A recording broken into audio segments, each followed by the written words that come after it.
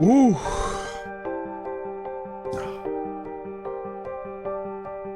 Hello, everybody. How's it going? Good evening. Good evening. It's been a while now, huh? It's been a while since I've last been here in this spot that I'm at right now. It's gonna take a while for me to get everything in, you know. Oh boy, oh boy, oh boy.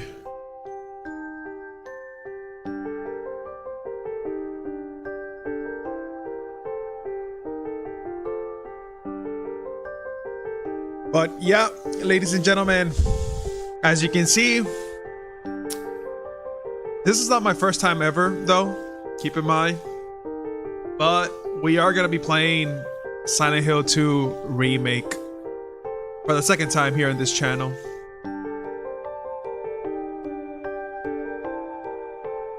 Now, I did a stream ever since this game came out and I finished it. Let's just say that I have mixed feelings about this game, but right now, for whatever reason,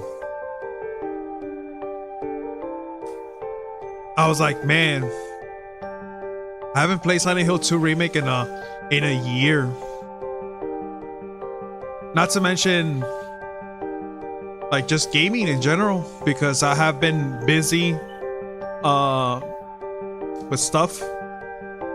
So I figured that for today's stream, it will be a perfect time for me to showcase Silent Hill 2 Remake for you guys out there who have never seen me play this game before.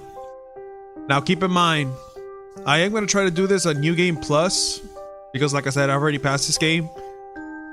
And I might end up bumping up the difficulty, because from what I've seen, is that you can actually adjust the difficulty options when it comes to the puzzles, the combat. So I'm gonna try to play this game at even a harder difficulty, just so I can have that extra challenge. Keep in mind, I am playing this on New Game Plus. So yeah, we'll see how it goes. Obviously this game took me like 20 hours for me to finish, but we'll see how long it's gonna take us to pass it.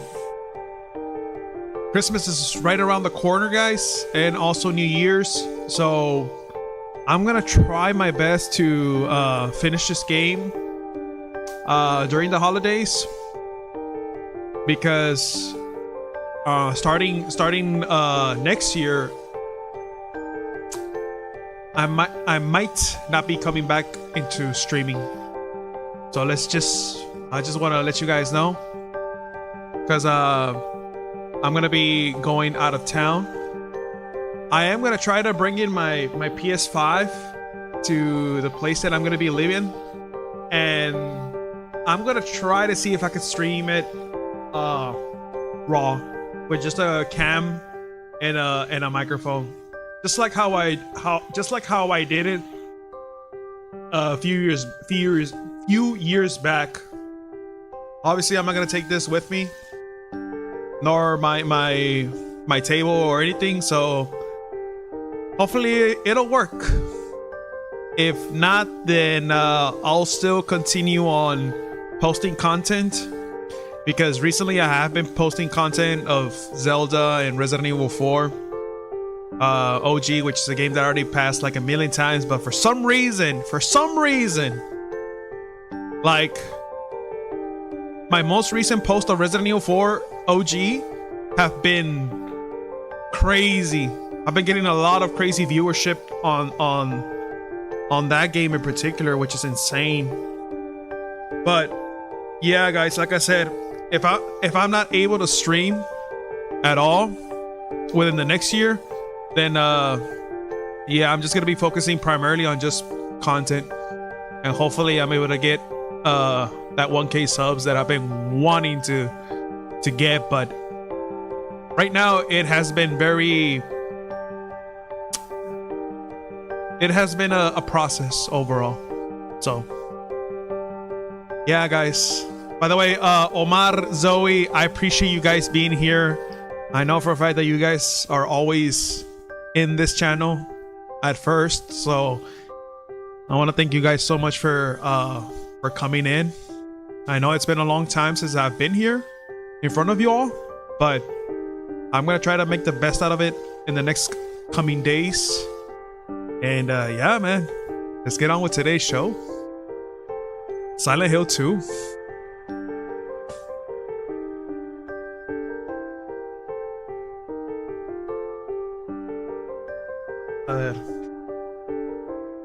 I've actually been sleeping early because of how I felt. Espera que como que no más streams.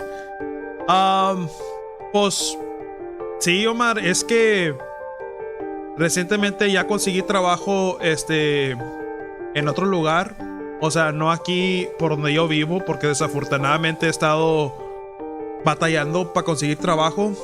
Y apenas ahorita me acaban de confirmar un trabajo por Austin, Texas. So, pienso en quedarme allá unos meses para poderme ayudarme económicamente, sobre todo por los gastos que tengo. Y sí, o sea, ya no voy a estar aquí en la casa.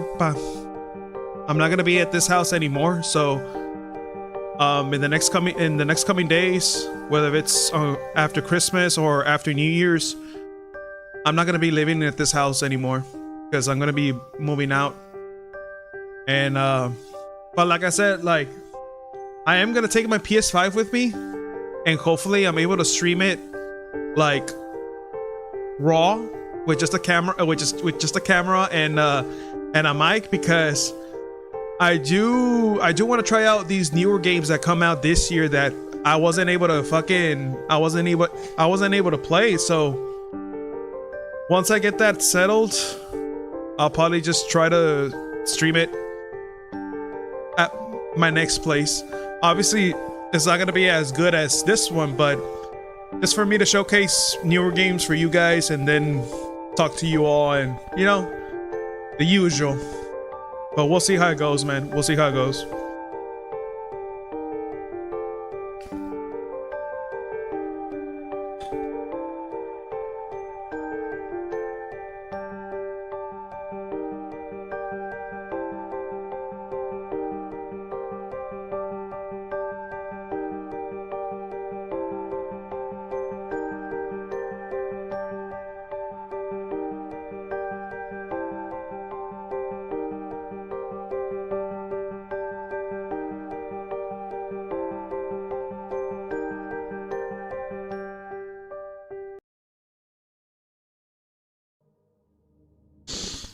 All right.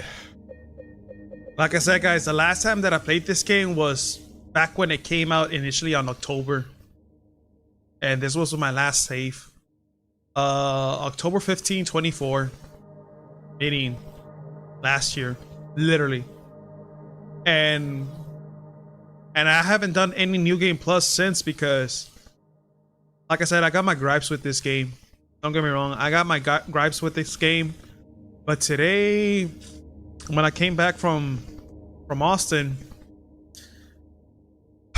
it just hit me, dude. It was because, yeah, like I know that Resident Evil 9 Requiem just came out, the newest trailer, and I am kind of excited for it. Not to mention that we're like, what, 2 months away from it to be released. So hopefully by that point, I should be in a good economic position in order for me to get myself a copy of it, of Resident Evil 9 Requiem. So I'm gonna try to see if I could stream it when it comes out. If not, then my only option is just to upload clips on my YouTube channel, and that's how I'm gonna do it from this point on. Now I could have easily just played fucking Resident Evil 4 remake or Resident Evil 6, but I don't know, dude. Like something just hit me while I was on the road, because I came here, like I drove from Austin to over here for almost like for 6 hours, and it was during and it was at night basically. So most of the time that I was on the road, it was literally just pitch black, and it was foggy. It was foggy. And for some reason, while I was on the road, guys, It was actually pretty scary. I'm not gonna lie. It was pretty scary because it was like having to drive back home around 2 or 3 in the morning where it's all pitch black and it was nothing but foggy. For some reason, my mind was like, damn, bro, like this actually feels like Silent Hill. Like I've actually told myself that while I was on the road. And then afterwards, I'm like, huh. It's funny because like I've only played Silent Hill 2 once, but this was way before you guys like ever knew who I was, you know. And I do remember like streaming Silent Hill 2 with just my friend that was viewing me at the time. So I'm like, you know what? Let me just do it. Just so I could showcase a different type of game, because like I said, I could easily just play a Resident Evil game, but this franchise, like I wanna go back into playing it. Maybe then I'll try out other Silent Hill games, but like I said, I'm still not sure because of the way how next year is gonna be with for me. But I'm gonna try to make the best out of it, guys. I'm gonna try to see if I can pass it during Christmas or before New Year's, and yeah. No, pues felicidades en el trabajo, pero también qué mal. Ya no te vamos a ver en los streams, pero igual, pues, ¿qué se puede hacer? Igual siempre vamos a estar aquí. Si no, aquí siempre estoy yo, carnal. Gracias, Omar. Te agradezco mucho, Te agradezco mucho tú diciendo eso. Sí, o sea, créeme que esto sí lo voy a extrañar, no es por nada. Obviamente ya no voy a tener tanto tiempo libre como anteriormente, pero pues eso es algo que pasa en la vida, o sea, porque desafortunadamente cada punto tiene su fin. Y pues en ese caso, pues yo creo que después de tanto tiempo que he hecho directos desde el comienzo del febrero hasta ahorita, pues ya creo que llegué en ese punto, pa. Y créeme que a mí me gustaría continuarle con esto, porque pues me la paso muy buen tiempo con ustedes y charlando y la madre, pero pues las cosas de la realidad pasan y ya uno no tiene tanto control, es por eso que estoy tratando de verlo en el lado positivo, porque ya sé que ya tengo una oportunidad abierta para mí para aprovechar, porque como te digo, aquí ha estado muy difícil de encontrar trabajo, y he hecho tantas aplicaciones, tantas búsquedas y pues desafortunadamente aquí por donde yo vivo pues nunca se me dio esa chance. En yéndome para Austin, creo que eso fue como que un buen plan, porque pues allá fácilmente me irán a tomar, y gracias a Dios sí me tomaron. Dentro de unos pocos días me aceptaron luego para hacer una entrevista, y hace poquito me acaban de mandar un correo electrónico que trabajara en el background check. Sí, pa. Igual, o sea, voy a ver cómo me va para el otro año. Pero ya, como te digo, ya no voy a estar viviendo aquí, en esta casa.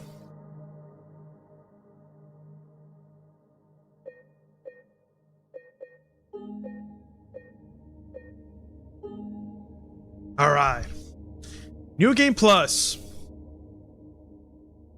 New Game Plus gives you access to additional items, graphic modes, and endings. Okay, we'll do New Game Plus. I know for a fact that in this game on New Game Plus, I get a chainsaw as a melee. So I'm kind of curious to see how that works.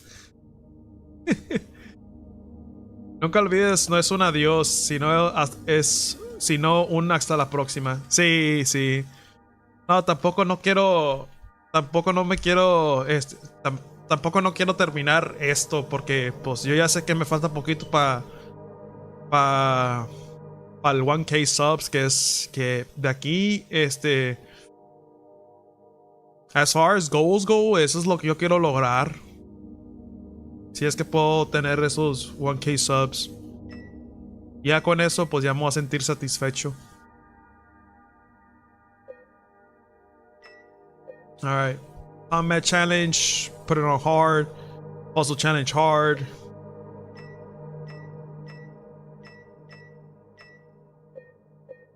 Interference preset.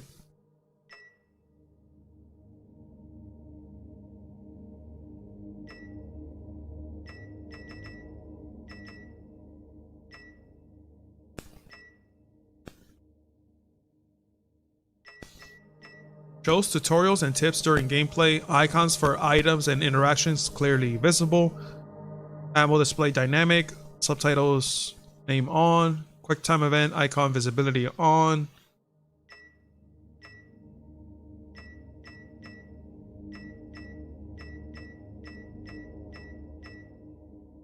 I'll probably have it custom.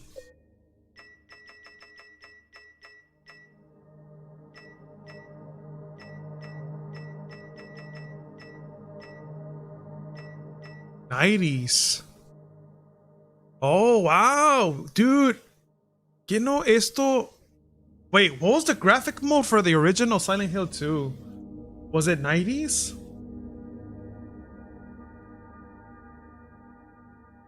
Hold on.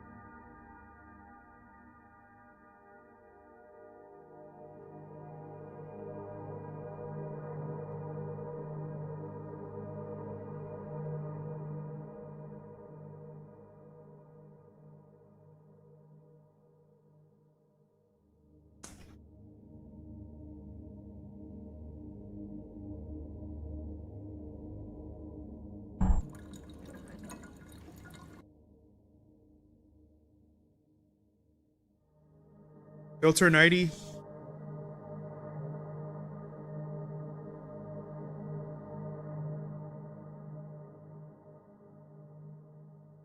Oh, okay. Filter 90s. Oh, okay. Let's rock a filter the 90s.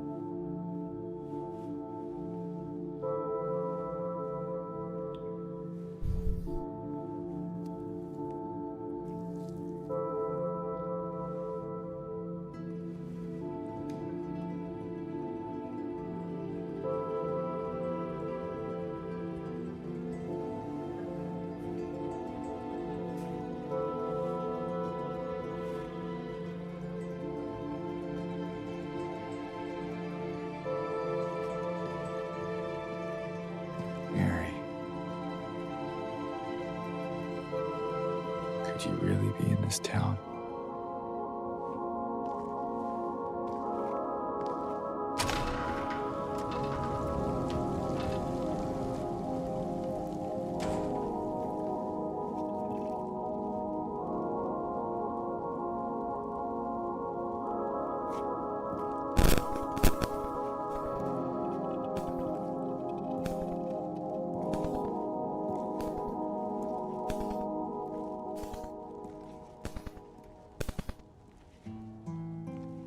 restless dreams, I see that town.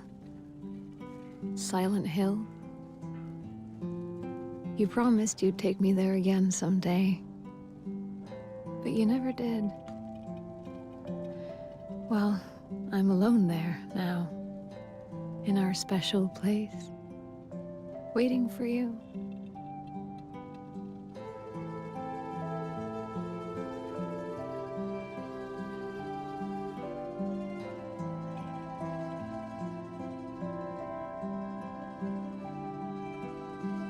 I got a letter. The name on the envelope said Mary. My wife's name. It's ridiculous. Couldn't possibly be true. That's what I keep telling myself. Mary died of that damn disease 3 years ago. So then why am I looking for her? Our special place. What could she mean? This whole town was our special place. Could Mary really be here? Is she really alive? Waiting for me?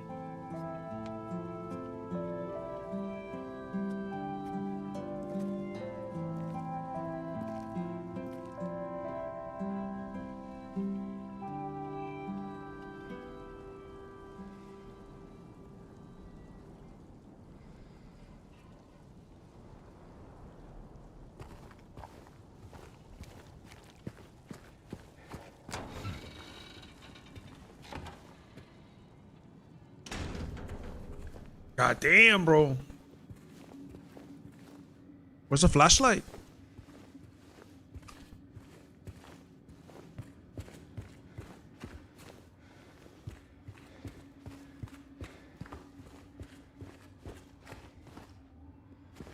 Get. Oh, I'm like, get bait. Everything's so freaking dark in this game. I have to bump up the brightness if that's the case.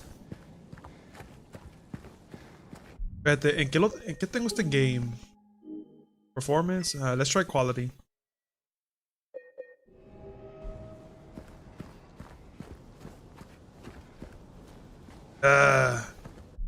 Nah.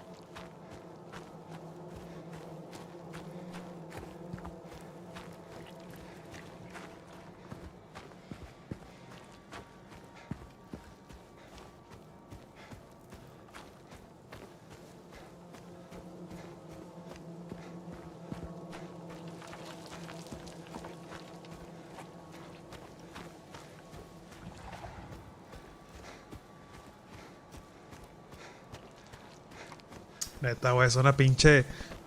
It's a different vibe, dude, playing this game.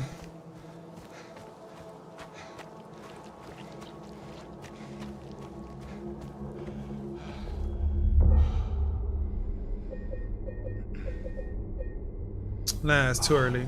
It's like someone's groping around my skull.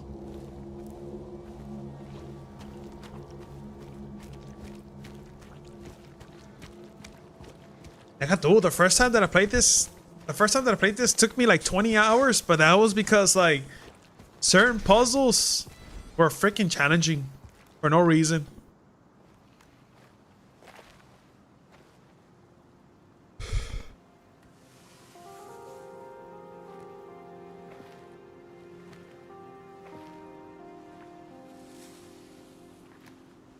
Excuse me. I'm sorry. I was just... Hey, it's okay. I didn't mean to scare you. I'm kind of lost. Lost? Yeah, I'm looking for Silent Hill. Is this the right way? Yeah. It's hard to see with this fog, but there's only the one road. You can't miss it. Thanks. But I think you should stay away. This town, there's something wrong with it. And it's not just the fog either. Is it dangerous? Maybe. It's kind of hard to explain, but I'll be careful.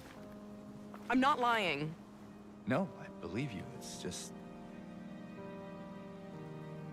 I guess I don't really care if it's dangerous or not. I'm going either way. But why? I'm looking for... someone. Someone very important to me. Me too. I'm looking for my mama. I mean, my mother. It's been so long since I've seen her. I thought my father and brother were here, but I can't find them either.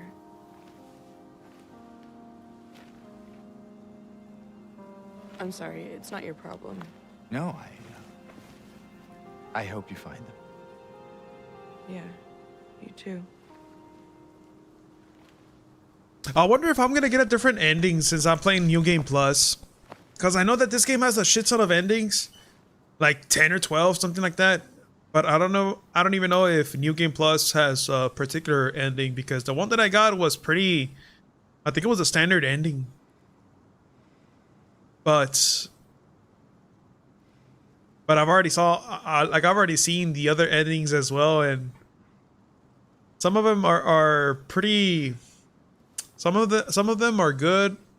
Some of them are fucking like weird. The other ones that are pretty disappointing. Like, I don't know, dude. Last time I saw that shit, it was when I passed the game. And the one ending in particular that caught me off guard was where James all of a sudden tends to go with the aliens or something like that. I don't know, dude. It was just weird. Like, this motherfucker was in the crops, and then all of a sudden he sees his original character model from the PS2, and they kind of like interact. Like I said, bro, it's fucking weird, dude, but it was actually pretty funny to see. I just don't know how exactly you can get those types of endings, you know? Did you want anything else? No, it's just... this fog. Does it seem unsettling to you?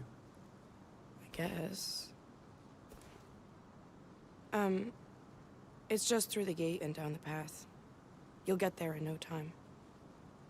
Good luck finding the one you're looking for. Yeah, I should probably get going.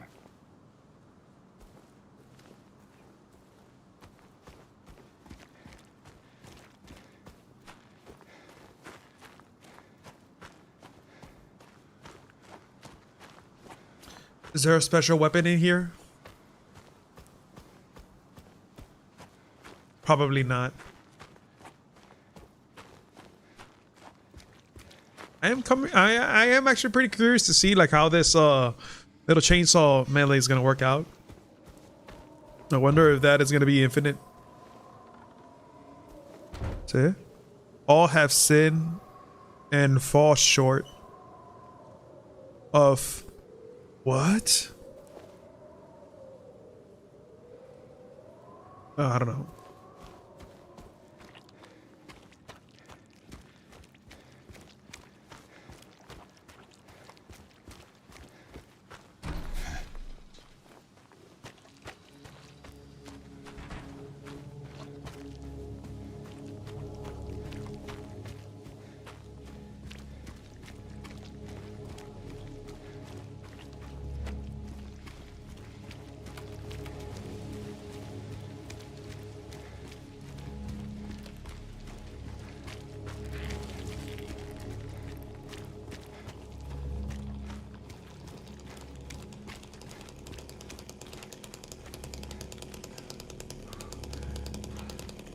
Oh shit.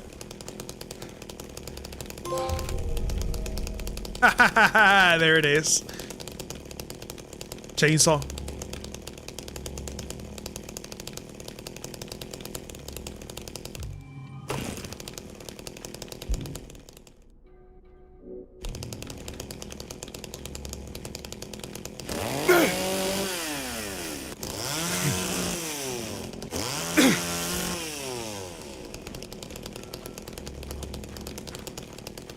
Texas Chainsaw Massacre key.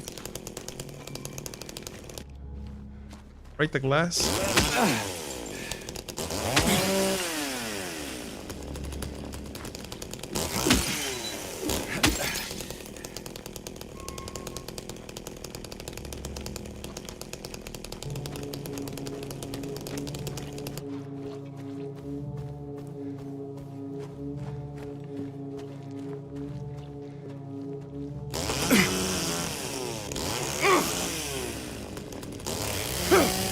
Ah, come on, bro.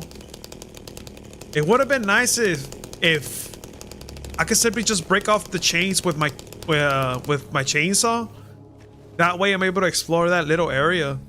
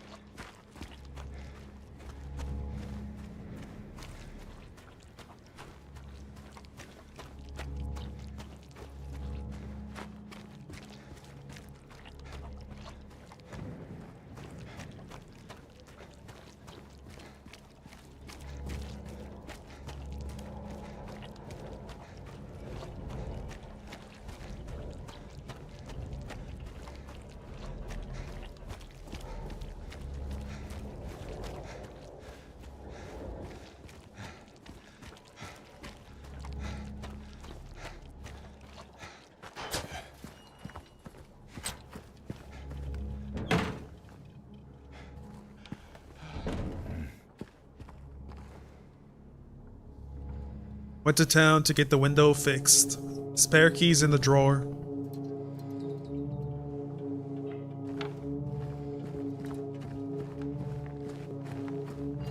Hello?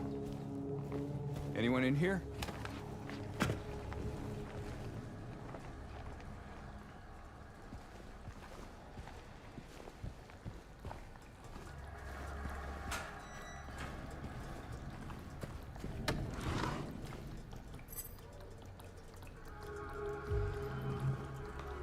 Okay, but where the flashlight?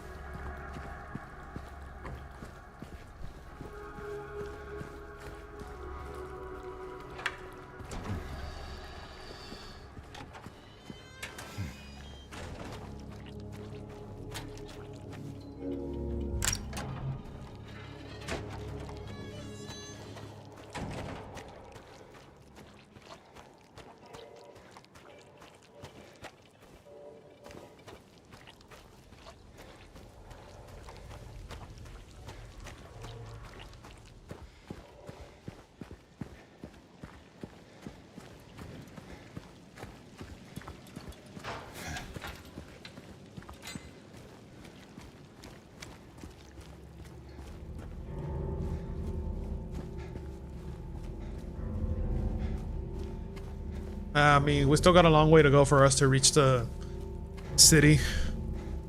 Once we reach the city, that's where the game tends to cook.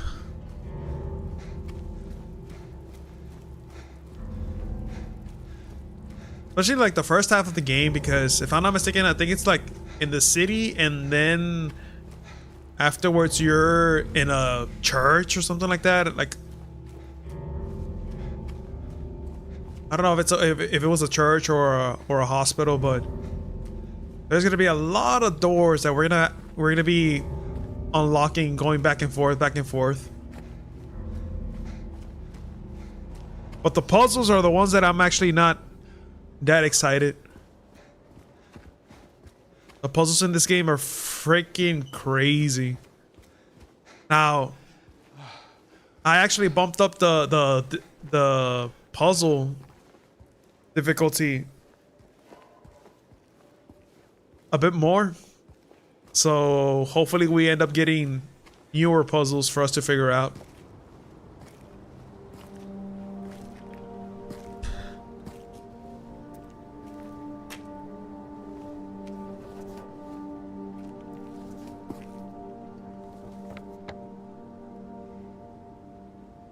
There you go, baby. There you go. The city.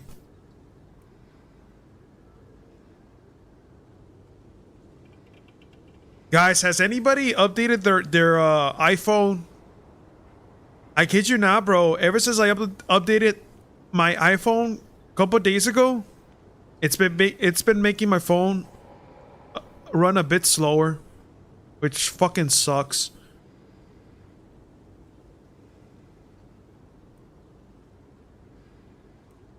Like, there's a delay every time I would open a fucking app.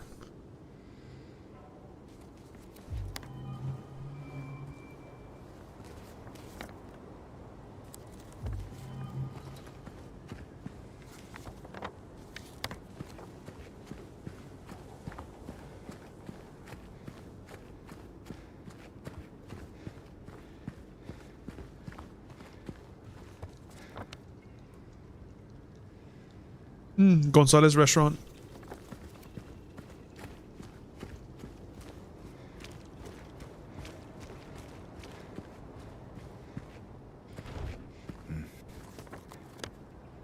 All right. Let's go to the Texan Cafe.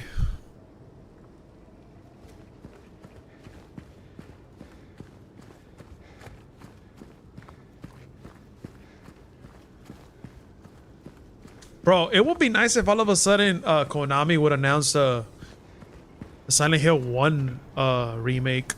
What is this? Cause that, look, I never really understood why they remake the second one. I mean, aside from it being the popular one from the franchise and it's selling very well on the PS2 era, but it would have been nice if they would have focused on the first one first and then the second one. But I don't know, time will tell. Time will tell.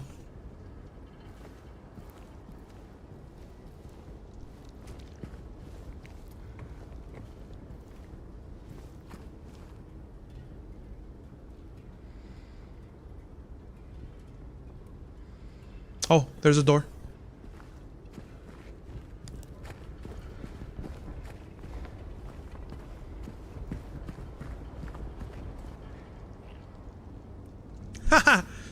These fucking creatures.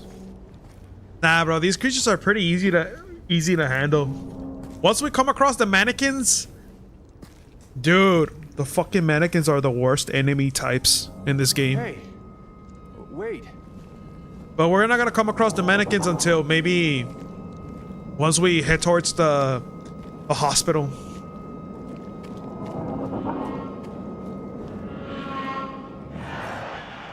Stuff.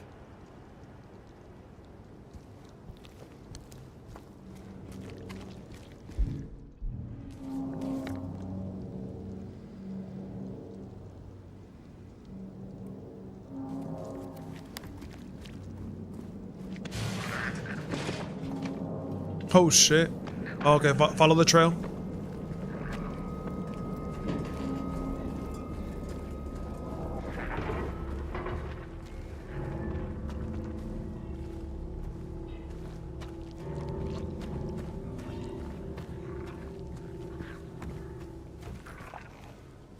Trust me, guys. Having headphones, if you guys have a pair of headphones, I would strongly recommend you use them. The fuck?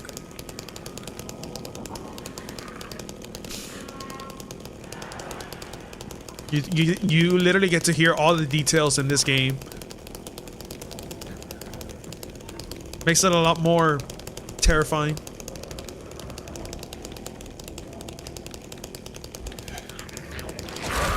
Hello?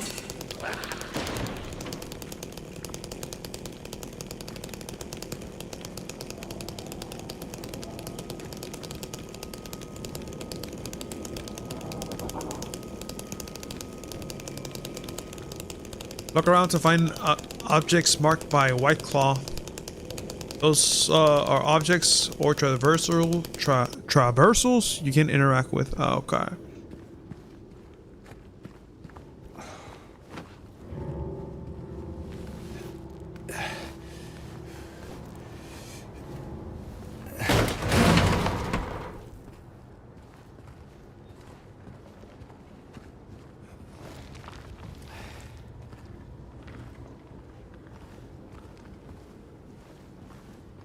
Nah.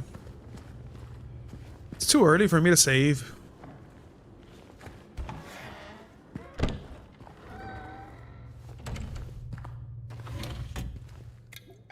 Hmm.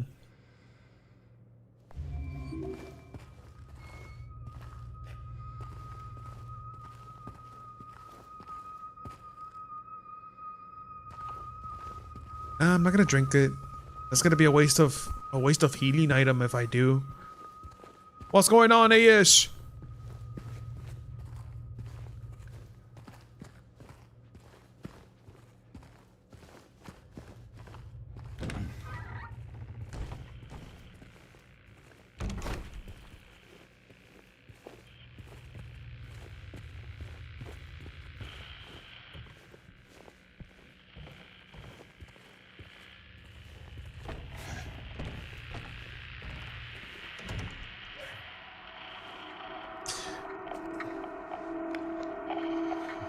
Oh man, the noises.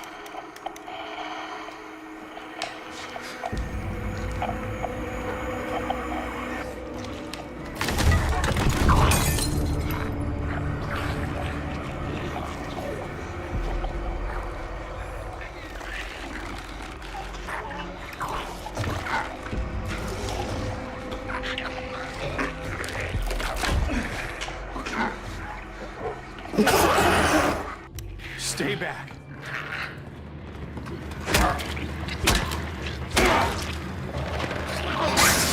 Oh, nice. Wait. Oh, hang on a second. Where the fuck is my chainsaw?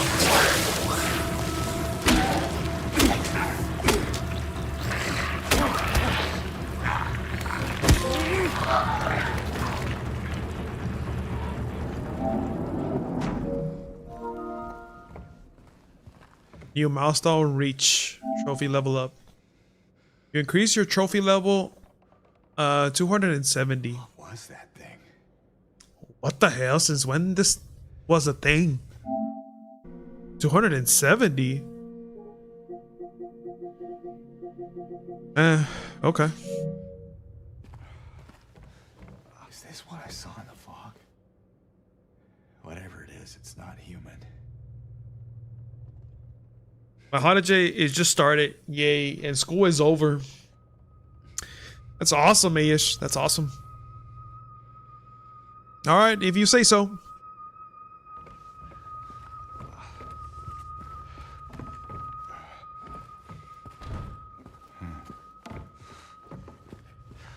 What happened to my chainsaw, bro?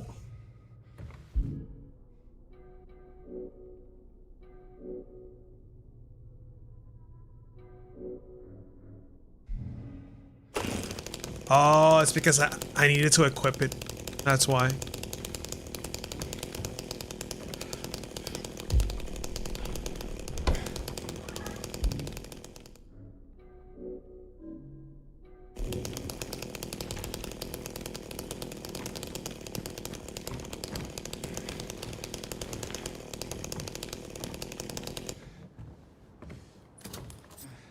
Syringe.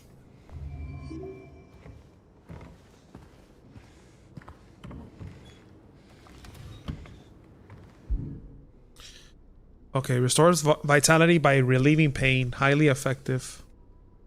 Oh, so this is actually like a fucking like a first aid spray.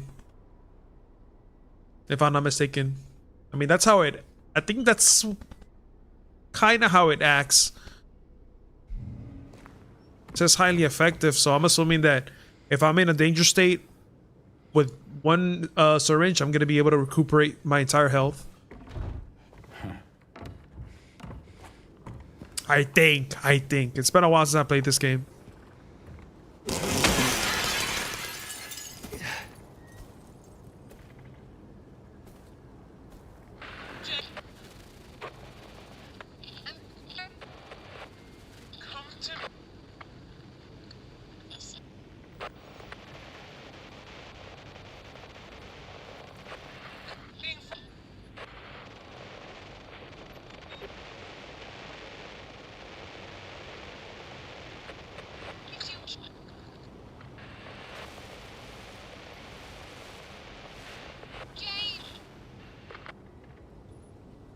James!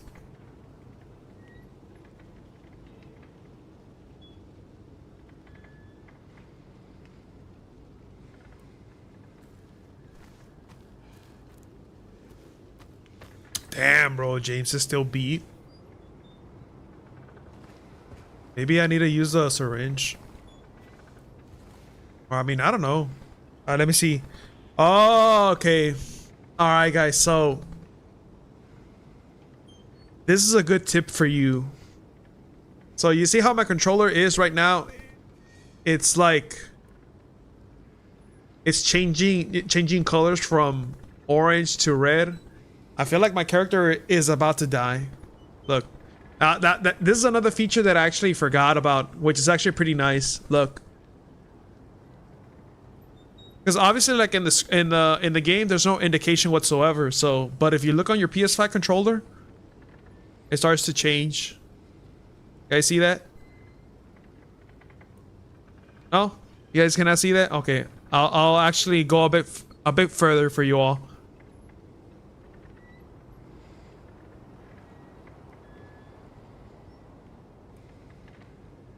So if I use a syringe,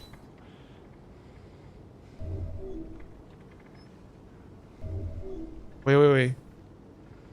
Hold on. I was gonna use a syringe.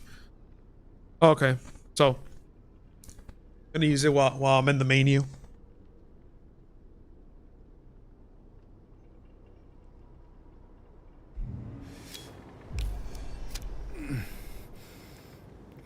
Saw that? So now my character is fully healed.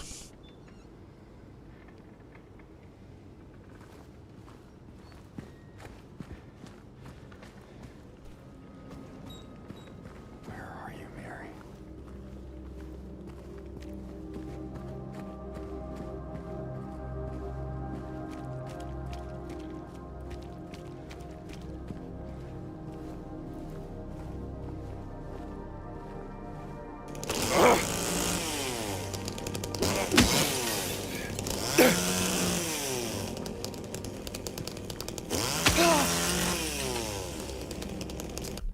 This is something that I usually always do in Silent Hill 2, is just breaking the glass, because the sound effects is just pretty crispy.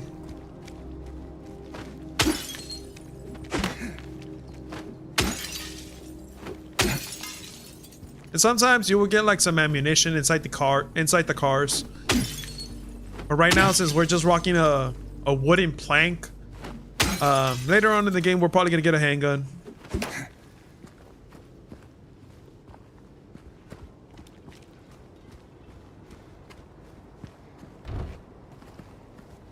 Is that?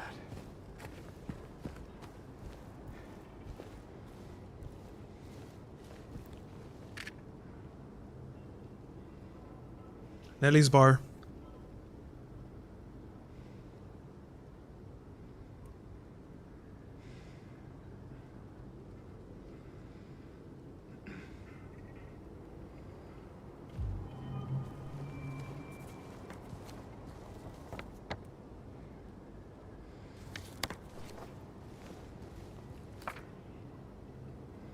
Okay, if you're reading this, leave.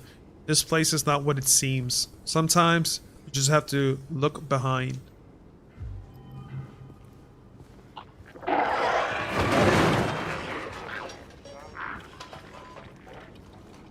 Alright, motherfuckers, if... Alright, I'm ready for you guys. Let's see how this chainsaw works.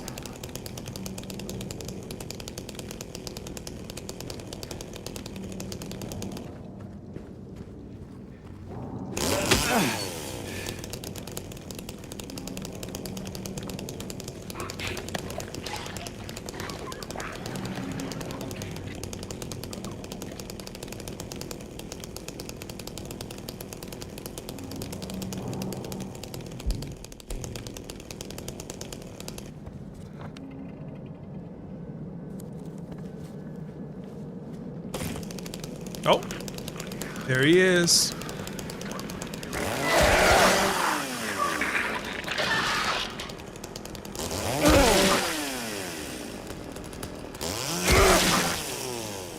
Oh, so it's just a one strike. That's cool.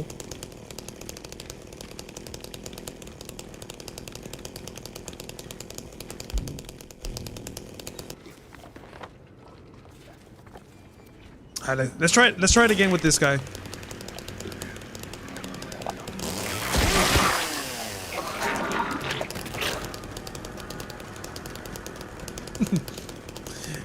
Yes, that's a bit of a cheese, but fuck it. Why not?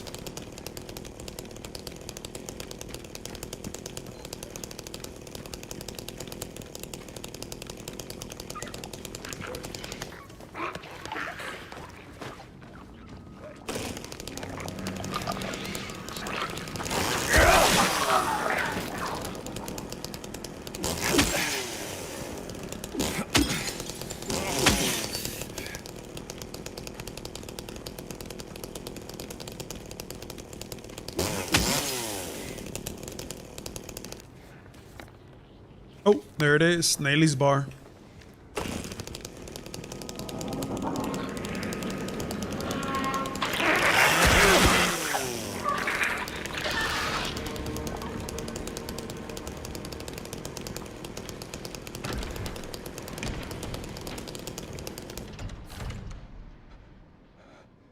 I don't know what got into him. He just started smashing the thing. Had to throw him out.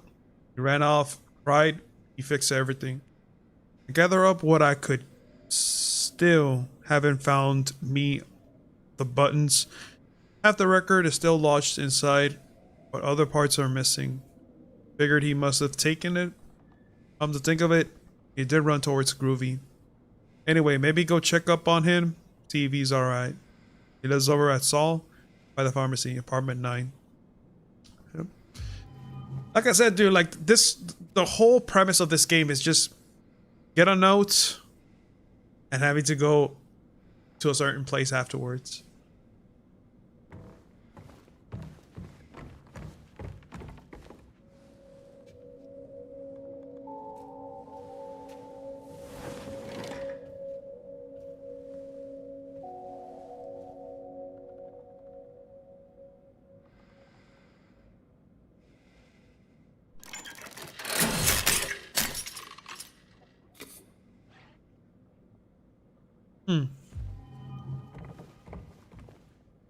Yeah, for this one we just need a vinyl. It's either a complete vinyl or a piece of it.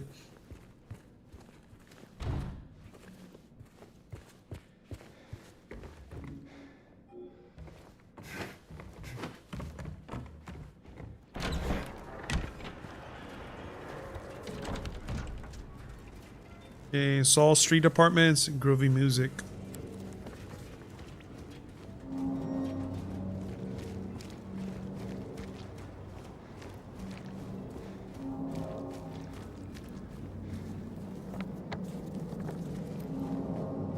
Now, you can actually try to explore most of these areas in the first place, but I strongly recommend you do not do that because at the same time, you're not going to get like any loot or nothing from that aspect.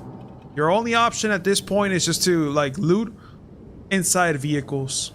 Because if you try to go up a particular area because you're thinking like, oh, maybe there's loot over here, there is not. There's not. And I've done it before, and I fucking wasted so much time on doing that. It's not like in Resident Evil 4 where actually it encourages you to explore a bit more, especially like if we're talking like RE2, RE3, when you're like in the Raccoon City. There are certain areas that you can actually like either get a red herb, some ammo, but in this one in particular, it's just most of the items that you come across in this game is located on vehicles.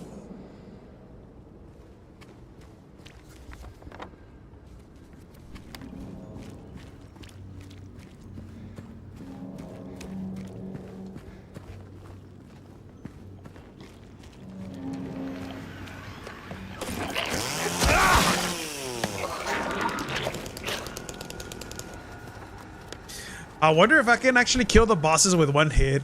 It'll be a fucking cheese, don't get me wrong. What the fuck, James?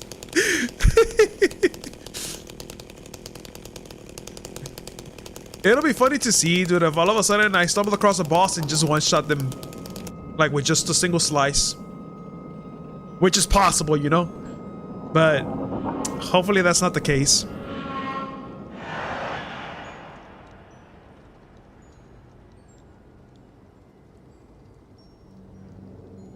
Oh, damn. Hold on.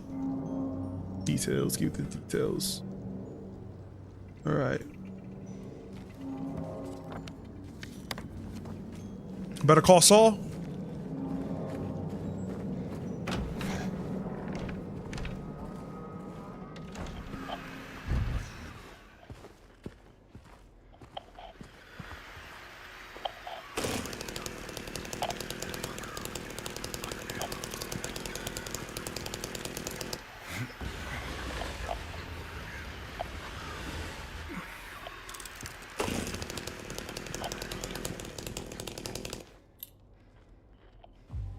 Okay, that's apartment 5. But didn't the note said that the guy Saul was on the 9th floor? Let me see.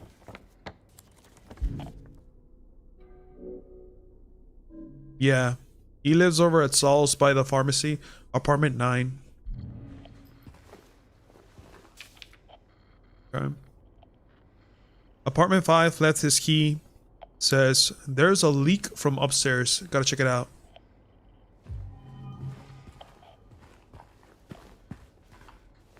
Yeah, if I'm not mistaken, I think inside the apartments we're probably gonna get our handgun, which is nice.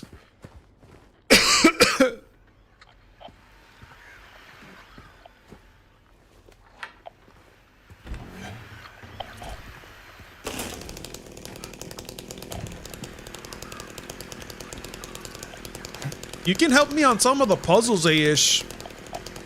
Right now, all I'm doing is just exploring the apartments. Once I stumble across a certain puzzle, then yeah, for sure.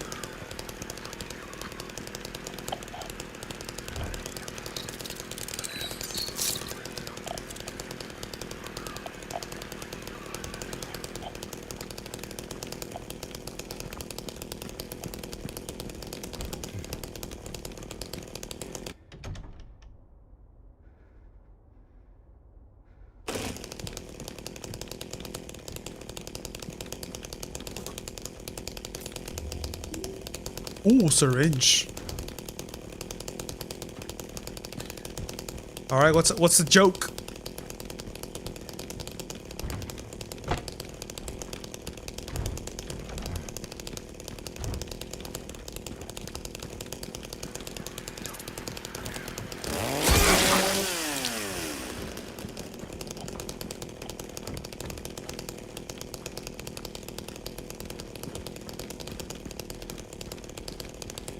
Oh, this is 7. This is 8. Wait, where's number 5? Hold on. I'm getting ahead of myself. Hold on. Let me see if room number 5 is around.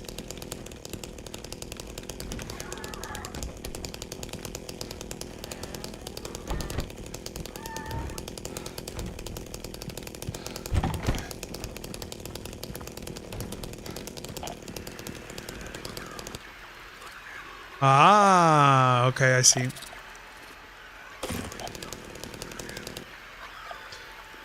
So the second floor. Okay, I need to go to the second floor then.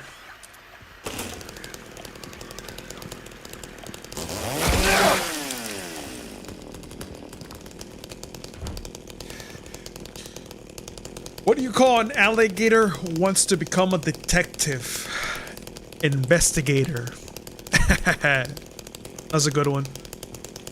Very mild, but good.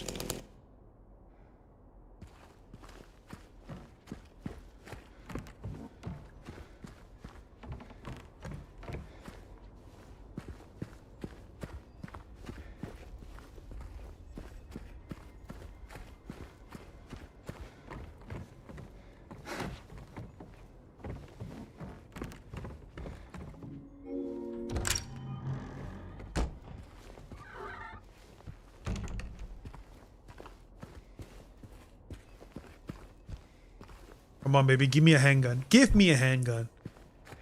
You know, I would have liked this game a bit more if it had a lot more unlockables for us to get. But unfortunately, the only unlockable item that you can get is the chainsaw.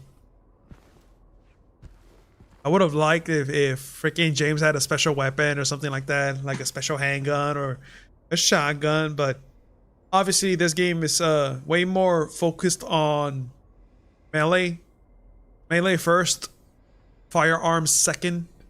So I kind of understand why they decided to just give us just the chainsaw, because like you do a lot of melee in this game, aside from shooting, of course. But I feel like the core gameplay of this is just using your melee weapons.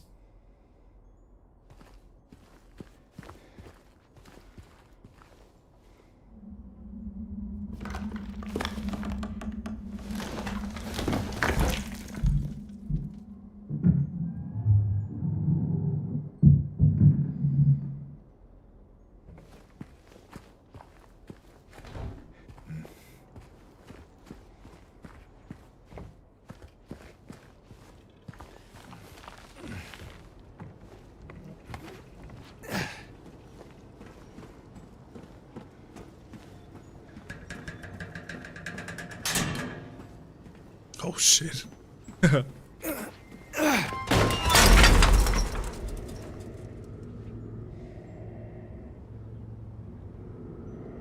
And then she came and washed it all away. It started to make sense again. It's this place. I can't fight it. Gotta get my head straight. Quick stop at Texan, then we're going.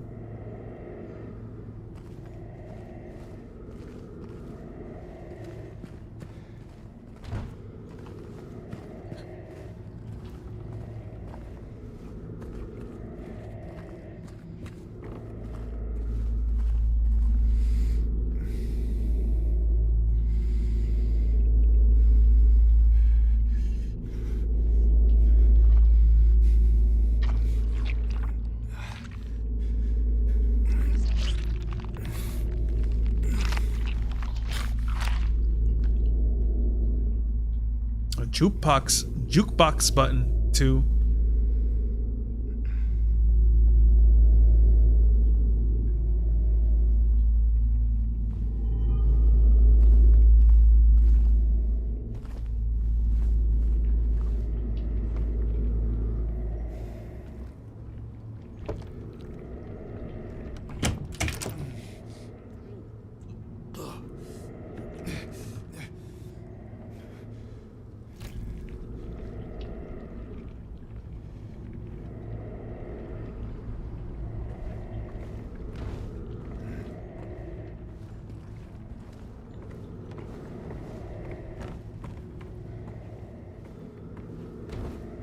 Oh, you're at the juke box mission? Yeah, I mean, you can say that. You can say that.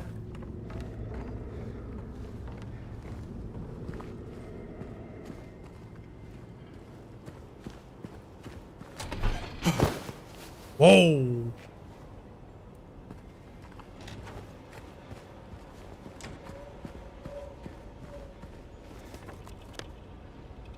All right, time to go to groovy music.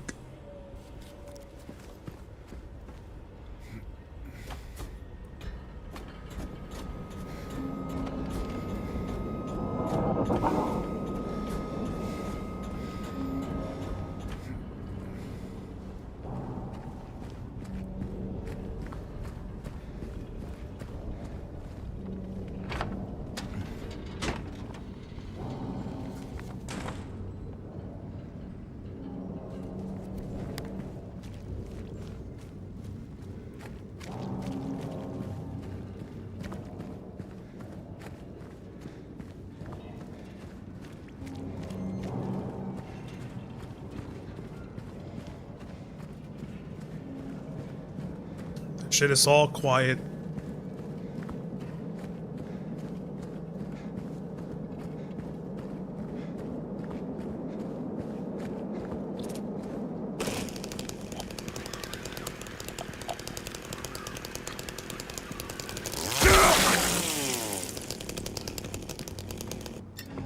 Oh,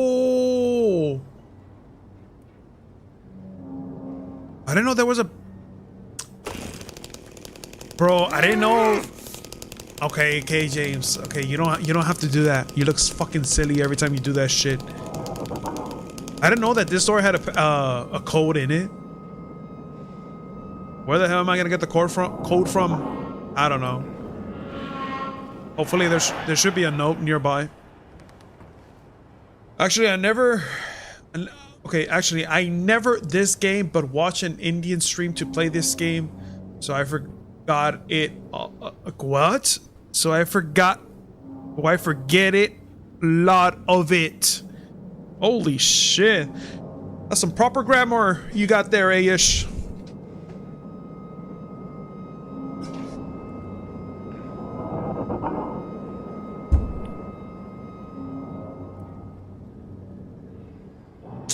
Dude, why the fuck is there flies in here?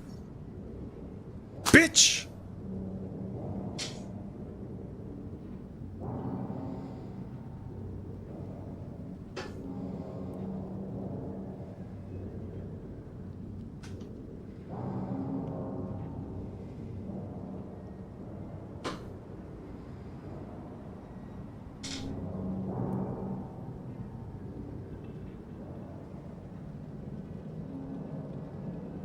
Bro, I tell my English sucks. Oh. I had no clue.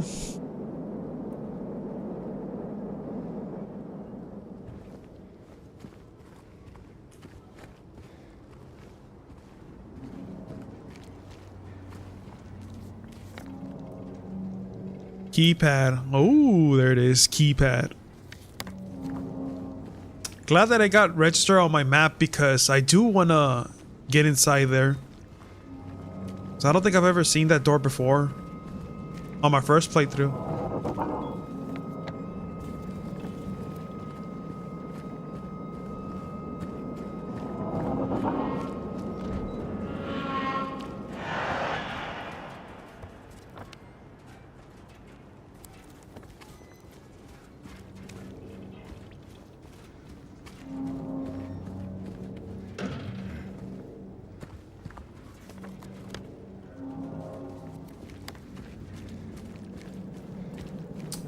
Wait, should I make your fan art? Sure. If you got time for it. Oh. Go. Okay. That man was here again. I told him he'd be warned not to come here. He acted like he didn't know what I was talking about. Anyway, he got up and left. He didn't make any sort of fuss. But there's something about him that gives me the creeps. When I look at his face, it's like I'm staring at a mask. And there's something underneath, waiting to get out. I don't want to be there when that happens.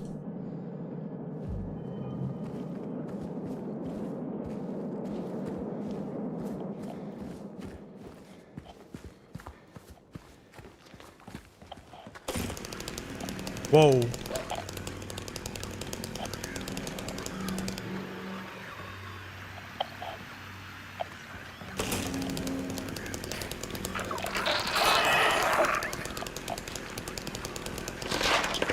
Yeah, he's gonna spit.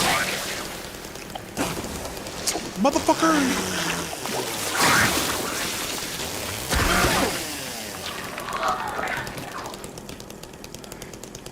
Dude, I might have to bump up my brightness. Guys, can y'all see, like, what's happening right now?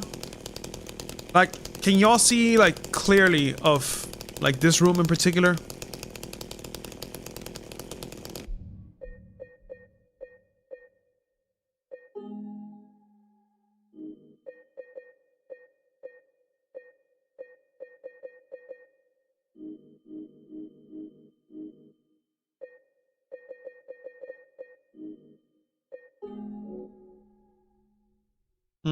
Okay.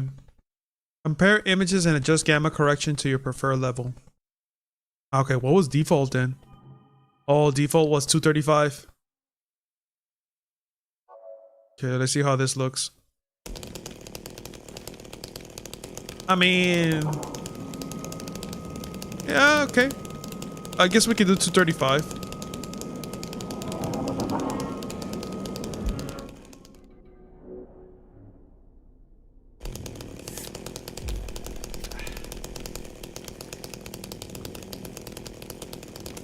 My school is over, so I can't do that, but it takes a lot of time.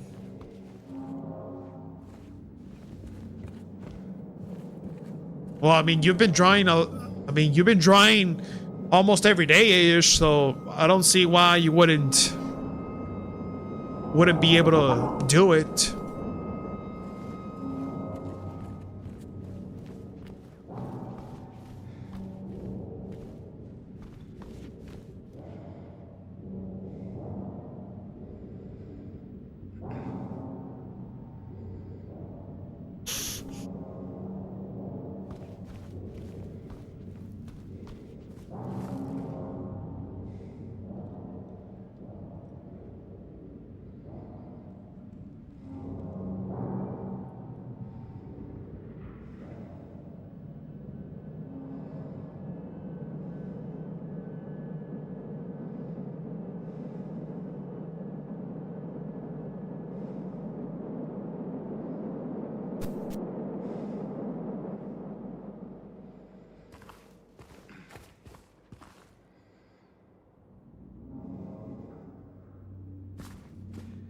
Oh, wait a second. Hold on. Your new best friend. In the end, only a four-legged friend can truly help you make sense of things. Review the best scores for doggy accessories P4. Find the perfect doghouse for your furry friend P17. Meet the cutest, cuddliest good boys around P34. Okay, I was trying.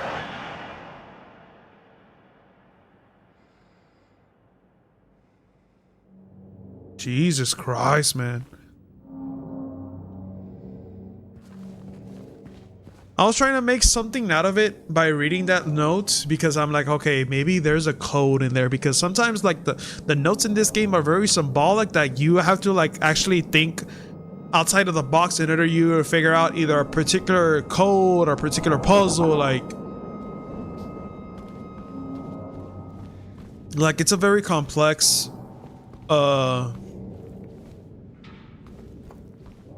it's very complex when it comes to the puzzles.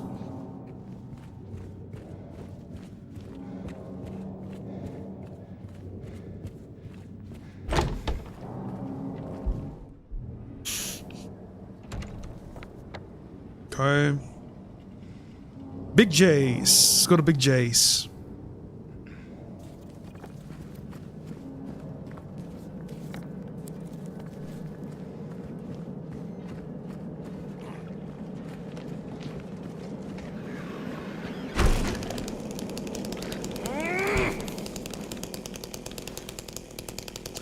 Bro, that is so fucking silly. Like, why does he do that all the time?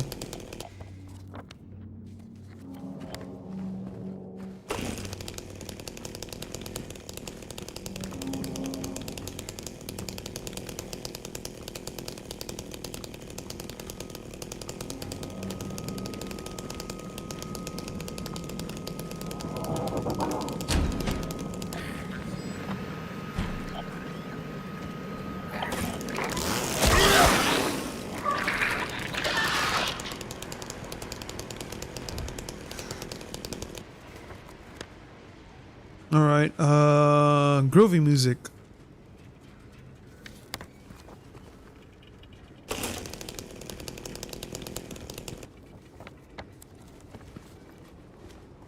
Okay.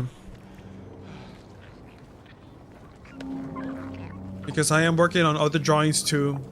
The reason behind that I can attend to your stream is my school and drawing practice, but here I am. That's cool-ish. I appreciate that, man. I mean, how long is it Is it gonna be your Christmas vacation?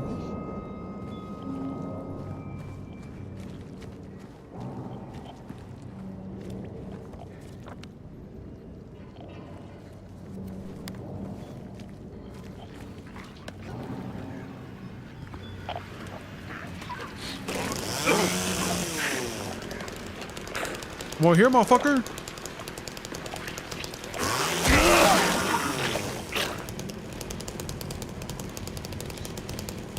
Your school is gonna open on January 2nd. Nice. Nice, nice.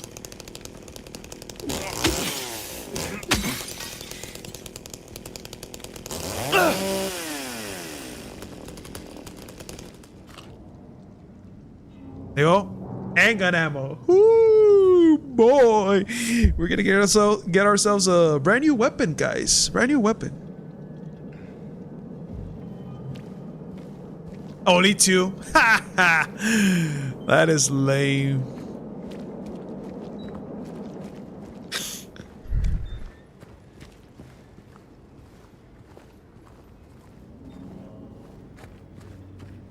Anyway, when I hear one more joke, it better be good, Ish. It better be good.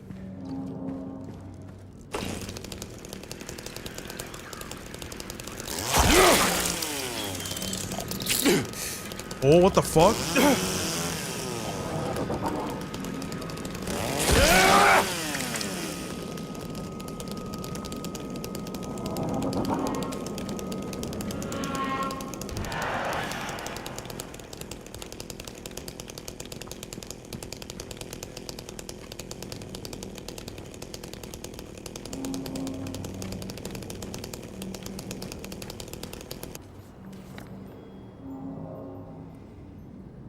Why does bike fall?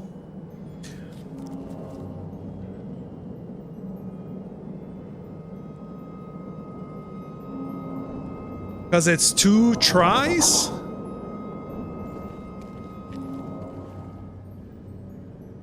Two tries.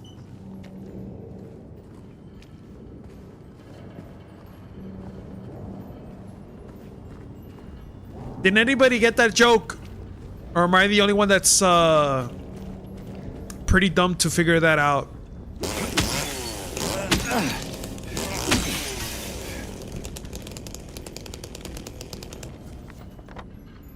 Okay, groovy music.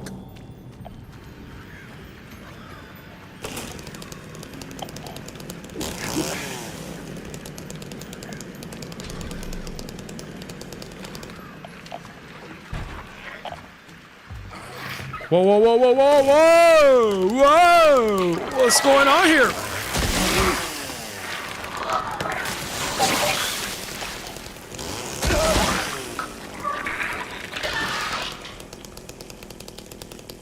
Bro, the hit registration on the chainsaw is actually pretty ass. It is very ass, bro.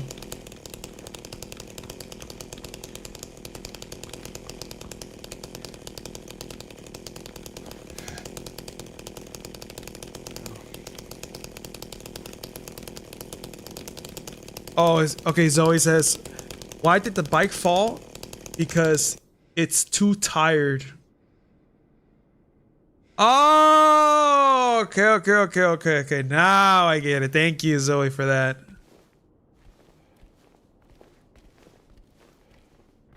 Because I'm over here thinking 2 tries. I'm like, 2 tries? Is there something I'm missing?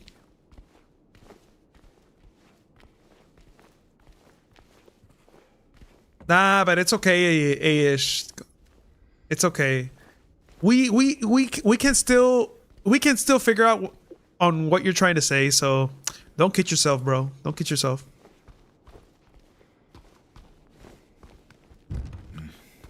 Yeah. You're going for the bath. Sounds good, A-ish. I mean, we are still gonna be here, dude. I don't know how long this stream is gonna be, but it's 10 o'clock right now on my end, 10:15 o'clock. So like in a few hours, give or take. I mean, well, I'm assuming that everybody right now is on Christmas break, right? Because if that's the case, then I'll probably fucking be playing for a lot more.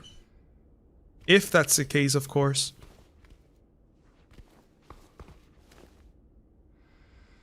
Okay, Out of This World magazine. Special issues. Alien device found in local store. Bizarre findings on roof of local building. Prehistoric creatures spotted in local lake. Paranormal activity in a local hotel. You gotta see it to believe it. But like, when the fuck am I gonna get that flashlight, bro? I'm already getting sick and tired of the darkness in this game.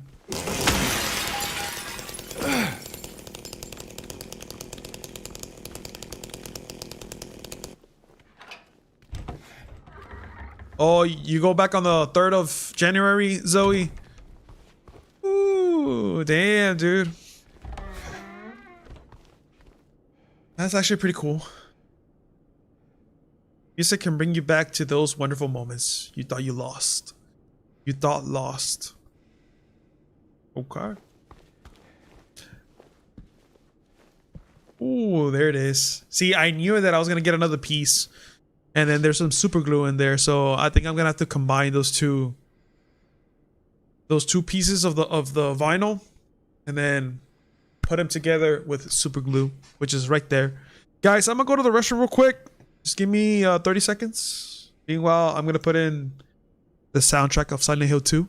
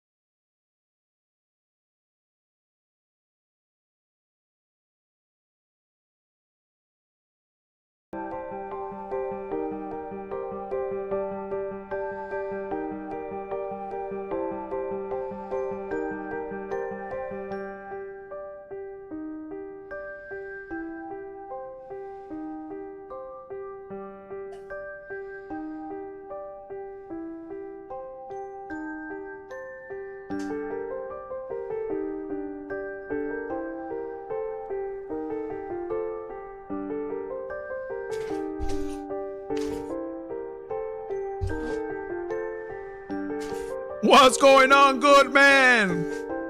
Have you played Delta Force 2049 7283?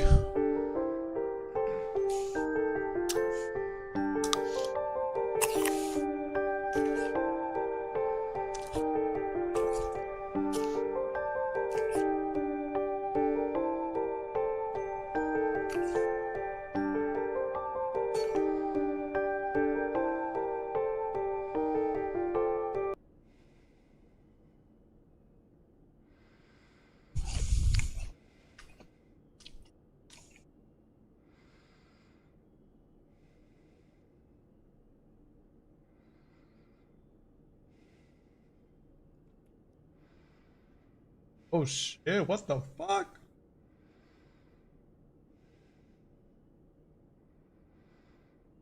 Hold on, guys.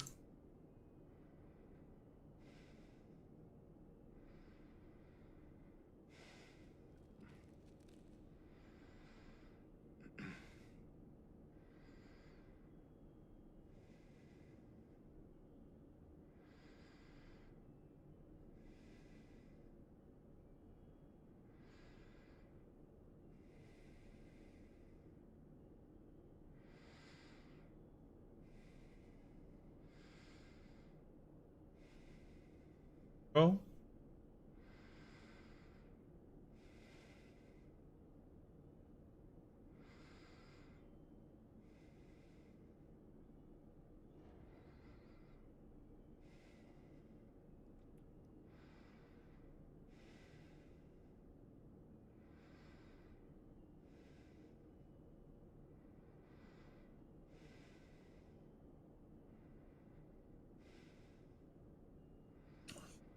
Dude, what the hell? All of a sudden my TikTok was off.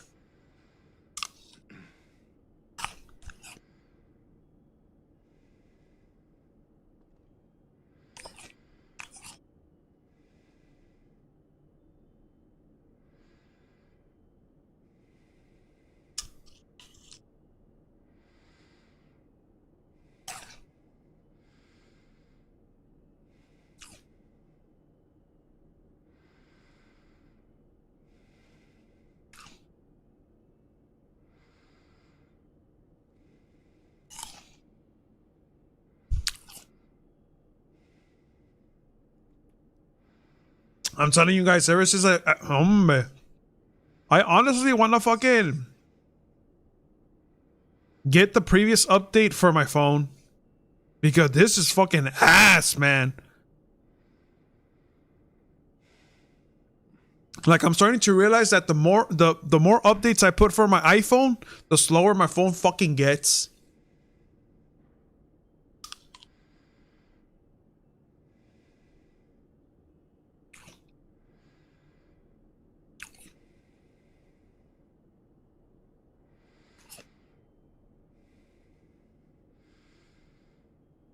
Yeah, guys, if I were you, do not update your phone.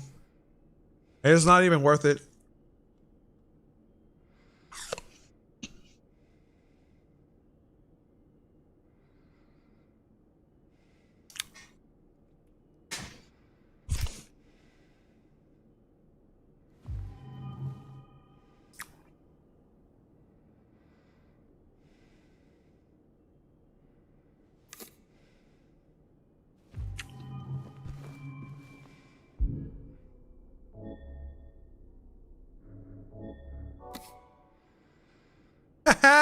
Let's go.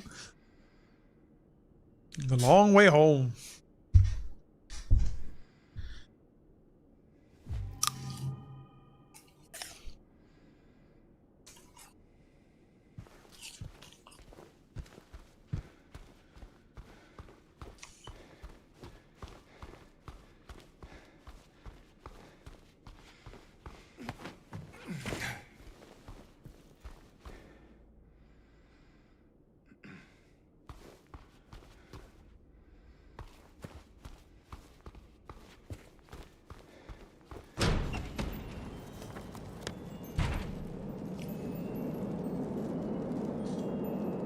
Alright, so by this point, I should probably go back to the jukebox.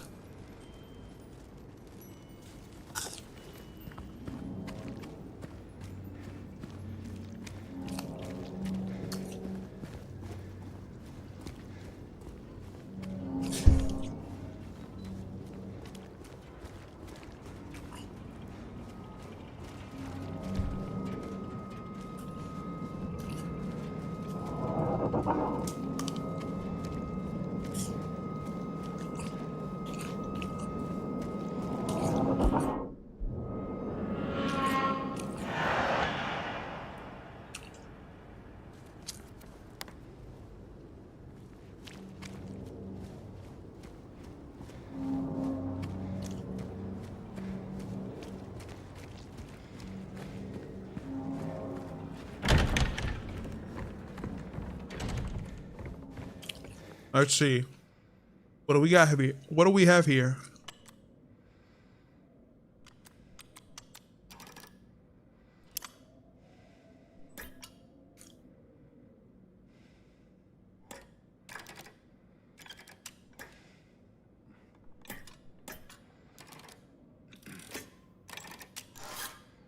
Okay.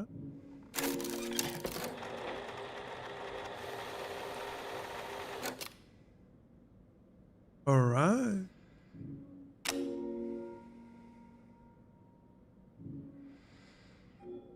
Oh, I'm missing one more piece. Dude, I thought that was all the pieces that I needed. So, I need a button for me to activate the machine now.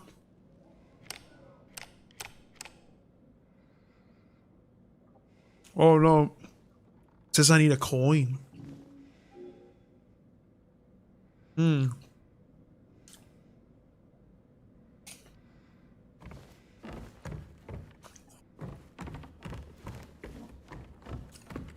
I mean, there's gotta be one in the register, no? Nope. I mean, ideally, there should be a fucking coin on the register.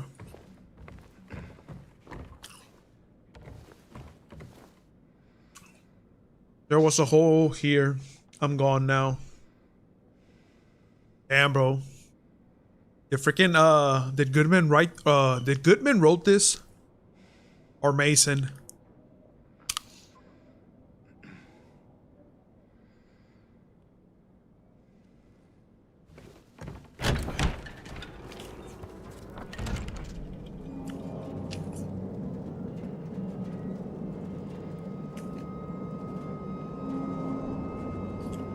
Oh, wait, there's one over here. Happy Burger.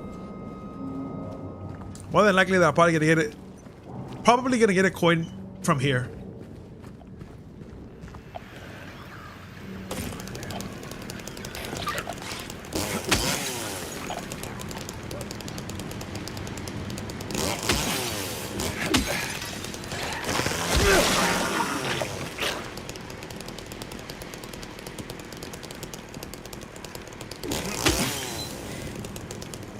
Dude, it's funny, bro. It's funny seeing James right now utilizing a chainsaw because on Resident Evil Requiem, Leon is gonna be able to utilize a chainsaw as well.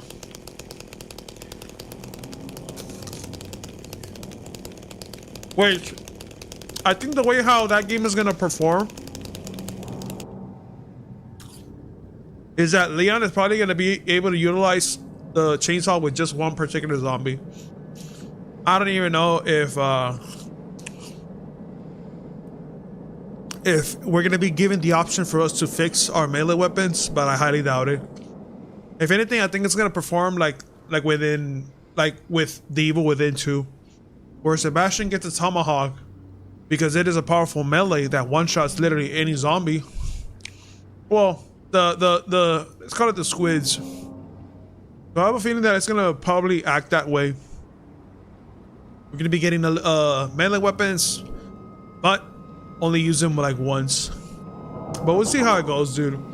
Resident Evil 9 for sure is gonna be so peak. Don't get me wrong. At first, I was excited to play as a new character, especially a character that's from the Outbreak series. Like, I was okay with it.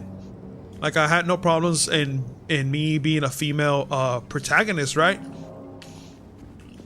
And there was like a lot of rumors saying that Lane was gonna show up, but I was actually surprised once they announced that he was gonna be a playable character.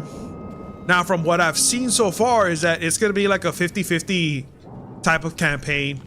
Whereas we're probably gonna play, I don't know, maybe the first half as Grace and then the other one as Leon.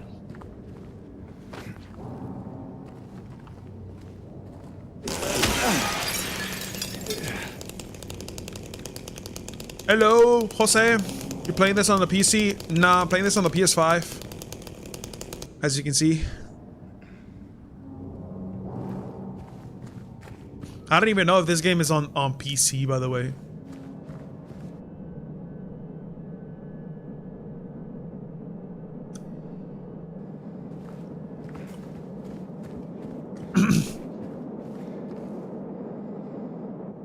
If you have the craving, you just can't help it. Go for it. Happy Burger, what you need is what you get. What you need is what you get. On the run, grab something and go.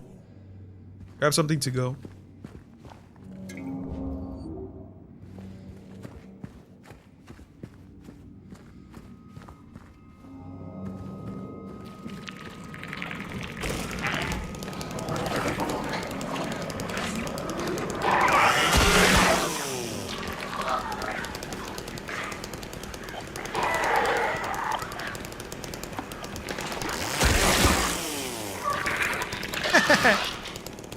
Just one-shots them.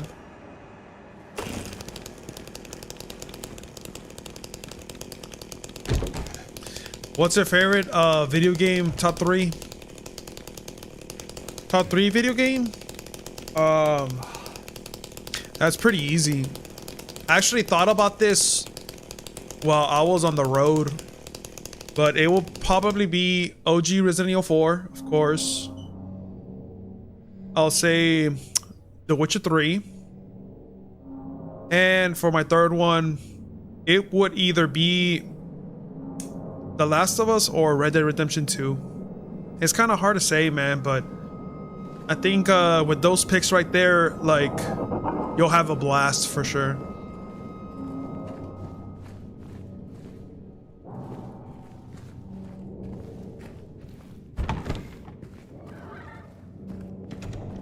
Which one was the first? OG RE4.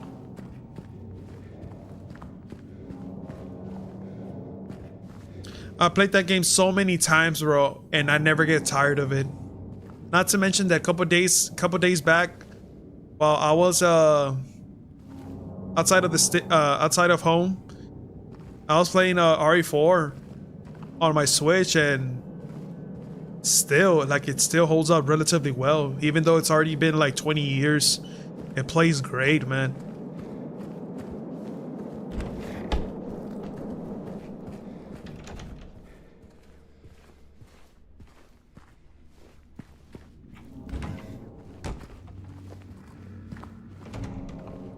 What about the remake over the OG?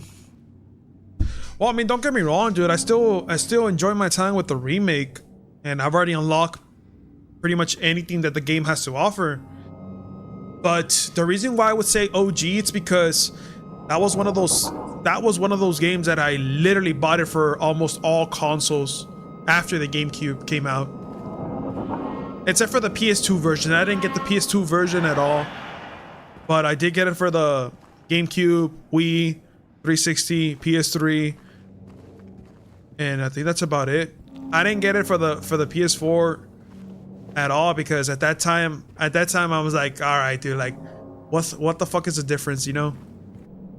Like, I was just happy to be able to play RE4 on the 360 and on the Wii. But if you want to talk about versions, though, I would say the Wii. Hands down, RE4 on the Wii is so goated.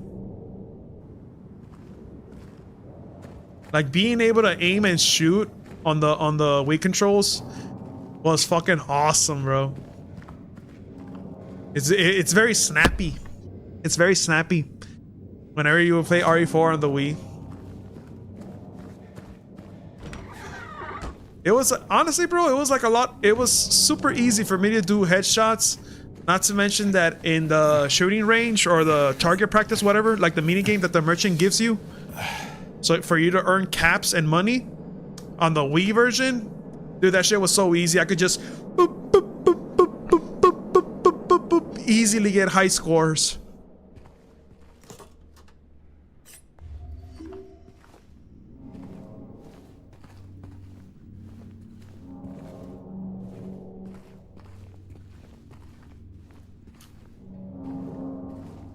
If you could only choose one, which?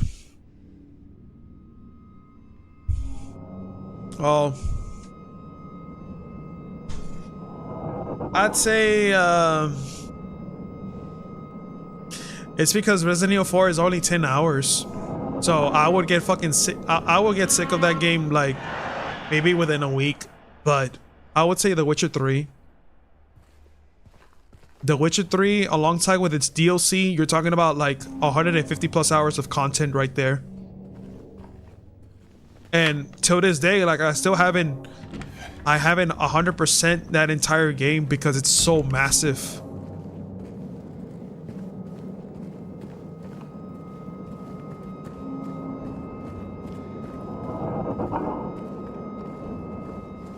Dude, did I even get any fucking...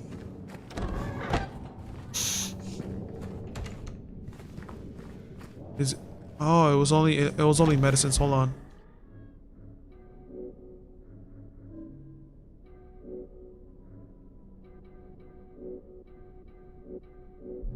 I thought I was gonna get a key or something or the coin, but turns out it's not even in this place. So I have to go somewhere else to find it.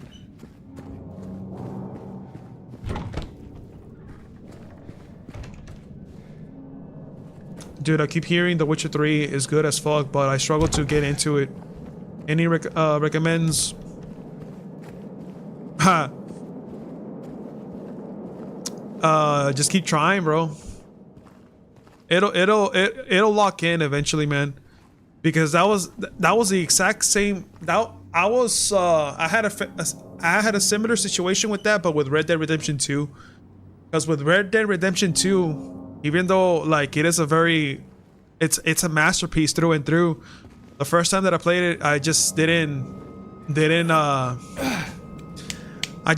didn't click on me until maybe like a week later that I actually tried it out and I got hooked with Red Dead Redemption 2. So sometimes, bro, when it comes to video games, you might need to just give it a second time and then it'll click eventually.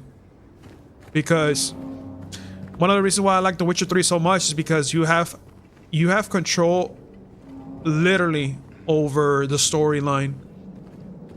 Like you got so many dialogues whenever you have to interact with NPCs. So you're pretty much in control of the entire story of Geralt. Even though it's a very straightforward type of storytelling, what matters is the choices that you make along the way. That, to me, like, is content.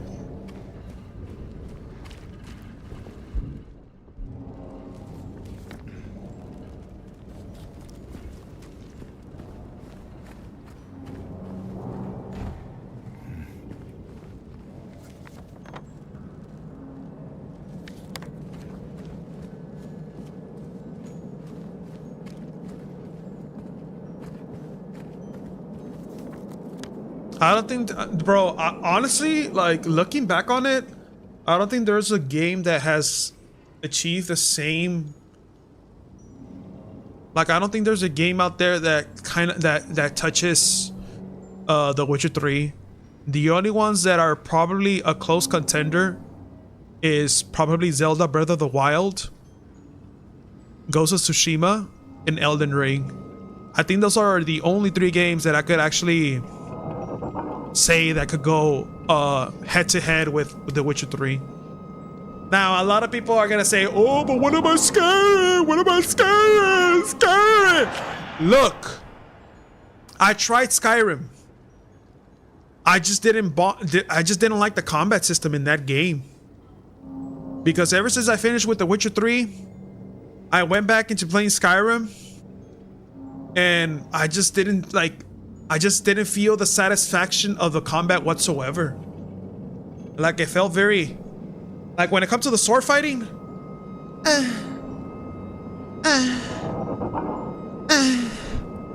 And the spells are awesome, don't get me wrong. I think the spells is pretty cool, but... It's just...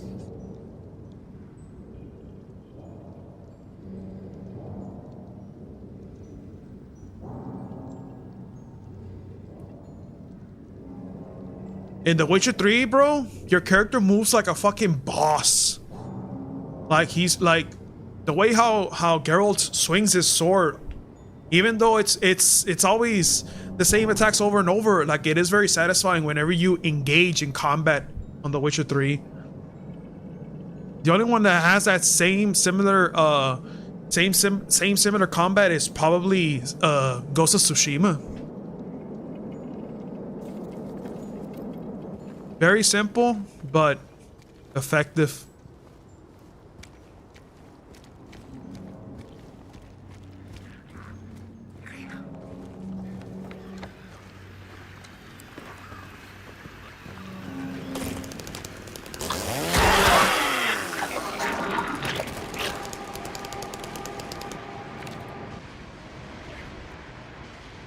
I'll write down what I've learned so far. Maybe it'll help you somehow.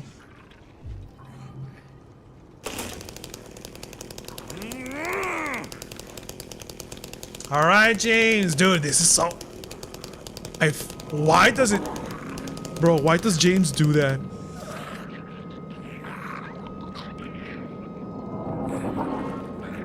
It seems like they attracted to. Wait. It seems like they are attracted to light. Louder sounds as well. If you want to survive, stay in the dark, stay quiet.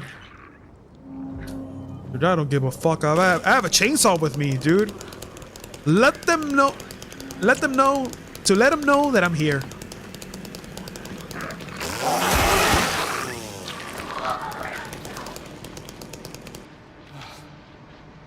This place, all it's ever brought me is pain and misery. Ooh.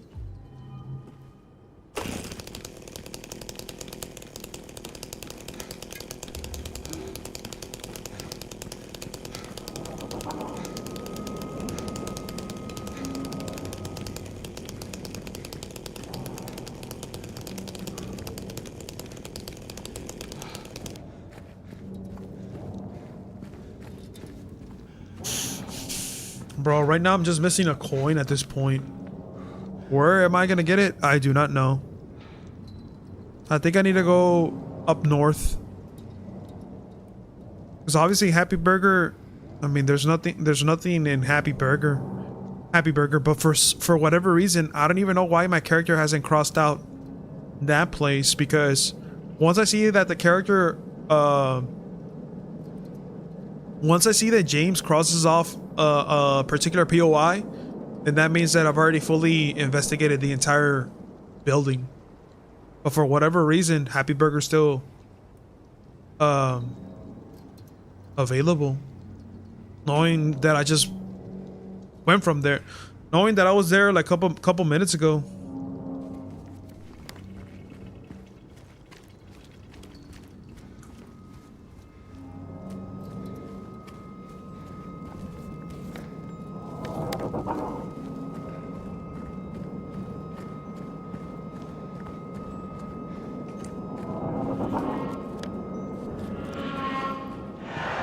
Bro, honestly, like since I was over here talking about The Witcher 3, I'm kind of surprised that we haven't gotten any trailers for The Witcher 4, especially in the Game Awards. Has anybody seen the Game Awards? I have not, but I've already seen like so many highlights of it or so many clips on TikTok. It is crazy seeing that fucking Expedition 33 ended up getting like the most awards out of all the games. I mean, I for one, like, I cannot say nothing about that game because I've never played it, so I don't know, maybe the hype was real for that game.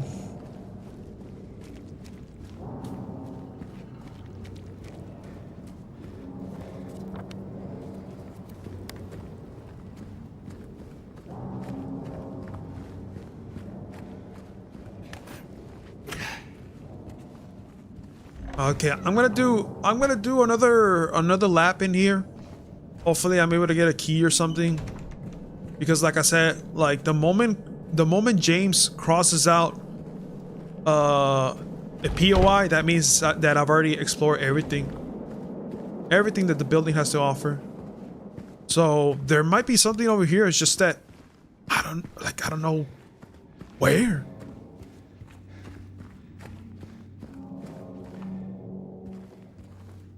Los votos fueron comprado. Pero que no, Omar, que no los votos de The Game Awards, que no eso es más por la gente. ¿O lo tengo mal entendido? Es que no sé qué tanto porcentaje tiene la gente y los critics. Like, I don't know what's the percentages when it comes to the voting aspect of it. Like, if either the people have the higher percentage when it comes to the voting, or the critics.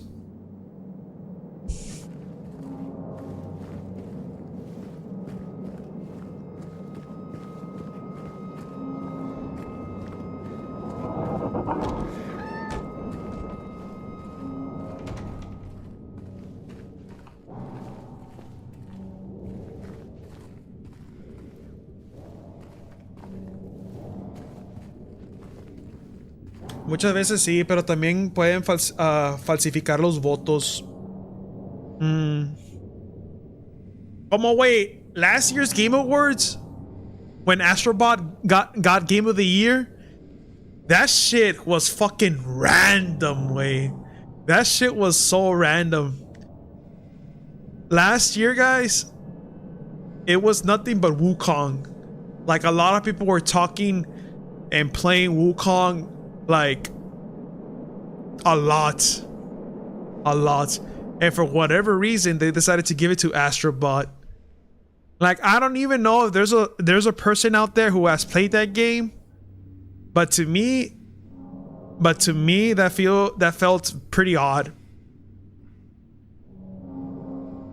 When I saw that Astrobot won Game of the Year last year, I'm like, isn't this shit a fucking free-to-play game? Because by the looks of it, it looks like a mobile game. But turns out it is a full-fledged $60 or $70 game. I'm like, oh fuck no, bro. I ain't gonna spend that type of money on this shit. Like, it didn't seem like a game that justified having that fucking price tag. Like, I think the most I would have spent on Astrobot is probably like either 20 or 30 tops. But $70? That's fucking insane.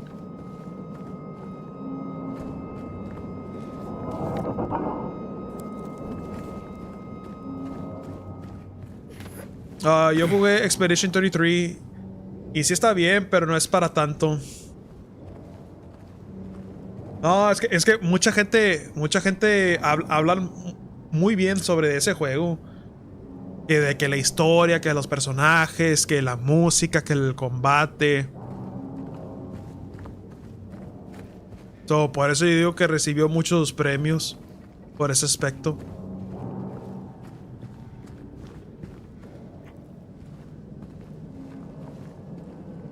Y me da mucha risa, güey. Me da mucha risa because yo me acuerdo que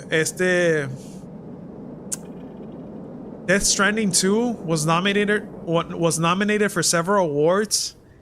Y yo me acuerdo que when they were announcing the winners for a particular award, the camera panned out to Hideo Kojima. Y cuando escuchó Expedition 33, como que Kojima was like Kojima estaba como que otra vez estos pendejos ganaron. Como que in his mind, I think Hideo Kojima was like, nah, dude, I think this shit is rigged.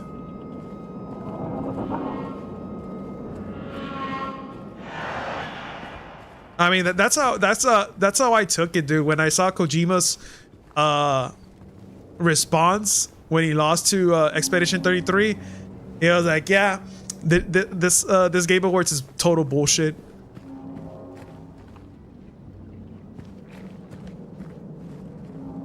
Because I thought for sure that Death Stranding 2 was about to win something, you know, maybe the sound design or something like that. Pero no, hombre, todos se los llevó el pinche Expedition 33.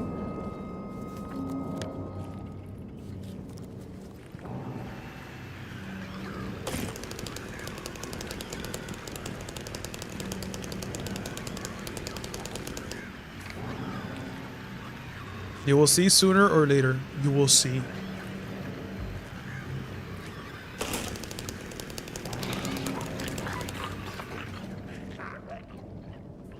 Checked from 000 to 4013. Took almost 2 hours. Had to run. What the fuck? Bro, the hit markers, bro. The hit markers in this game is fucking awful, dude.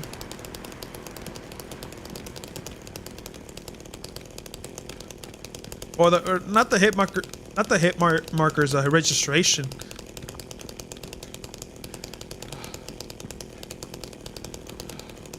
Death Stranding gana por el simple hecho de que tiene a Daryl Dixon. Pues eso sí. Eso sí, pero no creo que para tanto. O sea, aunque es un actor muy buen conocido, no es por nada. Yo creo que el juego en general estaba... O sea, tenía mucho más que ofrecer. ¿Me explico? Because a lo que yo tengo entendido is that Death Stranding 2 was very focused this time around on the gameplay. Whereas in the first game, it was way more towards exploration.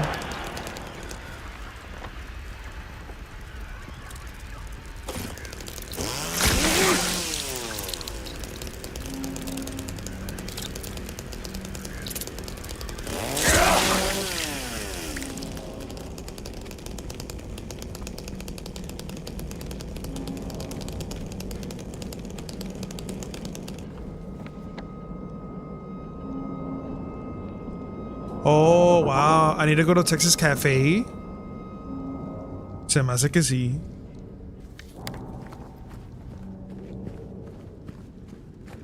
I don't know, dude. Pero honestly, guys, like, I gotta say that this year for me was pretty ass. Because I wasn't able to play, like, any newer titles that I would love to try out. I think the only game that I actually tried out this year was probably Doom: The Dark Ages, and I had fun with the game. Don't get me wrong, but like I still feel that it was missing content because it was just a campaign. Yeah, if the game would have had the master levels like in Doom Eternal, then yeah, I would have continued on with Doom: The Dark Ages at the time. Pero I don't know. Maybe once they announce a DLC for Doom: The Dark Ages, and hopefully within the next year, I should be able to try it out. Because playing Doom: The Dark Ages on a PC felt a lot better than playing on controller. Even though I had played Doom 2016 and Doom Eternal on controller, mouse and keyboard just it feels right, bro. Like I'm able to feel a lot more in control of Doom Guy as opposed to on a controller. I know that's kind of weird to say, but trust me, like if you guys play first-person shooters on a mouse and keyboard, it feels very different. Like you're a bit more control with your aim. Like you're a little bit more snappy with the mouse. Well, speaking about Doom: The Dark Ages, has that game won any awards?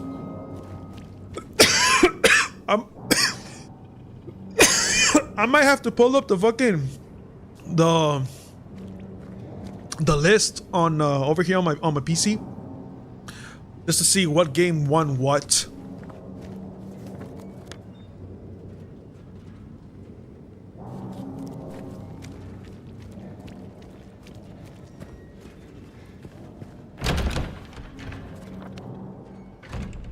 No, I think I need to go to Texas Cafe.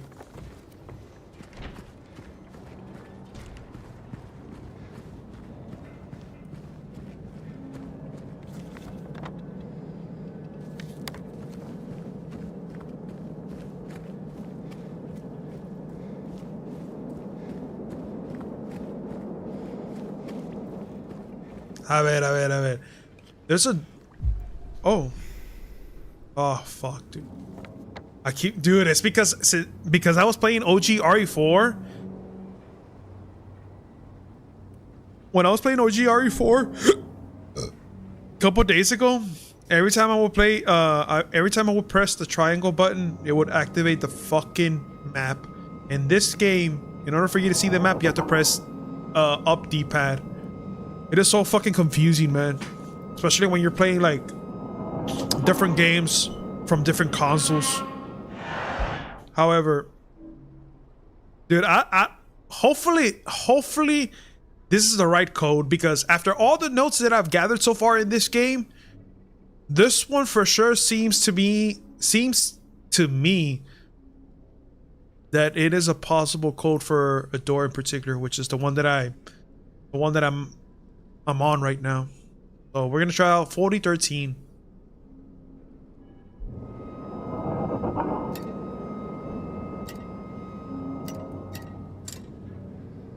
No? Gotta try it one more time.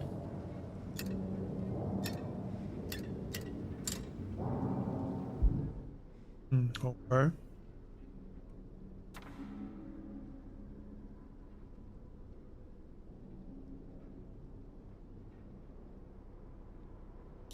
Okay, what about 00? Okay. I'm gonna try out all the codes. Hopefully it'll open.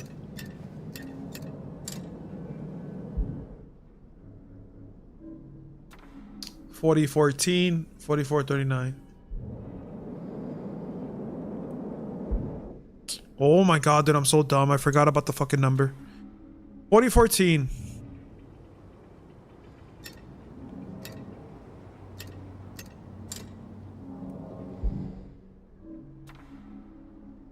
$44.39.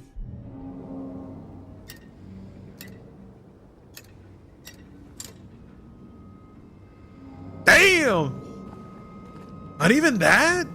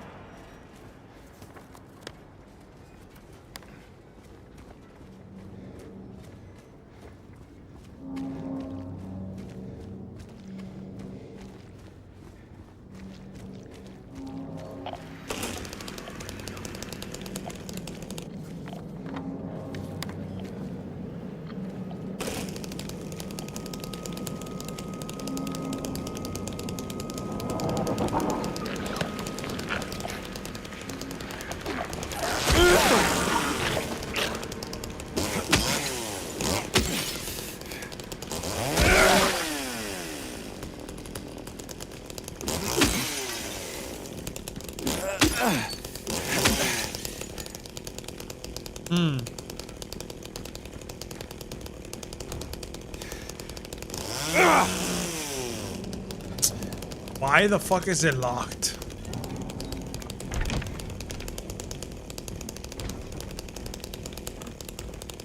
Ah, this is where I'm gonna get the coin, right?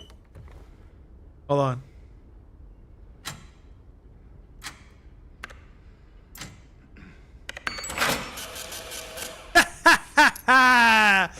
Fuck you, game.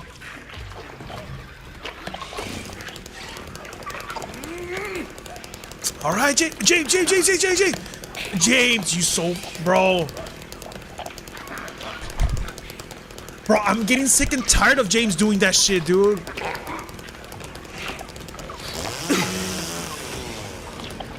Slice him up. Thank you.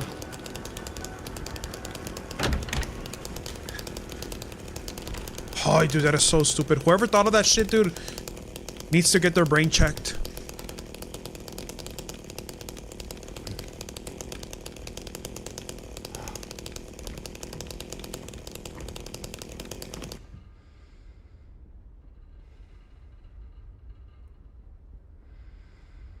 It's because it happens like out of nowhere, and then you're like you're over here trying to press some buttons so you can cancel the animation. Nah, this fucker's like, nah, fuck you, dude. I'm gonna do this animation because it makes me look like a man.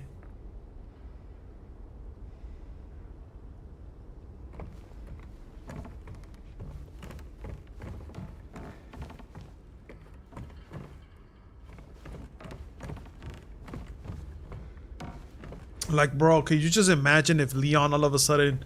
Can you just imagine if Leon was doing that shit on Resident Evil 9 Requiem? Like, don't get me wrong, bro. Like, Leon is my favorite character of all time. But if I were to see Leon doing that for every time he would engage with a zombie, dude, I'll be fucking cringing. I'm like, nah, bro, this is not the Leon that I actually grew up playing with. Let me go back and play those classics.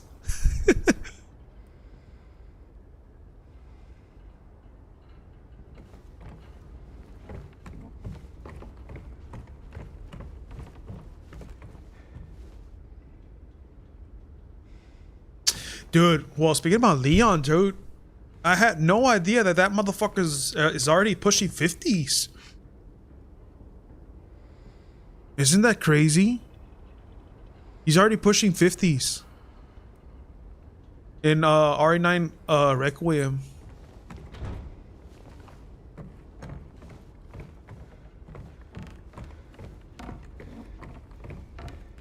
I don't know what's gonna happen to Leon, bro, because at this point, like, his character arc is already completely completed.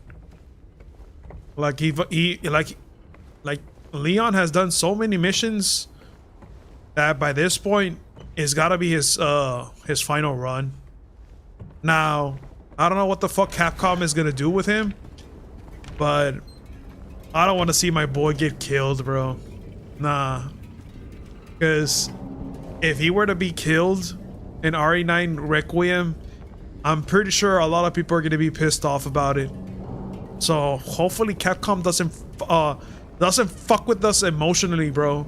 Not to mention that right now we're living in desperate times. We're surviving, and then to see our childhood hero fucking die all of a sudden is like, damn, bro, I'm gonna be fucking miserable, bro. Maybe to the point where I'm gonna delete my fucking social medias if that were to happen. And I'm being serious, bro. But nah, I hope Capcom does justice for his final run.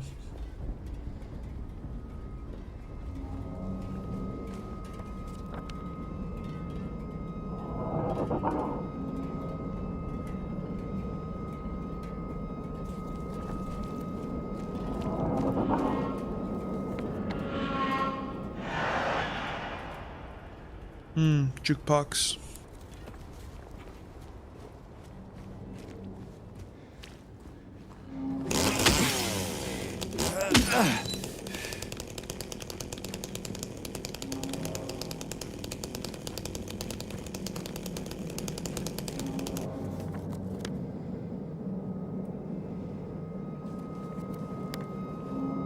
Bro, I guess I'm gonna have to Google this shit, because if the game is gonna make me want to go to a different place, I'm just gonna Google really quick the code, just so it could save me some time for me to have to be able to look around for a fucking node that I don't even know where the hell it's located at, and then to come back into putting the code is like, nah, bro, this is already getting too much. However, I would say that James running, or whatever the hell this is far more better than the one from Alan Wake 2. Alan Wake 2 was pretty cool, I'm not gonna lie, but it felt very repetitive when it comes to the combat. Same with this game, because there's not like, one thing that I've noticed between Alan Wake 2 and Silent Hill 2 is that the variety when it comes to the enemies are exactly the same. There's like either 3 or 4 enemy types throughout the entire game itself. That actually fucking pisses me off. Whereas in Resident Evil, like, we're fighting whereas like in Resident Evil 4 Remake, we're fighting villagers, the lady villagers, what else? The plagas thing that comes out, the chainsaw guy. Who else? The gigantes, the dogs. Like Resident Evil is like is one of those games that has a lot of enemy variety that adds more into it. Whereas in this one, in Alan Wake 2, it was just same old fucking enemies over and over again. It's like, bro, like really? Okay, let me get my handgun now. Boom, boom, melee, boom. That's it. At least with the Resident Evil, bro, like every time you stumble across a particular enemy, you're like, oh shit. Okay, I could easily take down these motherfuckers with just a handgun. Or, oh shit, I need to take this guy out with a sniper. Oh shit, this guy is actually fucking tough. Let me get the shotgun out. Like it keeps the gameplay fucking moving. Like it keeps you thinking of what to do next with your attacks. Whereas in this one, it's like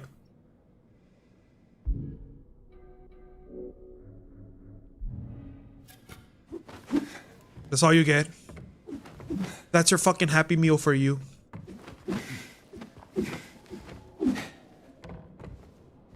Now, one of the reasons why I chose not to use this shit is because I'm playing this on New Game Plus. So, this is the only good thing about, I guess, about this game is having a chainsaw. Yippee.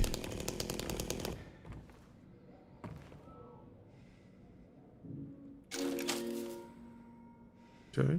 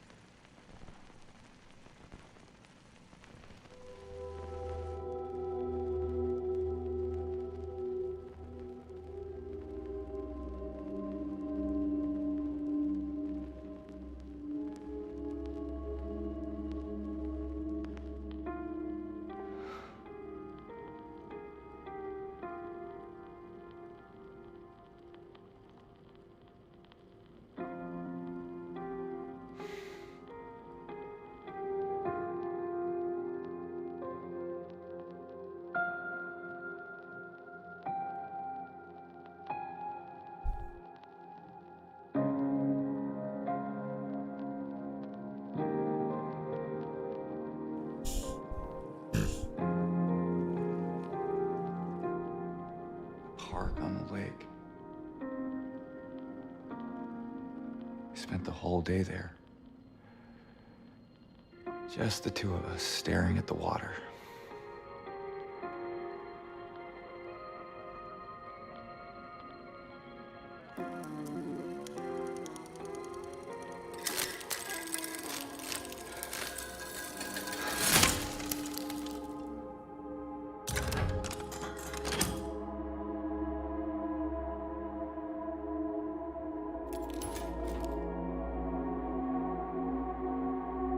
Oh, nice. We got a key. Oh yeah, guys. I'm gonna charge my phone real quick because it's on 1%.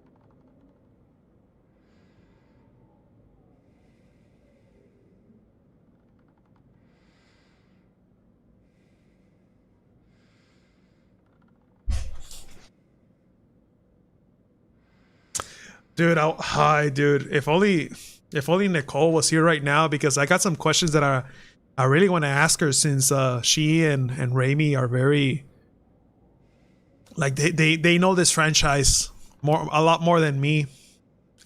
But hopefully they get a chance to come on by. If not, it's all good.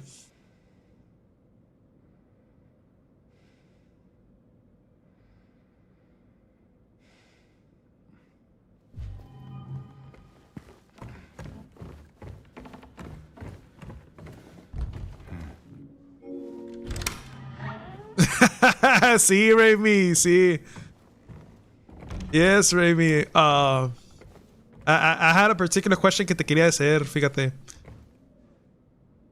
I know, long time no see, Raimi. I know.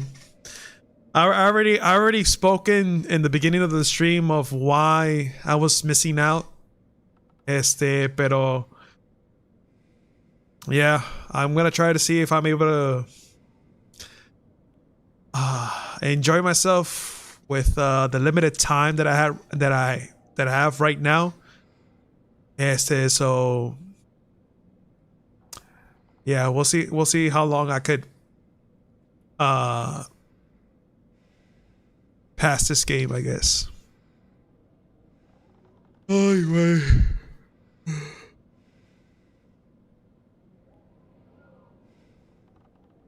Ay, güey. Ay, pero ¿cómo andas, Raimi? ¿Qué tal tus vacaciones de Christmas? What's going on? What's going on?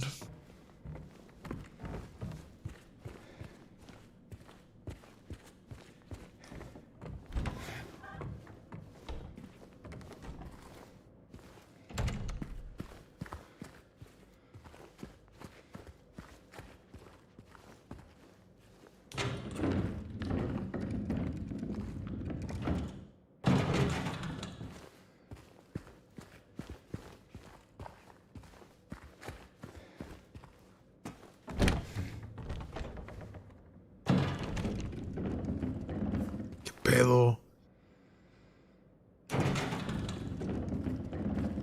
All good, chilling. He said, all good, chilling, shopping and stuff. Ready for tomorrow, and you? Ready for this night?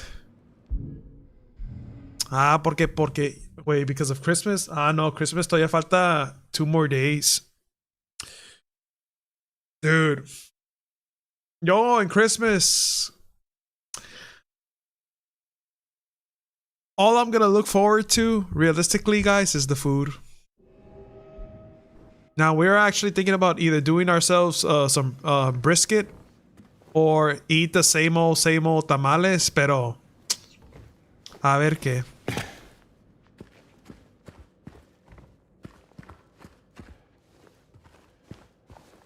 Bueno, Raimi, ya que andas aquí, la pregunta que te quería hacer es que ¿qué le pasa con este personaje siempre? ¿Qué le pasa a James? ¿Este güey sale en los otros juegos? ¿O qué es lo que le pasa con este personaje en particular?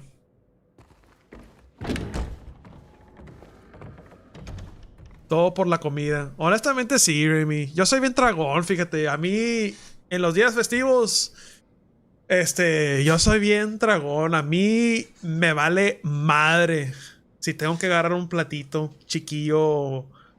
No, yo soy de los que me gusta comer bien.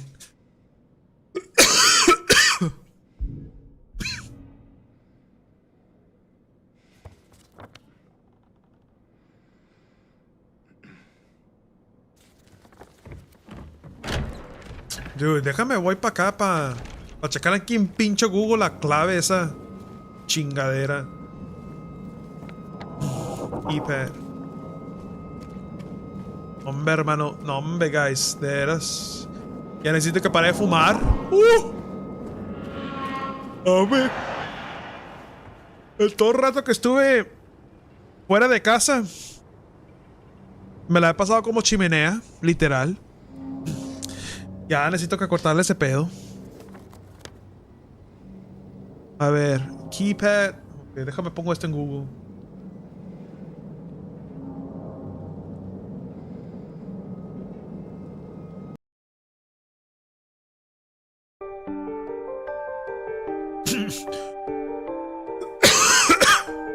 Que yo sepa, solo sale en este nomás. Güey, Silent Hill no tiene ningún. Silent Hill no tiene ningún personaje que sale seguido. That sucks. O sea, cuando digo sale seguido, me refiero como que sale en otros juegos.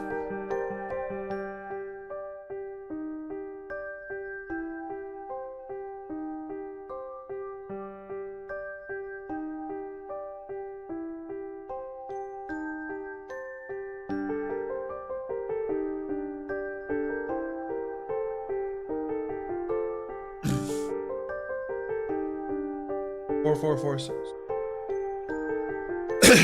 The Grand Market, okay. The Grand Market keypad code in the Silent Hill 2 remake changes by difficulty, but the solution involves checking numbers sequentially after finding a note near a truck on Sanders Street, with codes being... What the fuck? That's like... Hold on, let me see. Let me take a look at my notes. Which is this one? No mames, nada que ver.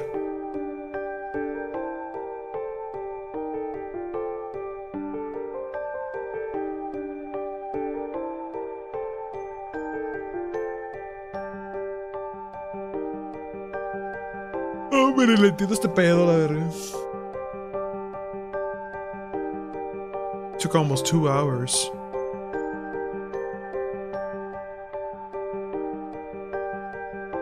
Four, 4, 4, 6.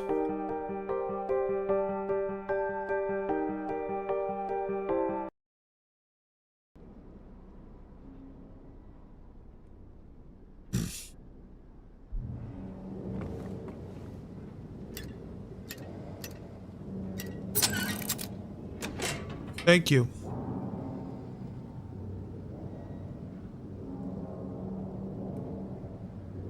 Que James tiene cameos o menciones si acaso aparece en otros finales de Silent Hill, pero en broma.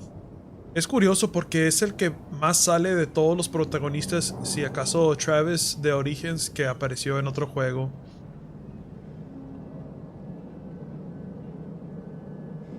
Entonces estos personajes siguen con vida, más que nada. Aparece pero no como protagonista. Como Travis, Harry del primer juego apareció en el tercero, pero muerto. Oh shit. Y en Origins solo su voz cuando entra su hija de bebé. A la verga. Su pinche madre. Pero pues de todos, de todos los personajes, ¿quién es el bueno? Porque pues a James aquí lo miro bien pinche, lo miro muy... Like este güey es like a walking misery type of character, dude. O sea, ¿de cuál de los personajes de aquí es el bueno?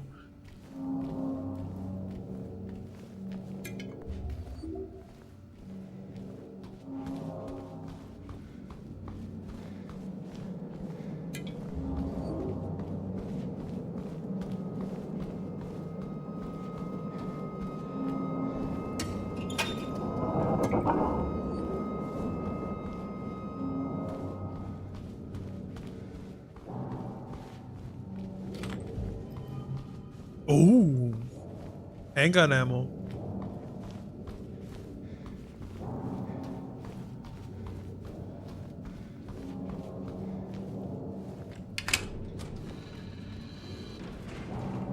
Hell yeah.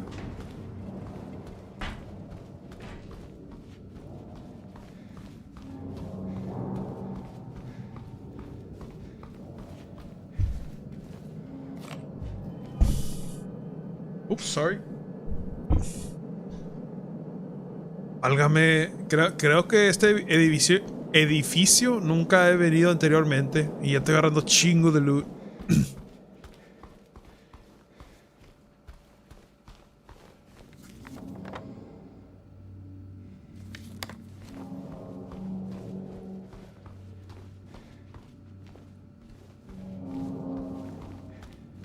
El futuro de James es incierto porque al final es a decisión del fandom saber cuál es real, si está vivo o muerto.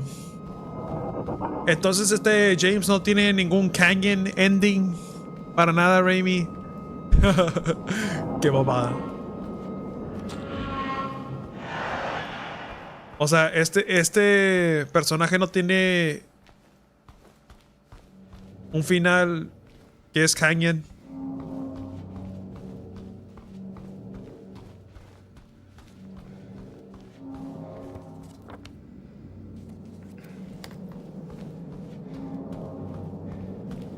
Yo diría que Travis, que pudo escapar de Silent Hill y pudo luchar contra sus propios demonios. Travis. A ver, ¿quién es ese güey? Travis Scott. Rolling, got me stargazing. Sitting up at the bar, baby. Whatever got me going crazy. Psychedelics got me going crazy. Alright, Travis. Se llama Travis Grady. Ah, su pinche madre, este güey parece el Rick Grimes de Walking Dead. A la madre, a ver. Travis Grady. No, se parece como Wolverine también este cabrón. A ver. Travis Grady is the protagonist of Silent Hill Origins. He's a troubled and lonely truck driver with a dark past. Travis is running late on a delivery to Brahms. Or Brahms, whatever. Decides to take a shortcut through the town of Silent Hill. In doing so, he remembers that horrible tragedy that took place years ago, as well as digging into a religious conspiracy regarding a cult known as the Order, occurring within town.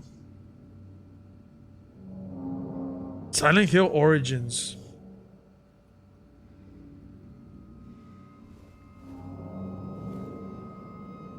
Ese juego es del 360, ¿no?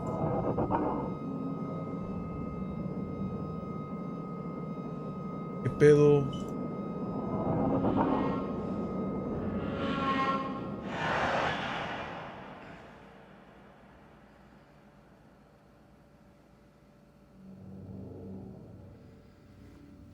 Alright, hold on. Silent Hill Origins. Yo digo que ese game es del 360. Ah, no, es del PSP. What the fuck? Ah, no. Es PS2 y PlayStation Portable. Release date 2007. Oh. Esto me recuerda a The Walking Dead Telltales. ¿Qué pedo, güey? Mi pinche voz se me está cambiando. Creo que me está entrando la pubertad, yo digo. Alright. Diría Harry, pero al final Silent Hill nunca lo abandonó por cómo terminó. Travis Grady es el protagonista de Silent Hill Origins de los años 60 y 70. Ah, es el primer protagonista. Chronologically, ¿verdad? Chronologically, Travis es el primerito.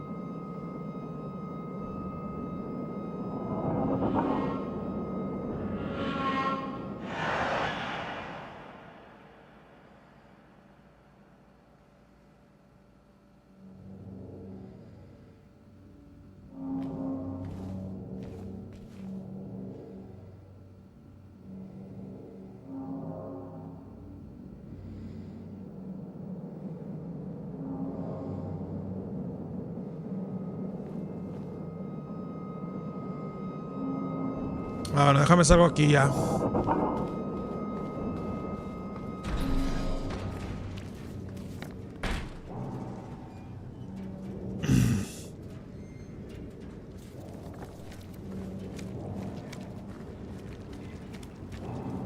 El pinche Travis. El Travis Scott.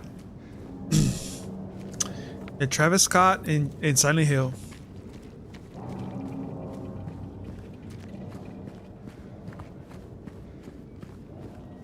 Oye, Raimi, entonces, como este juego tiene chingo de endings, ¿cuál es el ending que sí es el que importa más? O sea, ¿qué es lo que le pasa?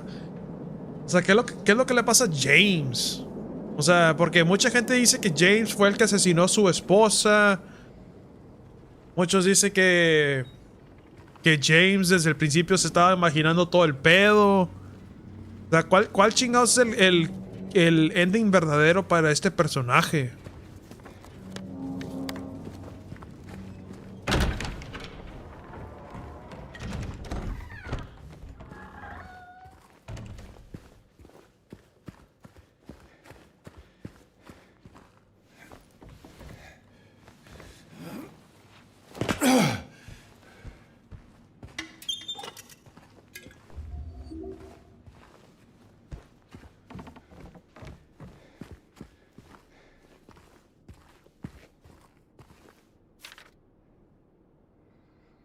Okay.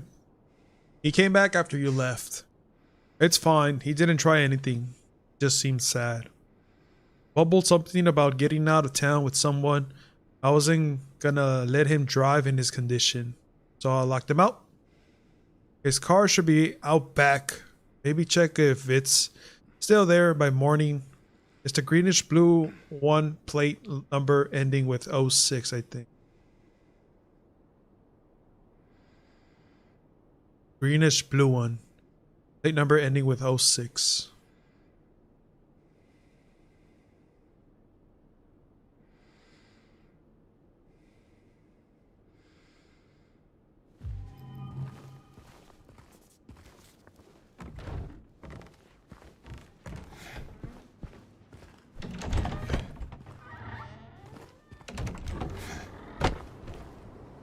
Yo pienso que James finalmente terminó muriéndose.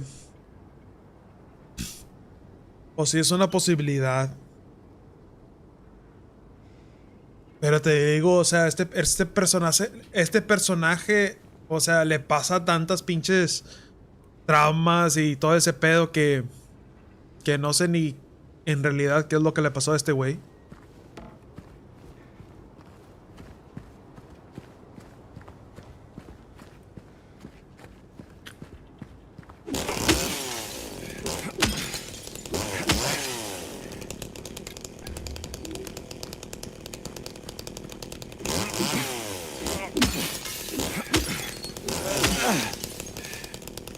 Sencillamente yo no creo que viviría después de todo eso. Difícil por todos los problemas que ha llevado consigo.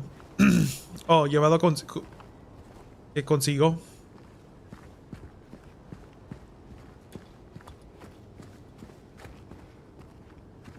Ah, pues yo digo que ha de estar muerto la chingada.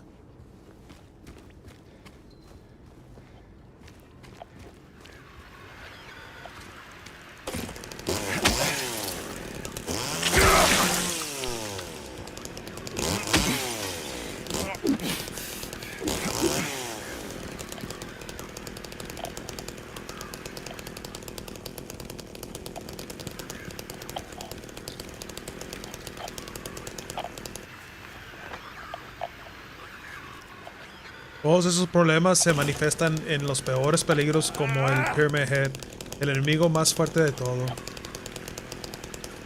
Ay, pinche James. Pyramid Head es prácticamente una representación suya por la culpa por asesinar a su esposa. Su pinche madre. ¿Es en serio? Escuché algo parecido a eso dentro del Pyramid Head y la esposa, que tenían algo en común, haz de cuenta, algo en común dentro de esos personajes.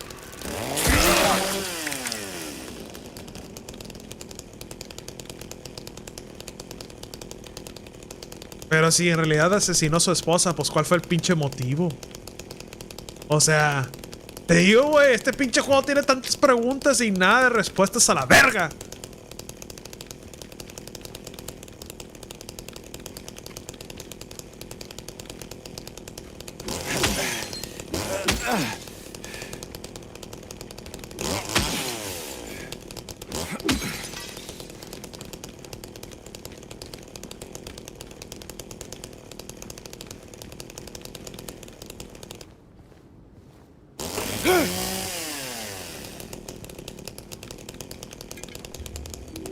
Okay. Sí, es que era exclusivamente el Pyramid Head, era de James y el creador se puso que usarán a Pyramid Head en otros juegos. Eso ya se va descubriendo. Pero en este juego no creo, Raimi, porque neta yo no... O sea, no hay indicaciones sobre lo que me acabas de decir tú. Siendo que pues yo estoy jugando este juego desde el principio al final y al chile ni le entiendo lo que está pasando, güey.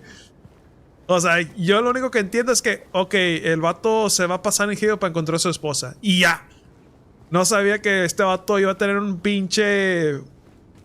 no sé, una historia bien complejo, bien simbólico que, no mames, güey, que tienes que ser como pinche Einstein para poder entender el personaje de este cabrón.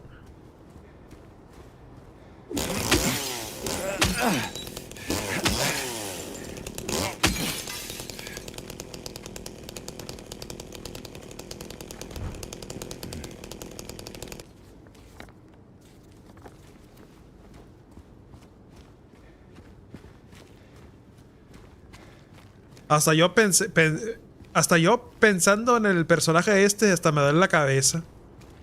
Literal.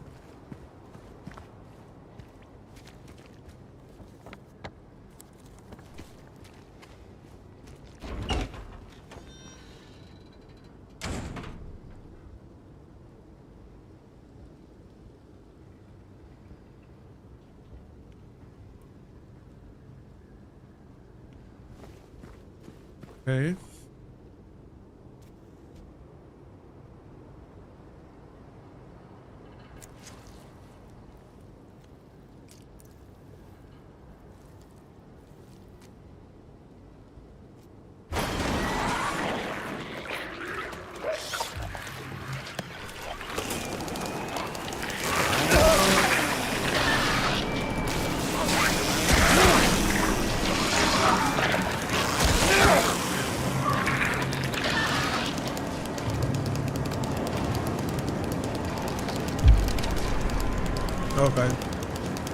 Ok, sí, todo Silent Hill trata sobre simbolismo y pensar en los significados de esos.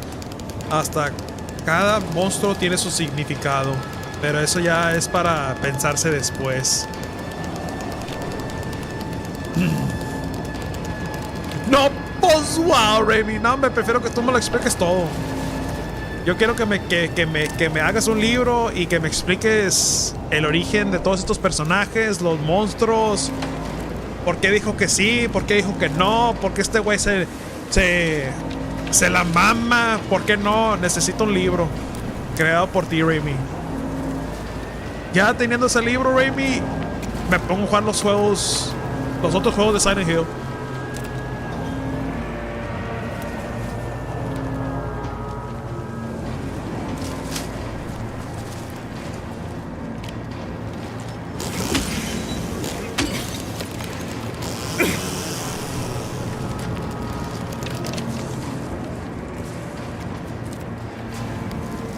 Dude, I got a fucking key, pero ¿qué dice? Woodside Apartments. Okay.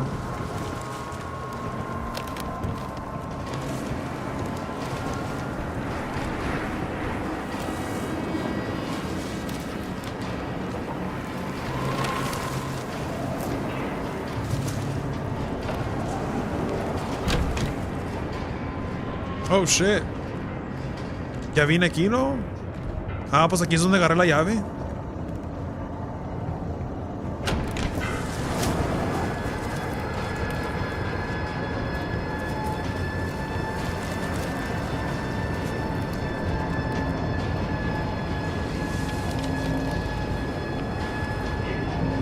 Que se la van a mamar.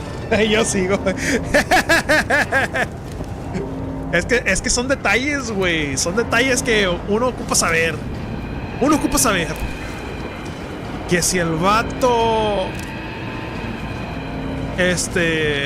le gustan a las mujeres mayores, que si no sé, güey, no sé, yo quiero saber todo el detalle de James. Que si le gusta lavarse las manos con jabón o que le gusta limpiarse con wipes o con rollos de papel de rollo o que utiliza la manguera. O sea, yo necesito que saber esos detalles para entender la historia. Que si a este güey le gusta comerle los tacos de maíz o si no de harina. Yo necesito que saber todo de eso, güey.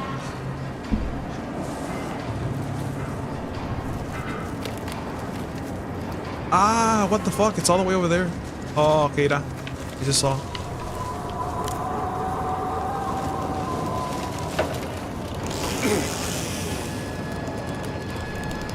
Yo, I am back to too long bath journey.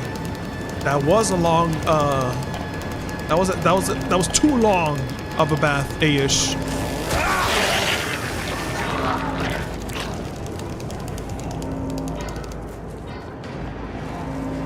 Okay, so obviously we have to go all the way over there in the corner. Rosewater Park. Rosewater Park. Whew.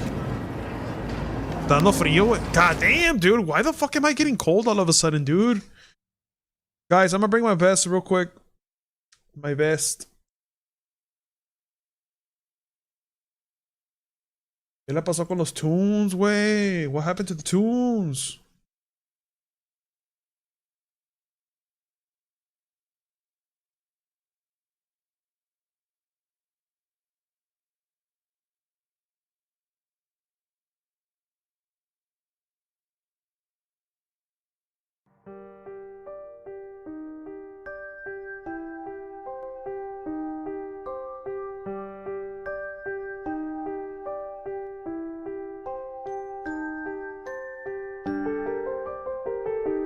Si el James echa una de las enfermeras de Silent Hill, yo le compro una caguama.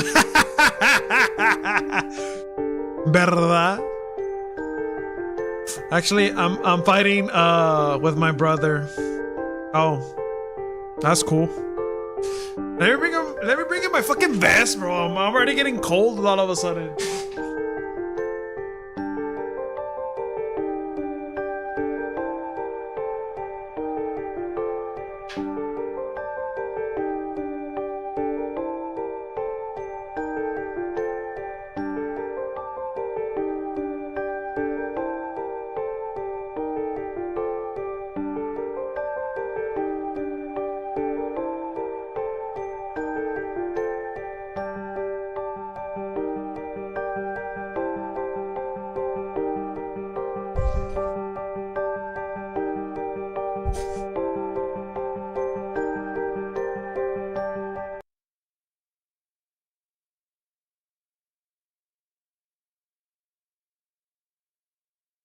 Ese pinche James. Ese pinche James.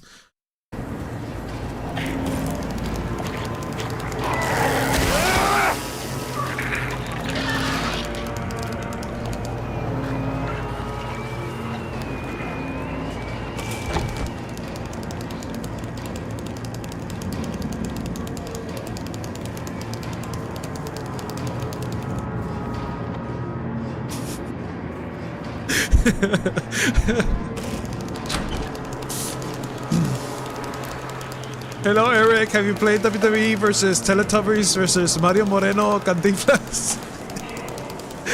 Ay, güey. Pues aunque no lo creas, Remy, más a rato va a aparecer ese güey. También.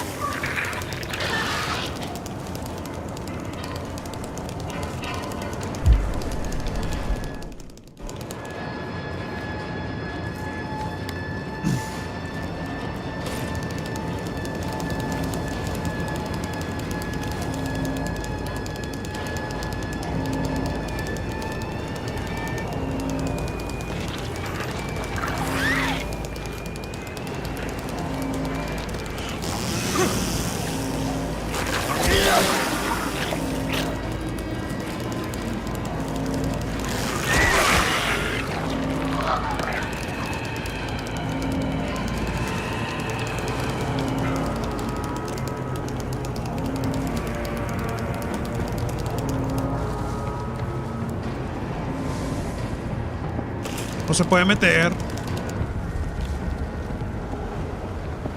The door that wakes in darkness, opening into nightmare. Okay.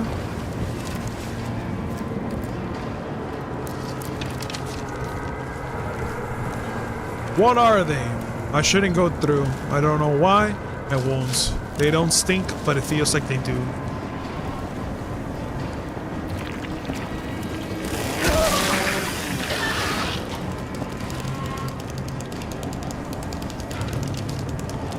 Está bien pinche el cheese el chainsaw, pero es mejor usarlo.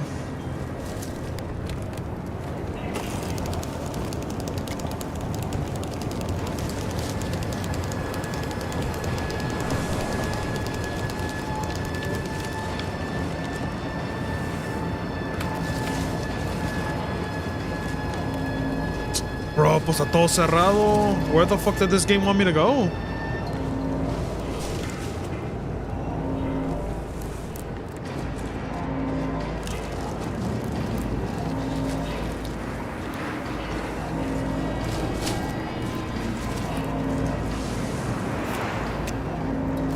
So many people here.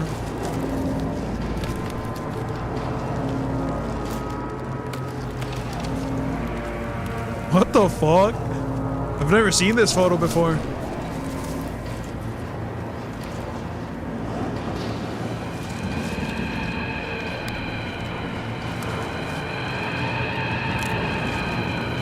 ¿Qué es eso?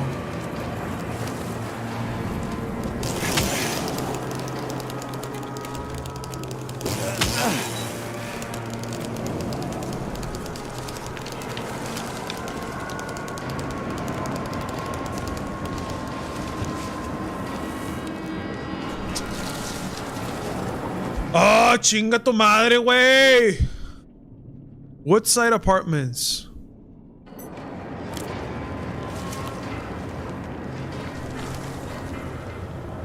Ah, pues Woodside Apartments está aquí. Pero, how am I gonna go over there?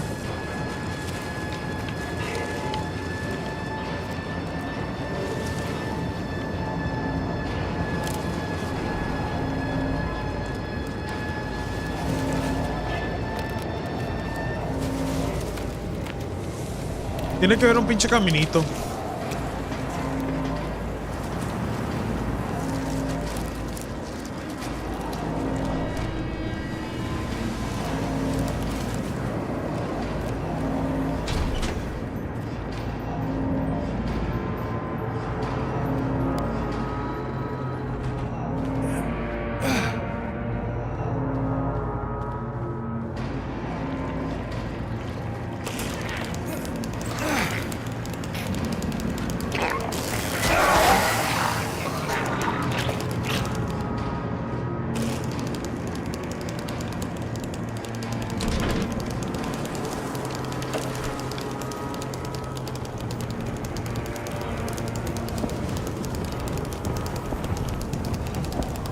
Ah, come on.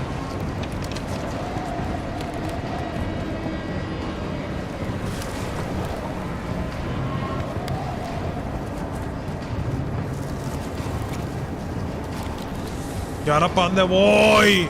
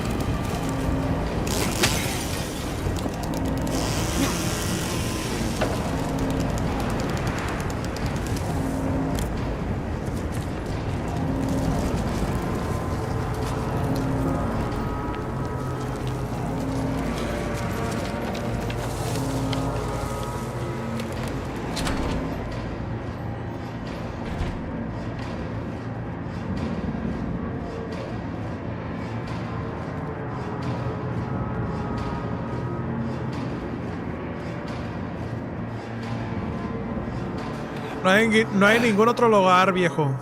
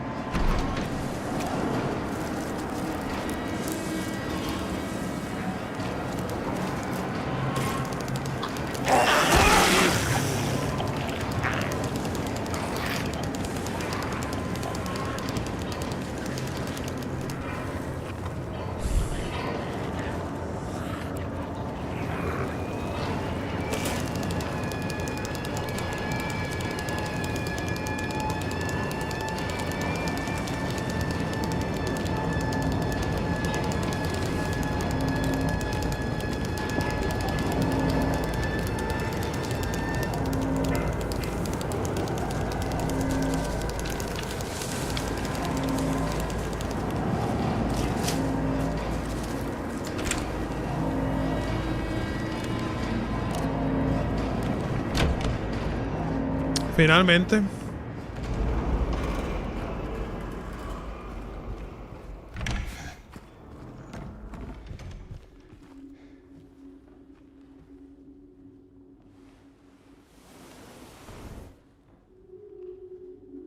Chavos.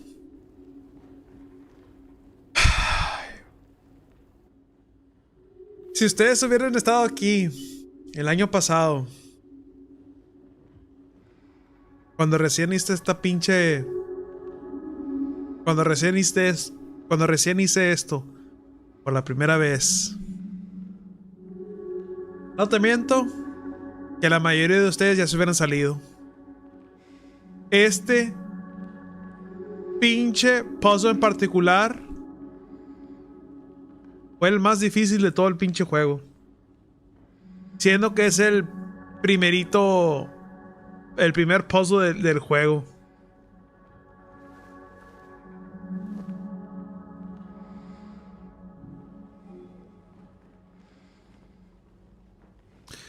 Hasta te lo aseguro que la Raimi, aunque es la Silent Hill Veteran, también se tardaría mucho en hacer esto.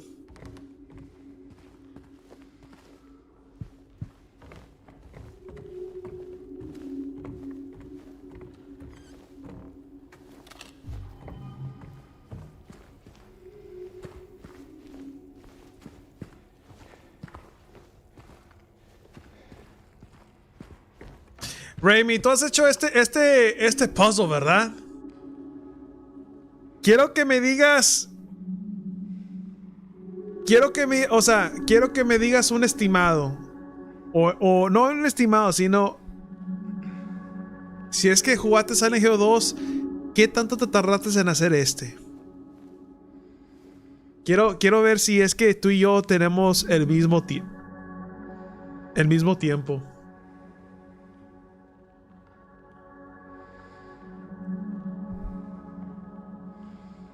Media hora.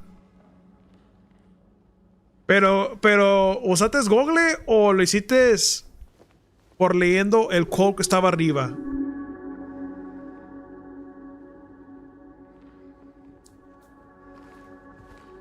Porque yo lo hice a la brava, fíjate, y me tardé un buen tiempo. Leyendo. Al chile que ni te creo, Raimi. O sea, al chile que ni te creo. O sea, no es posible que te tardaste una media hora para hacer este pinche puzzle pedorro.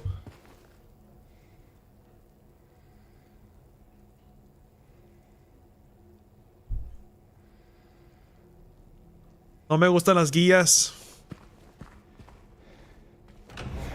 Ah, pues las guías, las guías están buenas de vez en cuando, ¿verdad? O sea, no todo el tiempo utilizas, o sea, no ocupas utilizar la guía todo el tiempo, ¿verdad? Pero solamente en ciertas ocasiones, pues es bueno utilizarlo.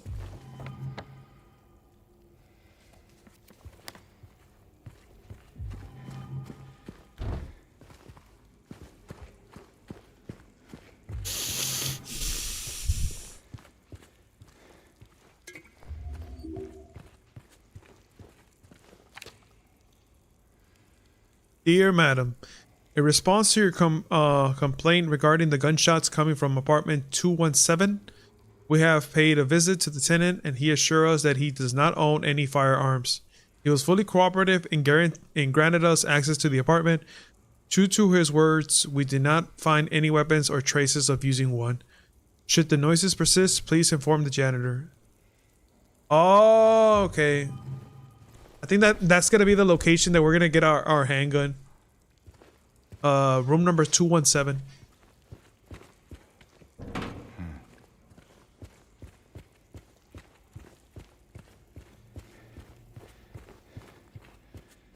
Güey, pero ¿por qué este vato no trae una flashlight? ¿Este vato no agarra una flashlight o qué?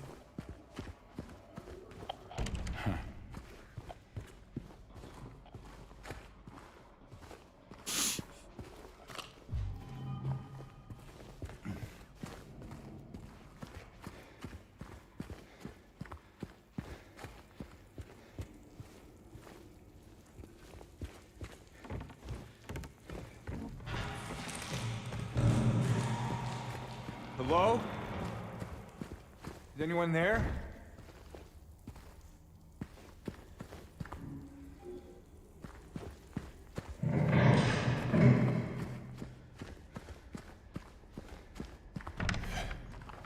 Los mannequins, güey. Güey, estos pinches enemies, güey, son de lo peor, güey.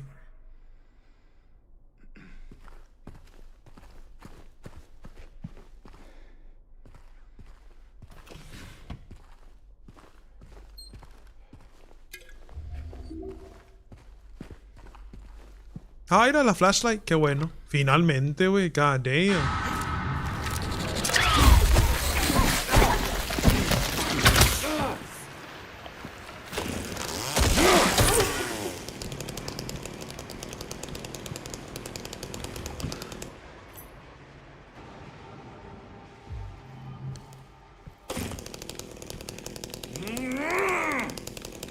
Ah, bueno, James, no mames a la verga. These clothes. Oh, es de Mary, ¿verdad? ¿Es Mary o Maria? ¿Cómo se llama su esposa, güey?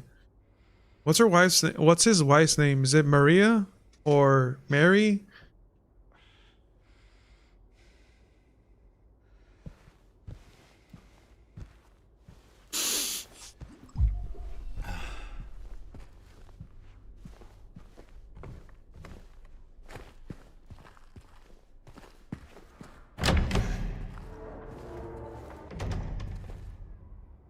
Mary es la esposa y Maria es otro personaje.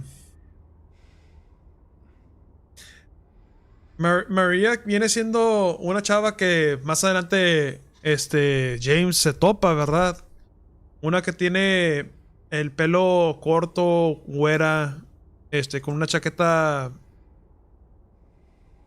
así como que rojía, ¿no? Esa es María, ¿no? Es que a Chile yo no recuerdo ninguno de esos personajes más que James.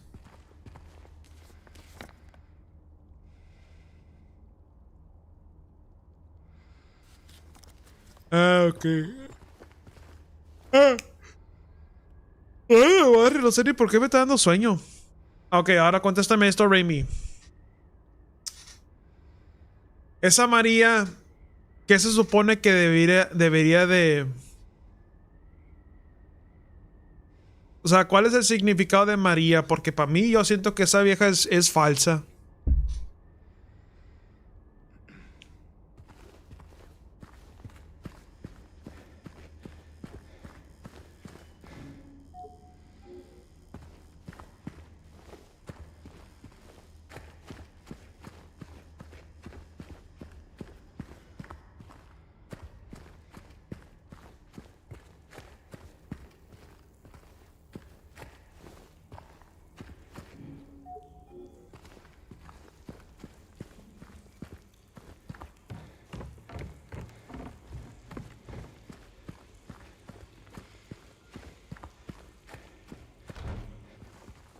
Igual a James le recuerda a Mary. O sea, María ve a su esposa.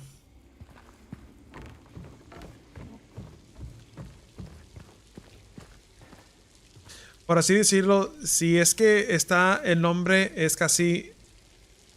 Por así decirlo, si es que hasta el nombre es casi similar. Eso sí. Eso sí. Eso sí.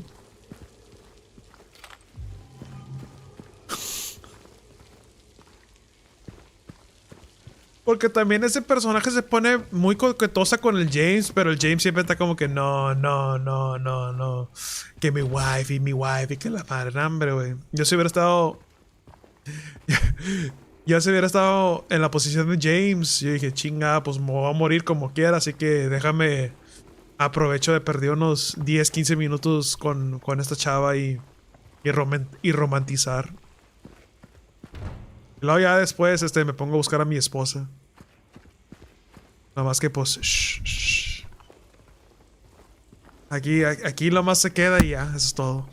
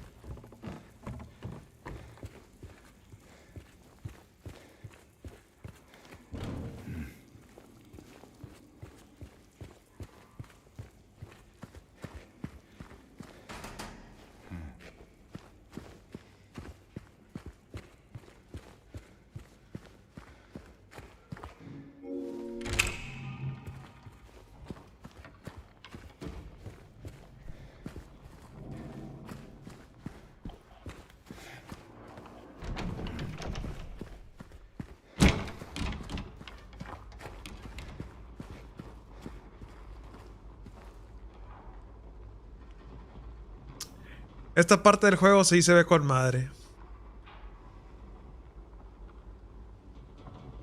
Los apartments. Ok, ahora ya que me estoy acordando, aquí en esta parte del juego es donde se pone muy bueno. Ya después cuando aterrizamos para el hospital, güey. Ah, su pinche madre, güey. Esa pinche sección del juego es la más larga que yo sé. Aparte porque la pinche sección del hospital tiene dos etapas. Tiene la etapa que está así como igual como así normal. Y luego tiene la segunda etapa, que es donde ya se pone de noche, algo así, y todo se cambia de color, la chingada. Eso para mí es un pinche fastidio. Neta, es un fastidio. Porque tienes que literal explorar todo de nuevo, siendo que te tardas como 5 horas en tratar de abrir cada puerta que el hospital tiene. Si llego en ese punto, chavos, ni modo, lo voy a tener que cambiar. O sea, si es que no me llego a fastidiar,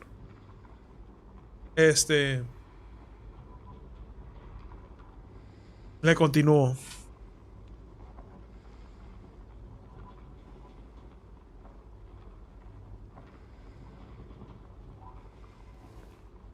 Pero todo cambia de lugar o no funciona como el mundo real. Sí, pero o sea, ay, güey. No sé ni por qué me está dando sueños y me levanté bien tarde ahora. Hombre, es que como este juego parece, este juego es como si fuera un pinche NyQuil a la chingada. Necesito que fuera un pinche Resident Evil para andar así, como que, bien pinche tryhard acá. Aquí lo más estoy viendo aquí el juego de Silent Hill y, oh my God, ya quiero camita. Ah, pero sí, o sea, como te digo, Remy, eso sí es lo que no me gustó cuando jugué este juego. Que las partes que uno explora lo tiene que hacerlo otra vez, pero con con pinche pintura diferente.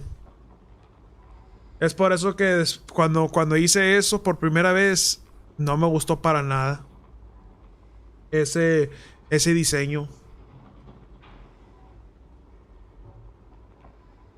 Es como, es como, es como si nosotros hubiéramos estado jugando Resident Evil 4 Remake, ¿verdad? Y hacemos todo, o sea, hacemos todo el rancho, todo el castillo de Salazar. Pero antes de irte para la isla de Sadler, tienes que hacer otra vez esos dos lugares, pero con un pinche filtro puesto. Vete a la verga.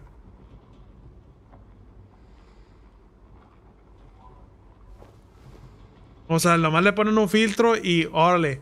La primera puerta, busca la llave. Abres esa puerta, agarras una nota para la otra llave. Ay, no, güey. Es un pinche show aquí a la verga. Hay puertas que antes abrían y en el otro mundo ya ni abren, pero es la gracia de Silent Hill. Bueno, Eira, ese aspecto, Eira, eso es lo que me acabas de decir, eso sí está bueno. Eso sí está bueno. Pero igual, como quiera, tienes que descubrir todas las puertas. Aunque son como unas 2 o 3 puertas que no pudiste abrir anteriormente, el juego como que de a propósito lo hace que investigas todo. Aquí en los apartamentos está muy bueno porque ya nomás terminando los apartamentos ya no vuelvas ya no regresas en este sitio.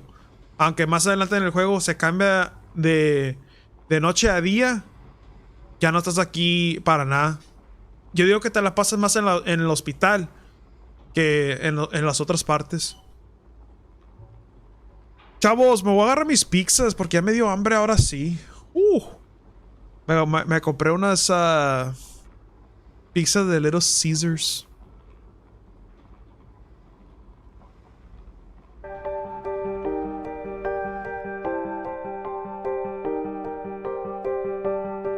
Ah, chavos, mira, vamos a hacer esto. Ahorita cuando que me traigo mis pizzas. Vamos a ver. ¿Qué miramos, chavos? ¿Qué miramos? Porque quiero poner también. Quiero reaccionar con el trailer de Resident Evil 9. Y quiero decir mis opiniones sobre el trailer. Y lo que he descubrido después. Mira, vamos a hacer eso.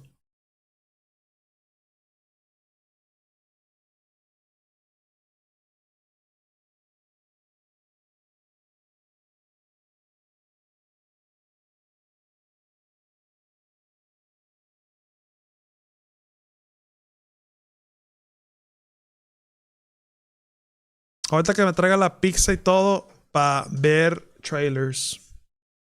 Si tienen un juego en mente, chavos, que quieren que reaccione, ahí me dicen en el chat, porfa. Mientras que yo preparo aquí, la cena.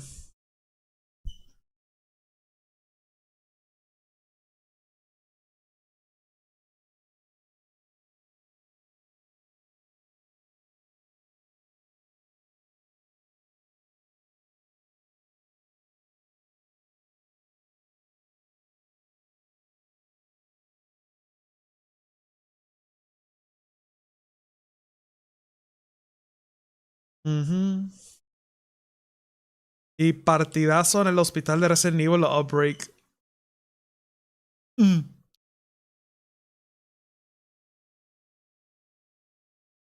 Ah, sí, me acuerdo esa vez. Ay, no, hombre. Ese pinche. Ese lugar, Raimi, el hospital de Outbreak estuvo pa'l perro la chingada. No me gustó. Porque cada pinche puerta que me metía, en 3 segundos, otra puerta. Y luego con el.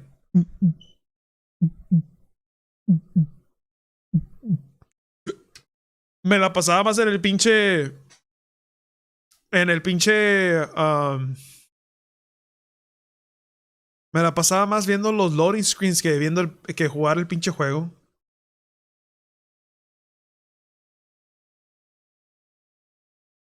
Y el loco de la hacha que aparecía. Ay, sí, güey, sí. Neta. Una estupidez. Chavos, aquí nadie de ustedes sigue a este canal que se llama The Sphere Hunter. Estaba viendo este video cuando estaba fuera de mi casa y andaba platicando sobre muy buenos puntos sobre cómo va a ser la historia de Resident Evil 9. ¿Nadie sigue a esta creadora, The Sphere Hunter? ¿No? Mm.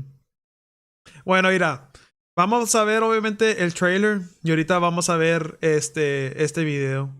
Espero y que no me salga copyright, porque yo no sé si ocupo, yo no sé si ocupo tener permiso sobre la creadora para poder reaccionar, pero a ver qué.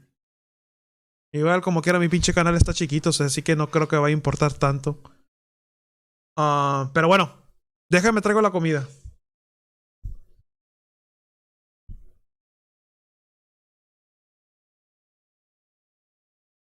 Oh, güey, mira. Hay otro video donde me explican el nuevo virus. Oye, güey, esto está bien interesante, güey. Mira, ese es otro video que también quiero ver yo.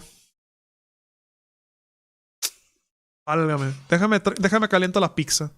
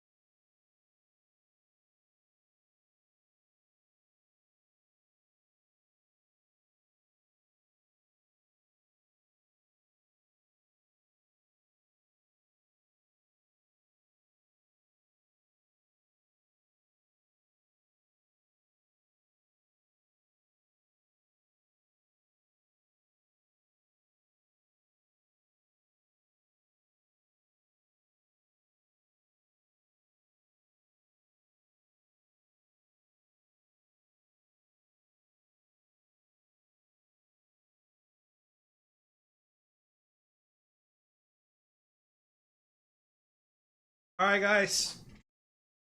Alright, guys. We got the pizza. We got the drink. We got the ranch. Alright.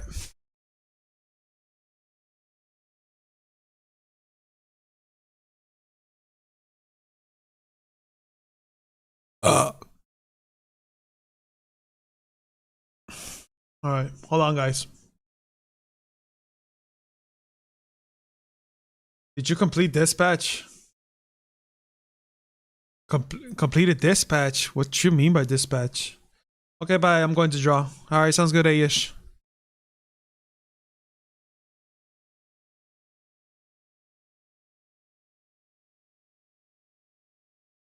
Okay. Igual, ese nivel estaba bien raro. No sé si terminaste el escenario final del Outbreak 2. Ahora que lo pienso porque se nos hizo tarde que quedamos hasta la estación de policía o capaz, no me acuerdo. Ah, no, creo que no lo hice, Raimi. Creo que lo skipié. No sé qué pasó en ese tiempo, pero creo que no terminé Outbreak 2.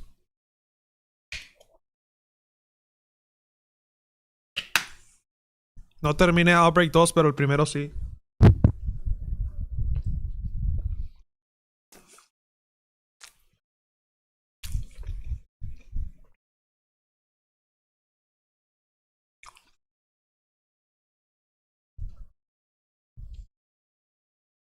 De hecho, yo ahora ya que me acuerdo bien, Raimi, esa misión fue como que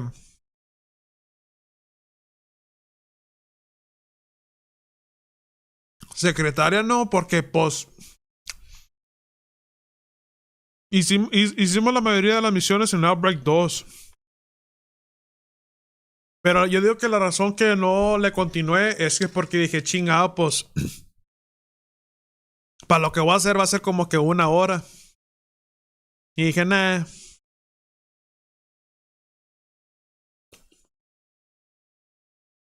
Igual he estado viendo teorías de que dicen que Leon está infectado. Sí, es lo que mucha gente dice. Que está infectado Leon. Me da curiosidad de cómo se da todo con la parte de Grace y cómo Leon.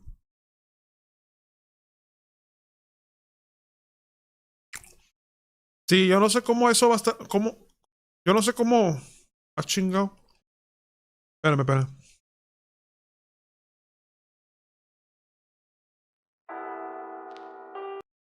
Ta madre, se me apagó el pinche.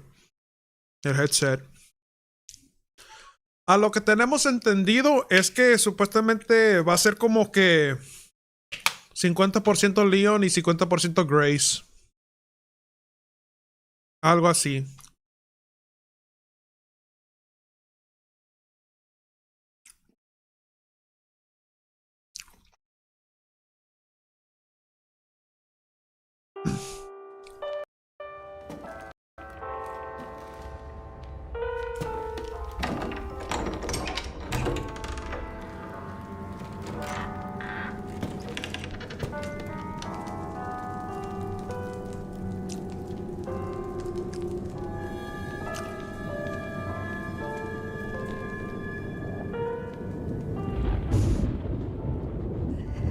Hello? It hasn't been easy. But after much effort, here we finally are. Who are you? I know now that you're the one that I've been searching for. The special one. The chosen one. Miss Ashcroft.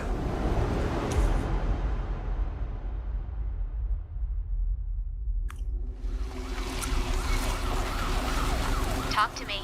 Is this one like the others? And it's not post-mortem lividity. Mira, les voy a decir algo, chavos.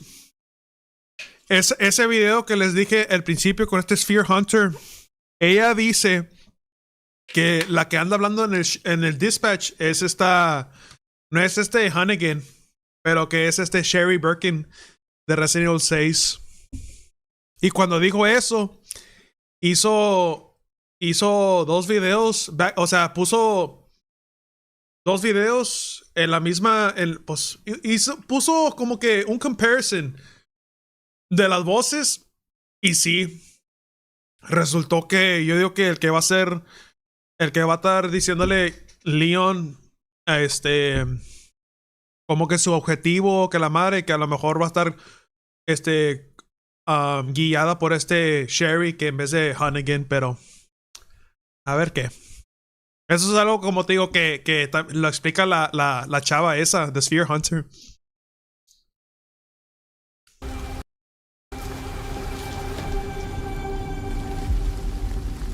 Hey, I just got a report of a missing police officer. It might be unrelated, but he disappeared near where the fifth body was found.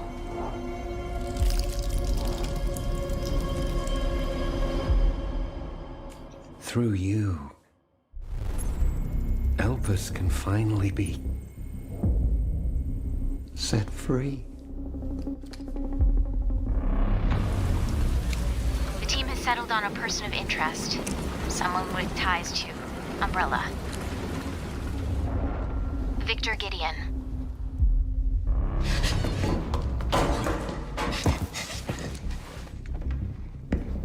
Grace! Grace! Victor purchased a building after Umbrella went under. I'll send you the address.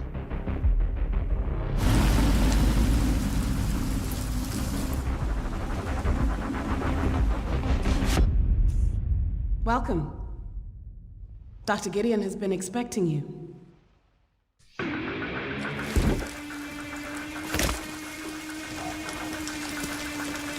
You there, Leon? Yeah.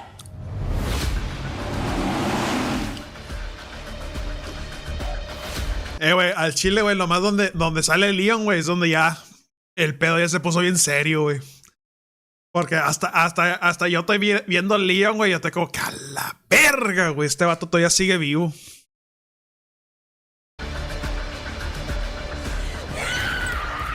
Hey, over here. FBI. What are you doing here? Would you like to see what's hidden under the hood? Don't do anything stupid. Me? Never.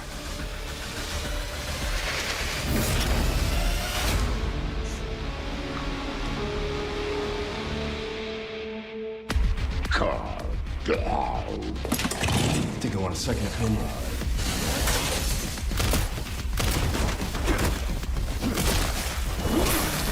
Hombre, güey. Pinche Capcom, güey, se pasó de verga con ese pinche, con ese trailer, güey. Finally, the rumor. Se pasó de verga. Porque yo honestamente no sabía que este güey iba a salir. Yo pensé que el pinche juego se iba a enfocar más que nada con Grace, que pues, como te digo, yo no tengo ningún problema con ese personaje. Yo siento que ella va a tener su crecimiento. Ella va a tener su crecimiento en, ¿cómo se dice? En el franchise. ¿Me explico? ¡Ta madre, güey! No puedo ni hacer clic bien. No me lavo las manos, güey. Mira, esta pizza. Mira, esta pizza que están viendo ahorita. Esta la voy a dejar hasta el mero final. Porque ya me llené yo.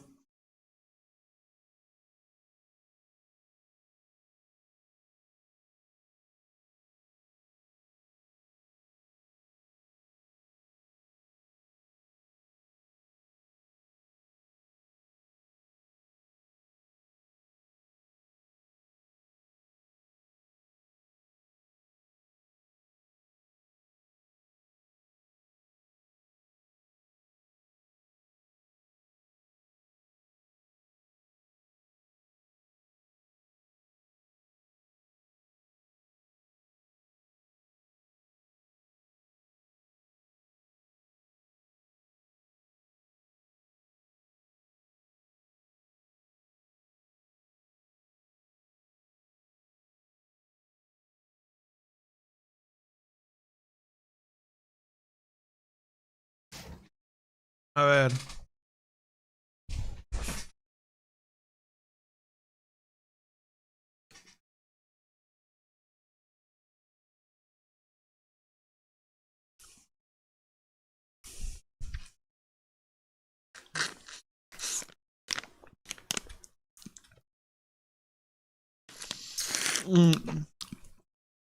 A ver, espérame. A ver. Me da curiosidad cómo se da todo con la parte de Grace y cómo Leon le da por regresar a Raccoon City. Ok, eso ya lo leí. A mí la primera vez que jugué ese escenario final de Outbreak me tomó como 1 hora y media. Y eso jugando en fácil.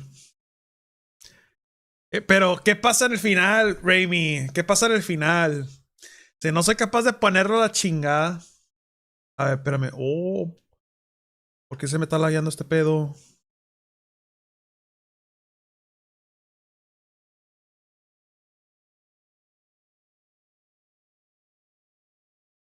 A ver. Leon, ok. Sí, o sea, ¿qué es lo que pasa en el final, Raimi? En esa escena de Outbreak, ¿qué es lo que pasa?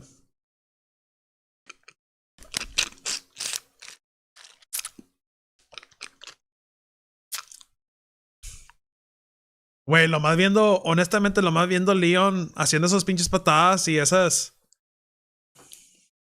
Y esas. O sea, ver a Leon hacer esas pinches patadas y la madre. FBI, what are you doing here? Would you like to see? I think I want a second opinion.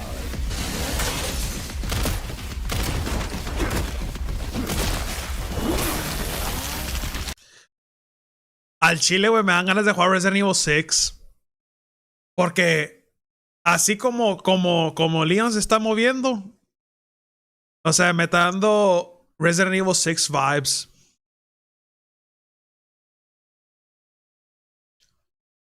Lo más que pues pinche Resident Evil 6 está bien pedorro, güey. Es el pedo. Está bien pedorro ese juego, güey. Like, literal. Como te digo, ya le he jugado varias veces ese pinche juego, pero no, hombre, o sea, está como que no está tan chingón a comparación en los demás, como el 4 o el 5.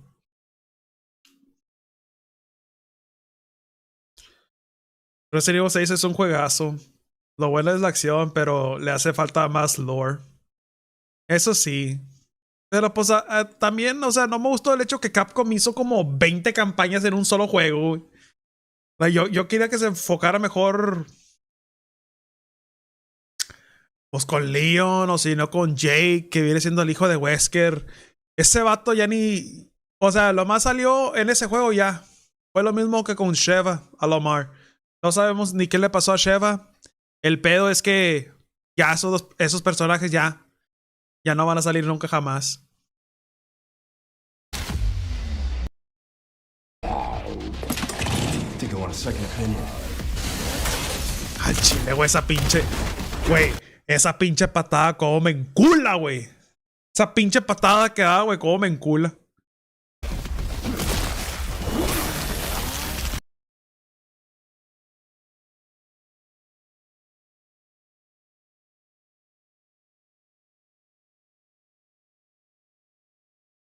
Ok, prácticamente prácticamente solo pasó y ya igual tampoco va a aparecer Chris. Prácticamente solo pasó y ya. Igual tampoco va a aparecer Claire. Después de pelearse con Birkin y Sadler, esos zombies son nada. Literal. Chingado, güey. O sea,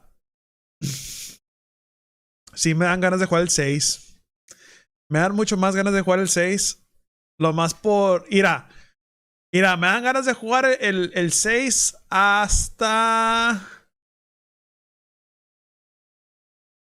Ya cuando llega este Leon y esta Helena a la iglesia, ya después de ahí es donde ya lo demás es pura basura. Neta. Yo digo que el primer capítulo estuvo bueno. El capítulo donde estos güeyes están en la iglesia está bueno.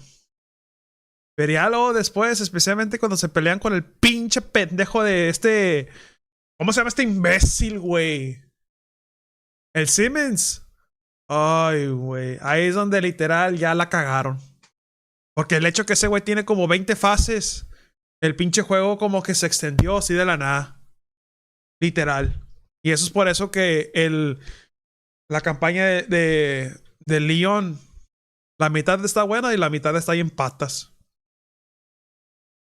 Before we analyze anything about this trailer, I have to tell you a story. 20 years ago, when RE4 came out, I was terrified of the Chainsaw Man. His obnoxious persistence, frightening appearance, and shocking kill scene on Leon scared the hell out of me. I am not making this up. I would Güey, este pinche vato, el pinche Salvador, cuando estaba jugando yo en el Switch, porque me puse a jugar el OG Resident Evil 4 cuando no estaba aquí en la casa, cuando estaba en otro lugar viviendo. Güey, este pinche vato es bien agresivo. Es bien agresivo este güey en el original. No sé si este güey es más agresivo que en el remake, pero las veces que me lo he topado, güey, ya mero me mataba este culero. Mira, déjame les enseño un short. Mira, esto es lo que yo publiqué hace poquito. Que obviamente no puse cámara ni nada. O sea, esto lo capturé en el Switch. Mira. Shorts. Y de hecho tengo dos shorts que publiqué. Mira, mira, chécate este. Normal.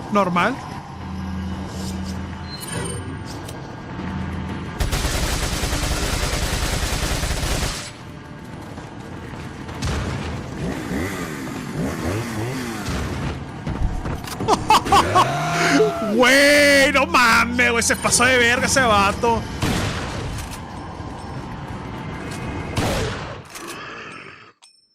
Mira. Les voy a contar cómo estuvo mi mente en esta parte del juego. Lo tumbo a este vato, ¿verdad?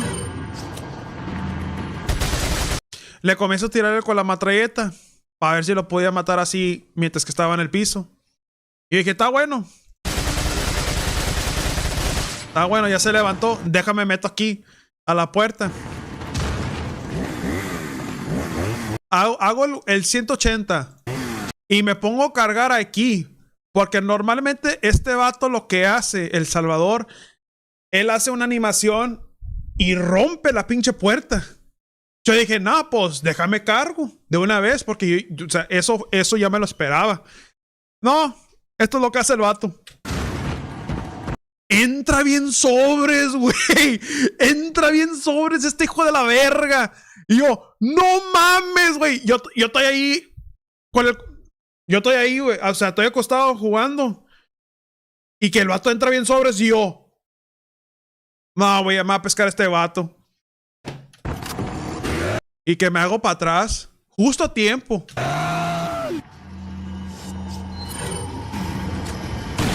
Y ya después de ahí lo mato.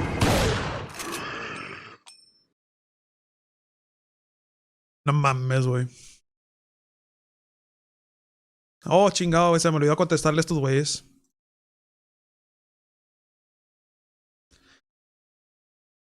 Oye, pero bien raro, ¿no? No sé ni por qué chingados mis cortos ahorita están teniendo tanto buzz. Mira, porque te digo, mira, también publiqué uno de Zelda. 2.4 mil viewers. Y luego después los de Resident Evil 4. Porque pues, como te digo, en esa vez, pues, no me llevé mi Play 5 ni nada, nomás me llevé mi puro Switch. Pero dije, ¿sabes qué? O sea, están pasando tantas cosas chidas en estos juegos que mejor los voy a hacer clip y los publico. Ahora, aquí está otro.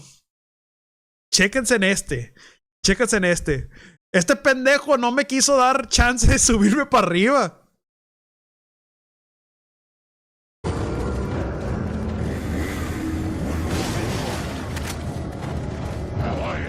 Mira, mira, mira, mira, mira. ¡Mira! ¿Por qué el vato anda en contra de yo subirme a las pinches escaleras, güey? Miren esto.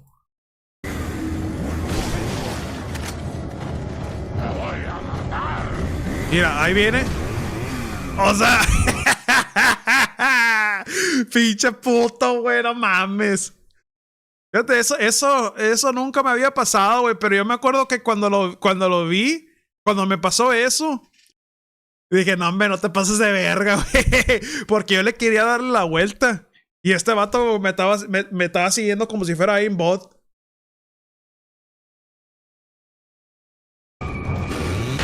Ahí amerito me va a pegar, pero lo bueno que le pegué con la shotgun inmediato. Pendejo me aventó un flamethrower. Lo bueno que también lo esquivé, porque ese güey ni lo escuché.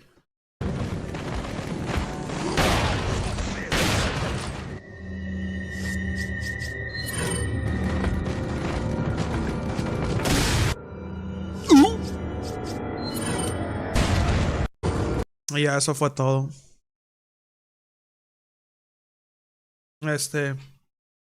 A ver, espérame, Raimi. Es que tiene un alcance perrísimo. Sí, luego aparte este vato, o sea, ataca bien rápido. O sea, a comparación a Resident Evil 5, el vato del... El doctor...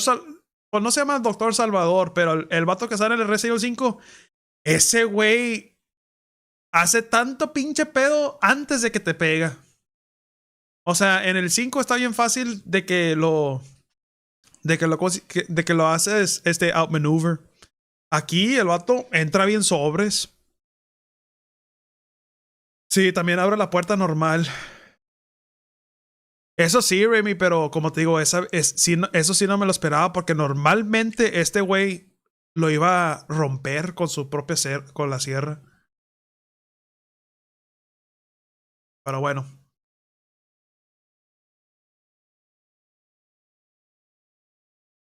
Vamos a ver este video, chavos. Y ahorita vamos a tener una plática.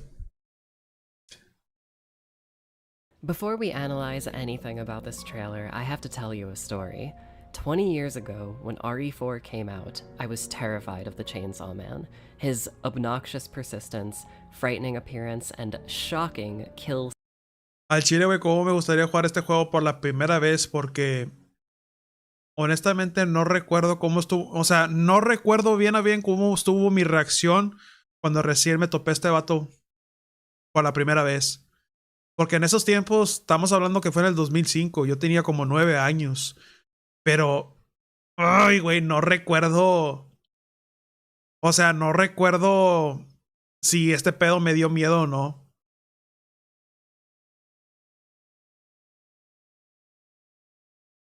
En el remake puedes desviar la motosierra. En el remake puedes desviar la motosierra hasta con el cuchillo. Oh, sí, eso sí.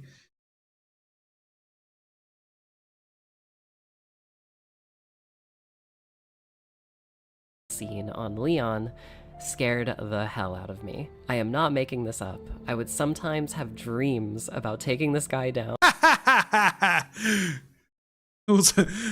Hizo una foto donde Leon trae la motosierra y matando al Dr. Salvador. Checking his corpse and being able to equip his chainsaw. I have lived for the past 20 years wanting to be able to turn the tables and get my revenge. While RE7 definitely gave us a moment where we use a chainsaw to defeat a boss, I wasn't as satisfied as I thought I would be. Last night, Capcom handed me this. Ah, sí, cierto. Cuando Ethan pelea contra con el papá Baker. Se me olvidó de esa pinche pelea, güey. Es Jake, ¿verdad? Sí, es Jake Baker. 20-year-long dream on a silver platter. In RE9, Leon is the Chainsaw Man. With that said, Leon Kennedy is back. Despite this trailer being hella cool, Capcom are still keeping the story under lock and cherub key. That, of course, isn't going to stop me from telling you what I think is going on in Requiem, and some of the insane theories I've come up with. So without wasting any time, let's talk about that reveal trailer. Trailer 3 begins with Grace Ashcroft meeting this game's antagonist, a very sickly looking man named... Mira, este vato te garantizo que ni es el pinche el villano principal. O sea, este villano para mí va a ser como Lady Dimitrescu estuvo en Village, que lo vamos a topar en el principio y luego más adelante del juego va a haber otro pinche jefe más verga que él. Es muy obvio.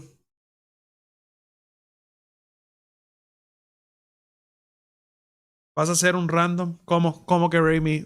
¿Cómo que voy a hacer un random? Victor Gideon. Gideon recites the same line we got in the very first trailer, about Grace being the chosen one. I know now that you're the one that I've been searching for. The special one. The chosen one. Miss Ashcroft.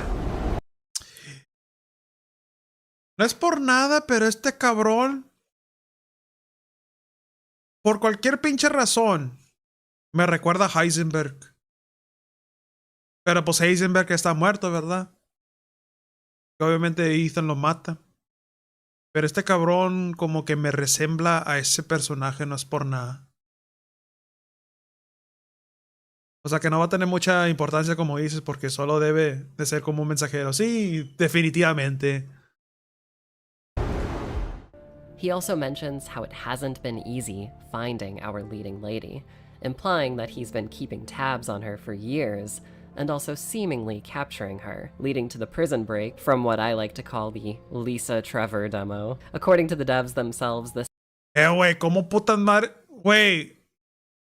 ¿Y el demo para cuándo va a salir? Chingado, güey. Te digo, ya cuando ya cuando me llegue a tocar a trabajar, cuando me toca trabajar este año que viene, chavos, espero y tenga tiempo para de perdido disfrutar el demo. Obviamente no voy a estar aquí en mi casa cuando pase, en el otro año no voy a andar aquí. Pero igual, o sea, pienso en llevarme mi Play 5 para de perdido, a ver si es que puedo hacer directo en mi Play 5. Y si es que lo puedo hacer, pues con madre.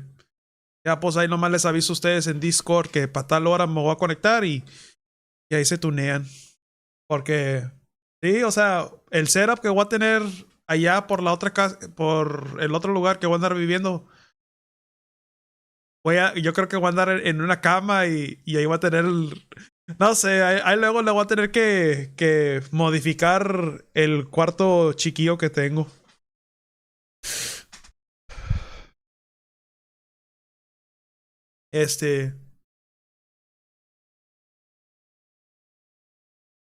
Quién sabe si mal, no recuerdo a Lisa, la mamá de Grace, se menciona en Resident Evil y quizá algo tenga que ver con ella. Bueno, a lo que yo tengo entendido, Raimi, es que supuestamente este pinche monstruo, que supuestamente es la mamá de Grace. No sé. Apparently isn't Lisa, and that's cool, I'm fine with it. According to her, leading to the prison break from what I like to call the Lisa Trevor demo. According to the devs themselves, this apparently isn't Lisa, and that's cool. Oh, Lisa Trevor. No, pues Lisa Trevor, yo sé quién es Lisa Trevor, güey. Lisa Trevor es la que sale en la original.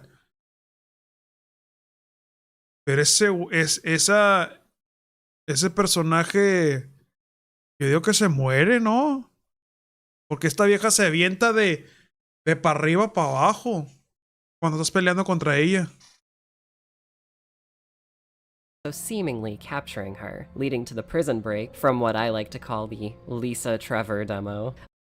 According to the devs themselves, this apparently isn't Lisa, and that's cool. Ah, ok, bueno. Está diciendo ella que este monstruo no es Lisa Trevor. Cool, I'm fine with that. Jumping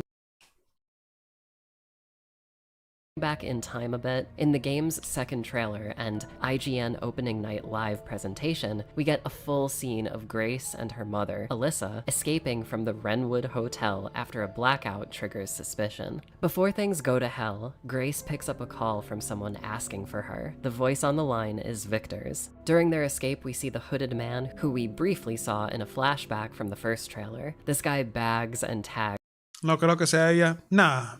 one of the building's night watchmen. After a quick time skip, we hear Alyssa tell Grace that she is her mother's hope, right before she's promptly murdered by the raincoat-draped man. We actually see Grace cradling her mother's body as it appears she might actually be dead. Man, if Capcom reintroduces Alyssa, my favorite Outbreak character, only to kill her off like this, I will be disappointed. I'm still holding out hope that this is a fake out, but we'll get more into that in a second. My stance on these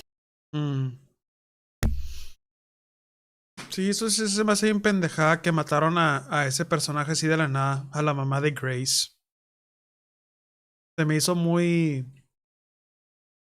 raro. Porque yo me acuerdo que cuando vi ese trailer donde llegan a matar a ella, yo como que, neta.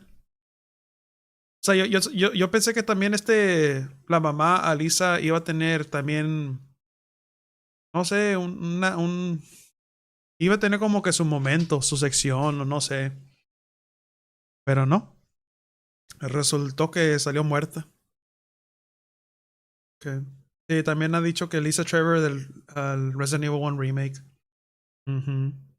two guys being one and the same still stands, but it's become clearer that we're seeing him in two different time periods. It makes sense when you consider he calls Grace from inside the building itself. Victor's younger appearance shows him wearing a hood pulled low, covering his eyes. In his older appearance, he dons a strange head-mounted apparatus equipped with multiple magnifying lenses. I have a hunch that Victor's eyesight isn't the best. I mean, look at him. He's literally a high-functioning zombie. More on that later. The next shot shows multiple angles. Oh, so está diciendo ella que el que está aquí el que está arriba viene siendo el villano cuando estaba joven, y el que está abajo es el que es el presente, que ya está viejo. Y que la diferencia es de que el vato está ciego. Really a high-functioning zombie. More on that later. The next shot shows multiple angles of two different crime scenes. In trailer 2, we see Grace walking to this scene, passing by Grill 14, the sequel to Raccoon City's Grill 13. As the 30th anniversary game, it's nice to see Capcom pulling references from OG RE3. Oh, what the fuck? Passing by Grill 14. Oh, Grill 14. The sequel to Raccoon City's Grill 13. As the 30th anniversary game. Bueno, eso sí no sabía, güey. Tampoco no soy tan extremo en checar cosas así, güey. It's nice to see Capcom pulling references from OG RE3. It makes me think we'll see even more hyper-specific callbacks from the classics. La Clock Tower, que en el pinche remake no pudieron poner. Eso sí estará con madre si lo ponen en el 9. En Clock Tower, güey.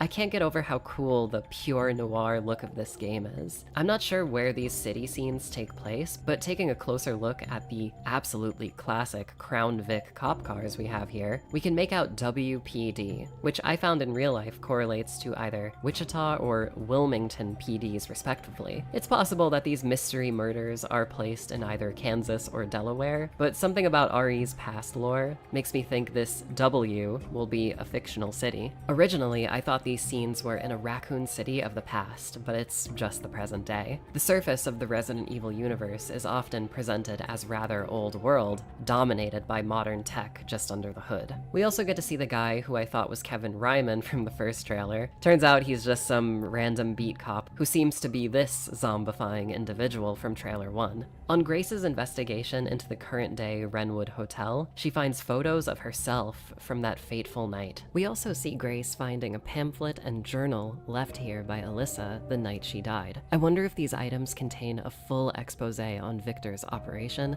and Alyssa's apparent history with him. I imagine Victor catching wind of Grace reinvestigating the hotel. For me, a question rises out of this idea. We know Victor's been looking for Grace for a while, but how does he find her exactly? Perhaps Grace's boss, Nathan Dempsey, has something to do with it. He's the one who puts her up to this mission. He believes a real analyst with the proper skills is needed to investigate these strange viral deaths. There could be some corruption at play, or maybe Victor is highly skilled at stealth ops. He does get the drop on Alyssa, after all. I also think this shot of a man zombifying, urging someone to stay away, is part of this visit back to the burned hotel. I think Grace is going to encounter some of Victor's handiwork, only to then be captured and given the worst bloodwork exam in human history. If we scroll back a bit, we can hear an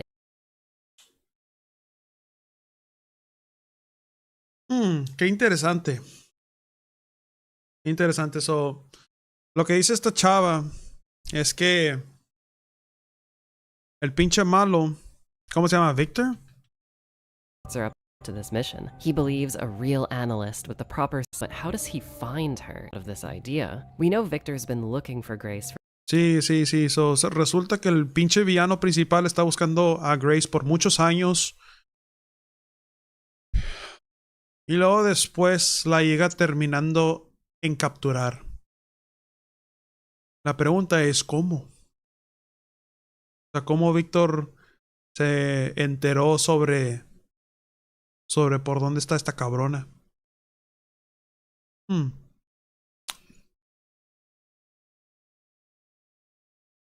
Ojalá que no tomen en cuenta el Resident Evil 3 Remake y lo agreguen aunque sea de lejos. Pues sí. Kevin Ryman, ese tipo al final de Outbreak 2 se lanzó a la vida de motociclista. Kevin Ryman? a while, but how does he Espérate, Kevin Ryman.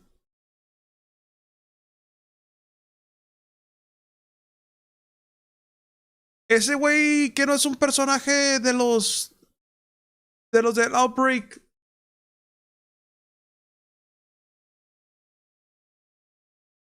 Porque sé que hay un personaje que se llama Kevin en Outbreak, pero yo no sé si ese es Ryman. Kevin Ryman. Ese tipo al final de Outbreak 2 se lanzó a la vida de motociclista. Cuando dices que se lanzó a la vida de motociclista, Remy como que se dedicó a ser motociclista o se murió en ser motociclista. ¿Qué te refieres con eso? find her exactly? Perhaps Grace's boss, Nathan Dempsey, has something to do with it. He's the one who puts her up to this mission. He believes a real analyst with the proper skills is needed to investigate these strange viral deaths. There could be some corruption at play, or maybe Victor is highly skilled at stealth ops. He does get the drop on Alyssa, after all. I also think this shot of a man zombifying, urging someone to stay away, is part of this visit back to the burned hotel. I think Grace is going to encounter some of Victor's handiwork, only to then be captured and given the worst bloodwork exam in human history. If we scroll back a bit, we can hear an agency operator speaking to someone. We actually hear this woman's voice a few times, and Kevin era el policía de Outbreak. Sí, pero ese personaje, ¿qué le pasó? O sea, porque dices que se lanzó a la vida de motociclista. No sé si te refieres que se murió o que anda haciendo otro tipo de trabajo o no sé. Oh my, does that voice sound very familiar. Ever since I was a kid, I've been studying voice acting, and actors specifically. I have a good ear for these things, and I'm confident that this dispatcher is none other than Sherry Birkin. Ah, sí, ya ves que les estaba platicando sobre lo de Sherry Birkin. Dice esta chava, la que está haciendo el video, que ella desde chiquita siempre ha estudiado voces para actrices y que cuando ella escuchó esa voz en el trailer, que luego lo que se le vino en mente que fue Sherry. Y cuando dijo eso, dije, no mames, si es ella. Si es ella, güey. Si es Sherry. Dejó de ser policía, así que la teoría de que fuera policía... Dejó de ser policía, así que la teoría de que se fuera ese policía de Requiem se cae. ¡Neta!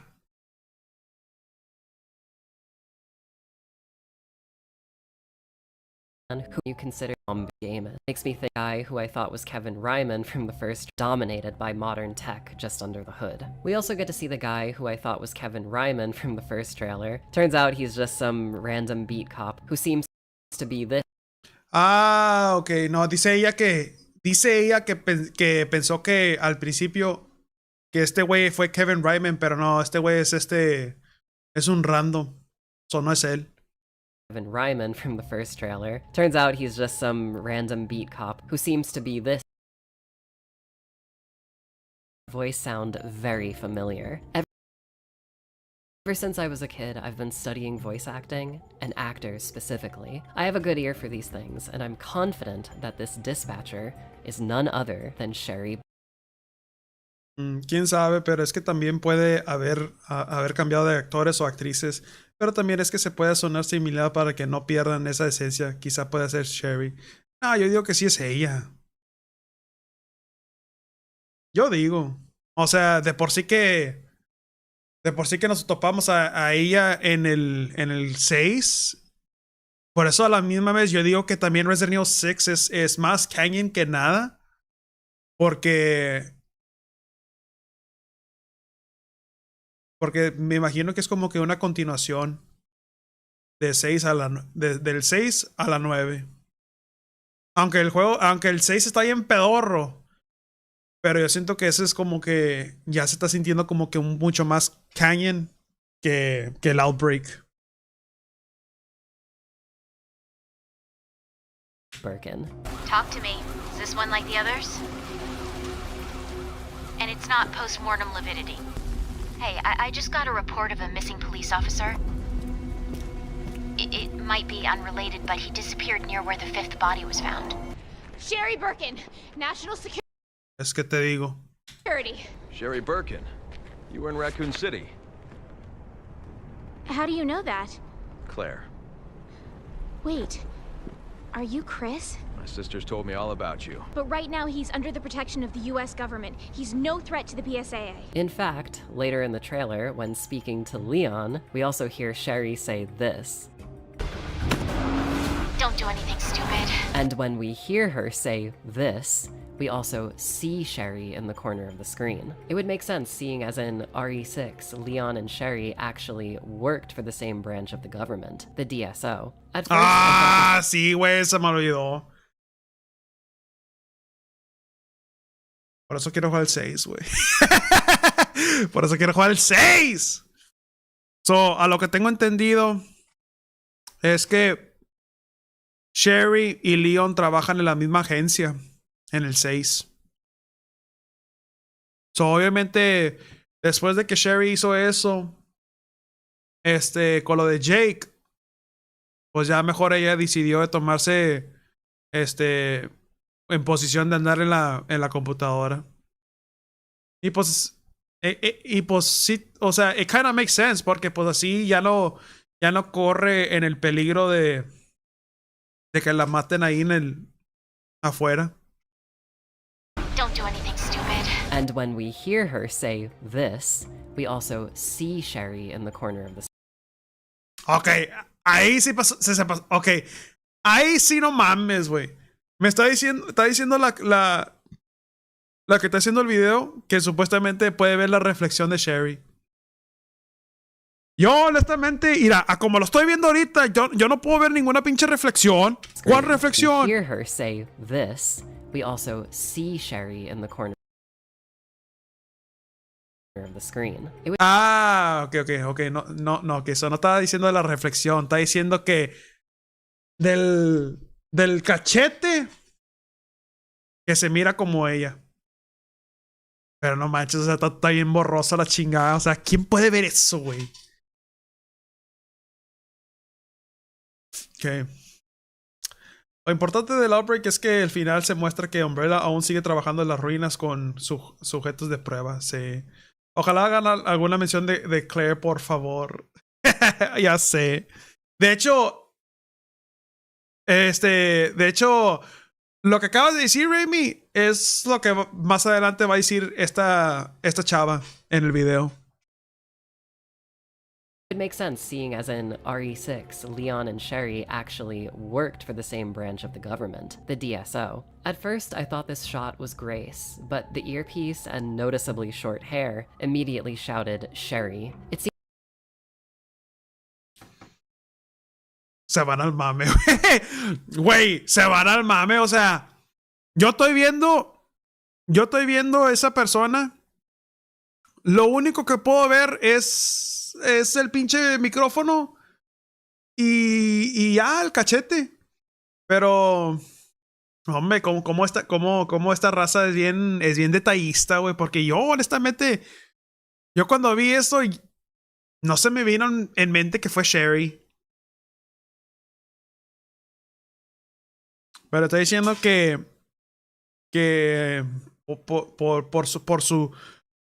por su punto de vista, que ella piensa que es Sherry, garantizado. Yo no veo ni madres, no, ni yo tampoco. Seems like the screen she's tracking Leon's positional data with is something more in line with top-secret government shenanigans, rather than Grace's more grounded solo investigations. Sherry also tells us that Victor Gideon was previously an Umbrella researcher who bought the Rhodes Hill Hospital after Umbrella went bankrupt in 2003. I would like to remind everyone that Yoko Suzuki from Outbreak testified in the Raccoon City trials, which would lead to the Megacorp's collapse.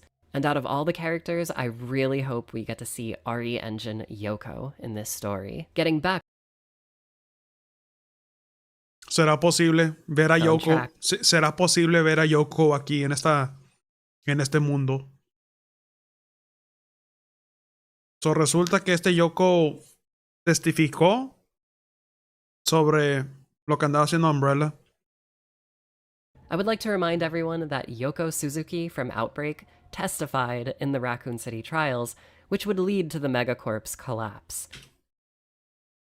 Que testificó en la corte de Raccoon City, Yoko, y que supuestamente la organización de Umbrella que cayó.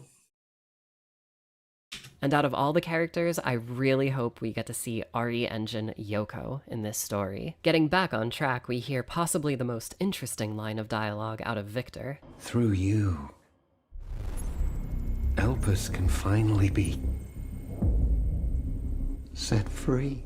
Those of you familiar with Greek mythology probably had your ears perk up at the Elpis line. If you're unaware, Elpis is the thing buried most deeply at the bottom of Pandora's box. If you don't know anything about this stuff, making a long story very short, Pandora's box is a legendary artifact in Greek myth. This cursed box releases death and disease into the world when opened. At the bottom of the box is an energy, more a spirit called Elpis. Resident Evil drawing from Pandora's box makes perfect sense for an entry in the series about going back to where everything started. Umbrella and their horrible research definitely opened a hubris-driven Pandora's box. Victor says, through you, speaking to Grace, Elpis can be set free. If we go back to Alyssa Ashcroft's recurring quote, she calls Grace her hope, right? Elpis is a minor goddess in the Greek pantheon. She also happens to be the goddess of hope. If we go back to Alyssa's A la verga, güey. Se están yendo al mame ahora sí. Ahora ya están incluyendo Greek mythology, o sea, mitología de Greek en este juego.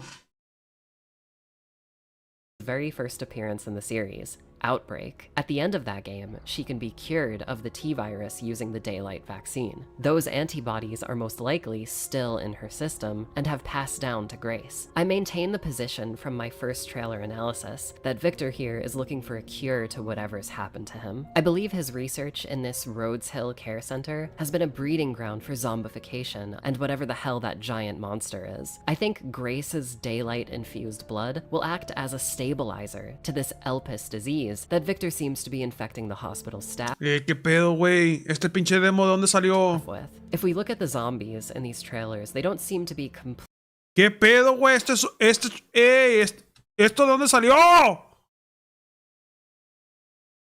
Happened to him. I believe his research in this Rhodes Hill Care Center has been a breeding ground for zombification and whatever the Todo lo que yo tengo entendido es de que este güey está contra Grace porque supuestamente que Grace trae un tipo antivirus para que le ayude él en curarse de la pinche infección que trae puesta. Ay, güey. Ok, ya estoy, ya estoy captando, captando la historia. So, este güey está en contra de Grace porque trae sangre especial. Ok. Nemesis es una dieta de venganza.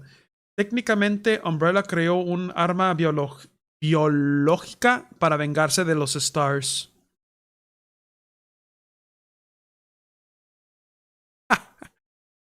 Pero sí, pero qué chingados hizo Stars, Raimi.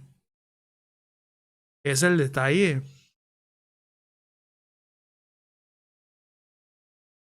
O sea, yo ya sé que más adelante Chris y Jill se enteraron sobre sus experimentos y la puta madre, pero antes de eso, pues, ¿qué fue o qué?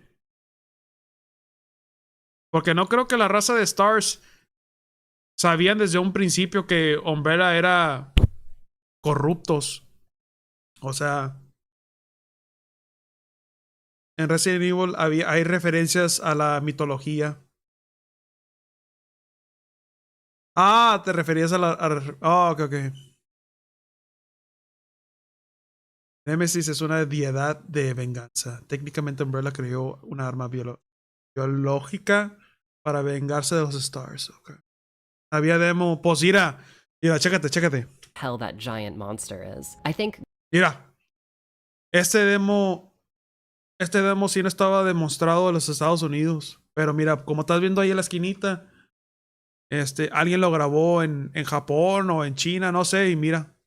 Ahí estás viendo Grace peleando contra un zombie. Grace's daylight-infused blood will act as a stabilizer to this Elpis disease that Victor seems to be infecting the hospital's staff with. If we look at the zombies in these trailers, they don't seem to be completely dead. They actually speak. Zombies, Elpis is Grace's daylight-infused vacation, and whatever the hell that giant monster is. I think Grace's daylight-infused blood will, and whatever the hell that giant monster is. I think Grace's daylight-infused blood will act as a stabilizer to this Elpis disease that Victor seems to be infecting the hospital's staff with. If we look at the zombies in these trailers, they don't seem to be completely dead. They actually speak and have slightly higher cognitive function over ghouls of the past. At a certain point, we get to see an... Ota Wesker. No va a salir Wesker ahí. Espera, dijo Daylight. Older photo slight in these disease. This is day ground for zombification and whatever the hell that giant monster is. I think Grace's daylight-infused blood will act as... Ah, eso está diciendo que Grace tiene una sangre involucrada con Daylight.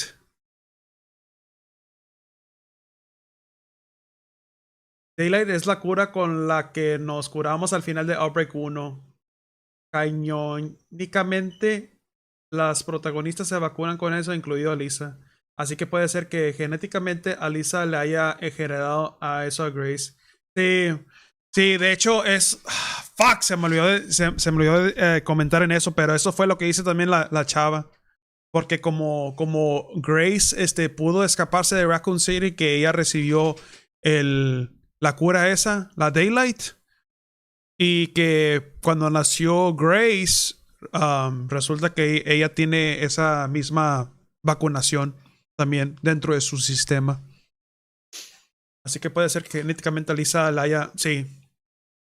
As a stable giant monster is. I think Grace's daylight-infused blood will act as a stabilizer to this Elpis disease that Victor seems to be infecting the hospitals. Y pues básicamente Victor quiere capturar a Grace para que utilice su sangre para hacer una cura para él mismo y para la gente que infectó en este sitio.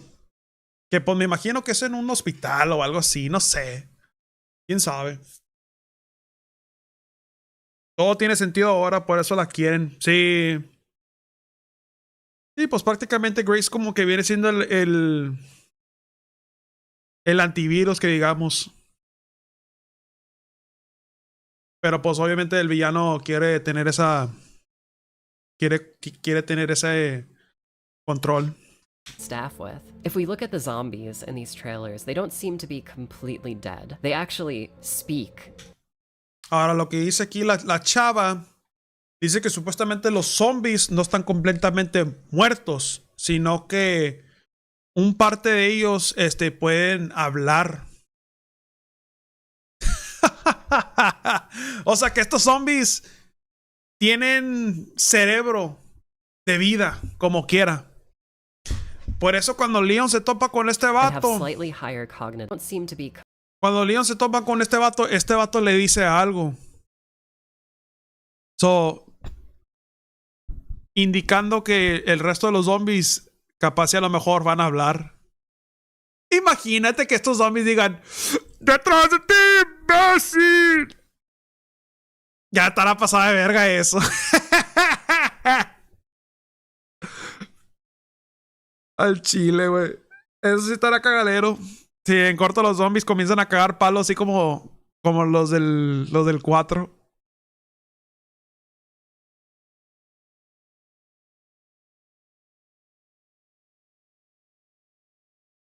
Oh, espérate. Me estoy adelantando. Slightly higher cognitive. Seem to be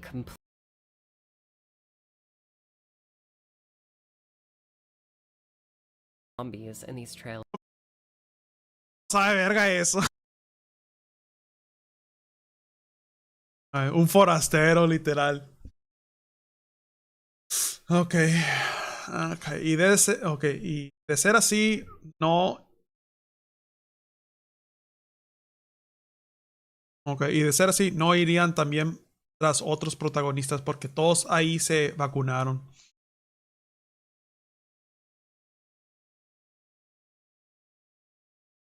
Pues capaz y sí, Raimi. Capaz y sí. Pero vas a ver que a lo mejor en el juego van a explicar que supuestamente que todas las personas que salieron vacunadas que ya están muertas. Y pues como Grace está trabajando con la policía, con el FBI, no sé qué, o sea, ella tiene mucho más protección que los demás. Podrá ser. Eso es algo que también lo deberíamos de tomar en cuenta. Porque pues también hay otros sobrevivientes que también recibieron esa misma vacuna. So, no sé qué les pasarían a ellos. Completely dead. They actually speak and have. Sí. De un personaje lo creo porque tenían como 50 años y para 2025 ya estarían muertos. Y había otra que trabajaba para Umbrella y los denunció también. Sí. Slightly higher cognitive function over ghouls of the past. At a certain point, we get to see an older photo of the doctor with his team, and even here he's infected. He looks utterly demonic compared to the normal humans around him. He's about 8 feet tall and sporting evil, spiky hair. Much like Spencer before him, I think Victor's plan is to create a perfect form of immortality. As we've seen in mostly everything we've been shown, the human body doesn't react well to this Elpis. Flesh and bone begin to rot and in some cases begin growing in size. Another thing to take note of is when the giant monster chasing Grace is exposed to bright light, its skin begins to boil. Where have we only seen Victor so far? In low light and pure darkness. I think this new virus affects everything differently. So that big monster grew in size but left its skin extremely sensitive. Victor most likely. Güey, eso es una mamada, güey. Como un pinche, como un pinche monstruoso, como un pinche monster como este, güey. Nomás le hace scratch a Gracie ya. Yo pensé que este pinche mono te iba a hacer one shot. Lo hubieran diseñado de esa forma, güey. Entonces sí, ya te hubieras culeado todo. Porque ahí estás corriendo y estás diciendo, chingado, si este me agarra ya, voy a salir muerto en un pinche, en una sola mordida. A lo mejor porque lo están jugando en la dificultad normal, pero imagínate en profesional, este cabrona o este pinche monstruo capacita hace one shot. Creo que solo es para meterte miedo y ya. O sí. O si no, es como si fuera un tipo Némesis que te va a estar siguiendo todo el pinche edificio. Así como tipo Jack Baker, Némesis y eso. So, casi no creo que vaya a durar tanto este monstruo. grew in size but left its skin extremely Mira, ahí le da la mordida a Grace y Grace ahorita está en danger. Yo digo que si este juego, si lo jugáramos en profesional, ahí Grace ya muere. sensitive. Victor most likely loses most of his eyesight, but gains in every other area of physical capability, much like a classic zombie. We see the start of what looks like a stealth encounter, where you can probably exploit his vision in this brighter room by making sound. We'll have to wait and see, but right now this Elpis infection looks like a monkey's paw kind of situation. Power up an individual in some areas and equally take from others. It's all especially interesting when you consider Leon's role in this game. Just like director Nakanishi's previous RE titles, Rev 2, RE7, and now RE9, this is a dual story. Everyone's favorite one-liner spittin' MMA knife guy.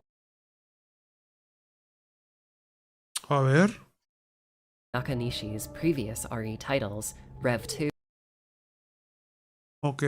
Bueno, a mí honestamente no me gustó tanto este juego, el Revelations 2.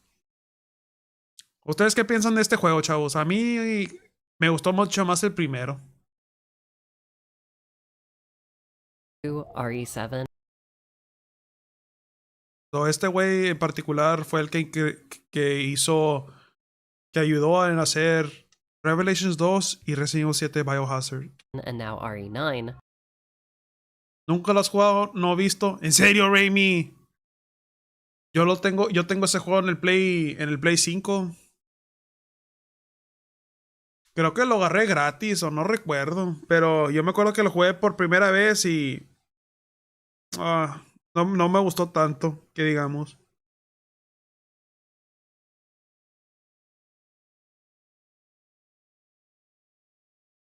This is a dual story. Everyone's favorite one-liner spittin' MMA knife guy is back and here to save Grace? ? What's most interesting is we see Leon pull up to Rhodes Hill in a literal Porsche SUV, the perfect collab for Resident Evil fans. We just go out and buy luxury cars every weekend, no big deal. Greeted by one of Victor's potential assistants, Leon is informed that Victor has been looking forward to his visit. After waiting around, we see Leon checking out some files and the aforementioned photo on the receptionist's desk. I believe this assistant will then lead Mr. Kennedy right into a group of these advanced zombies. I'm assuming Victor is testing his new subjects as they've mutated into this more elite form of zombification. After taking out this horde... Oh, ok. So, lo que está diciendo esta chava es que el pinche malo Víctor invitó al Leon para que platicara con él. Y como Leon se fue para su sitio, luego después salió rodeado con estos zombies para que el Víctor tomara en cuenta cómo esos zombies reaccionaban contra humanos. En ese caso, Leon. So, prácticamente Leon está ahí para ser como que tipo... Para que el pinche Víctor sepa cómo reaccionan sus creaciones o sus zombies. Victor's potential assistants, Leon is informed that Victor has been looking forward to his visit. After waiting around, we see Leon checking out some files and the aforementioned photo on the receptionist's desk. I believe this assistant will then lead Mr. Kennedy right into a group of these advanced zombies. Sí, so, prácticamente el Víctor manda a Leon en una trampa. Es donde Leon se agarra a vergazos con los zombies que están ahí en ese sitio. Y para que el Leon le diga que está bien. I'm assuming Victor is testing his new subjects. Sí, pues es que, o sea, si tiene razón esta chava, el que está haciendo el video. Porque mira a estos zombies cómo están disfrazados. Están todos disfrazados como doctores, pacientes. Eso es muy obvio que este pinche Víctor anda utilizando ese sitio para sus experimentos. Y quiere que Leon vaya a toparse con él. Siendo que en realidad él siendo que en realidad este güey está haciendo una trampa para que chinga el Leon. Pero pues no mames, eso no va a pasar, güey. Eso no va a pasar, déjate de mamás. A group of these advanced Mira. Como este güey parece doctor. zombies. I'm assuming. Mira, aquí tenemos una enfermera. Ahí tenemos un paciente que está ahí atrás de ella, atrás de estos dos. Y luego hay un doctor a la derecha. So. Sí, o sea, todo este sitio está todo pinche. Está todo infectada del virus del Elpis. Victor is testing his new subjects as they've mutated into this more elite form of zombification. After taking out this horde, Leon finds Grace and saves her from the giant monster. I do think this. Ay, luego Leon se topa a Grace dentro del sitio. Ah, no mames, güey. Ok. Güey, esto al chile sí está bien interesante, güey, porque yo no sé cómo Capcom va a hacer esa. O sea, yo no sé cómo va a utilizar a Grace y Leon aquí, pero a lo que estamos viendo y a lo que está diciendo esta chava, yo digo que así es como que Leon se llega a topar a Grace, porque yo digo que va a estar en el mismo sitio que el Víctor.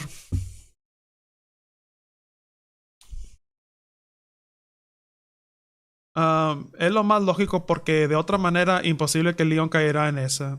O si duo's dynamic is going to be one where the master has to show a rookie the survival horror. This duo out this horde as they've mutated into this more elite form of zombification. After taking out this horde, Leon finds Grace and saves her from the giant monster. I do think this duo's dynamic is going to be one where the master has to show a rookie the survival horror ropes, while she helps him with his own dire situation. Before Rhodes Hill, we see Leon following in Grace's footsteps, arriving at the same crime scenes, and driving around the same city environment. This next topic is something potentially depressing for us Leon fans. I was wondering why Leon would be in this game at all, with Grace being the main narrative focus, and to my surprise, in a few of the shots, it does appear that Leon may be infected with the same thing Victor and all of the creatures are. A dark corruption is visible on Leon's neck. If we take into account light.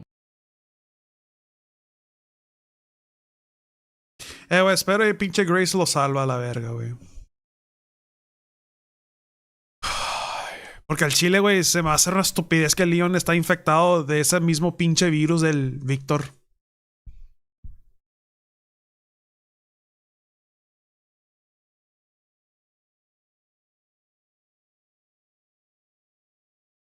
Capaz quieren que esos zombies se infecten con la sangre de Grace, pero no tiene sentido. ¿No sería mejor tenerla viva y no matarla a Grace para tener mejor el daylight?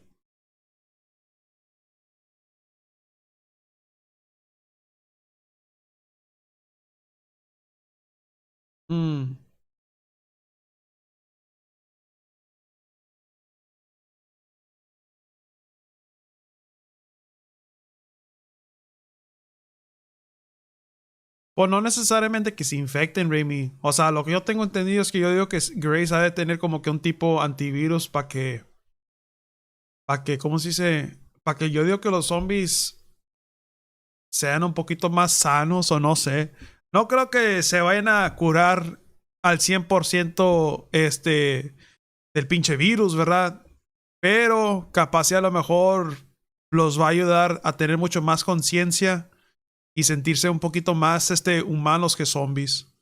So, yo digo que a lo mejor con la sangre de Grace, capaz a lo mejor estos zombies van a tener como que un 50 o 75% de humanidad y 25 zombies. Eso sí no sabemos, solamente son propuestas, o no sé cómo se le dice. Porque tenerla con esa criatura y los zombies es peligroso para ella. Exacto. Sí.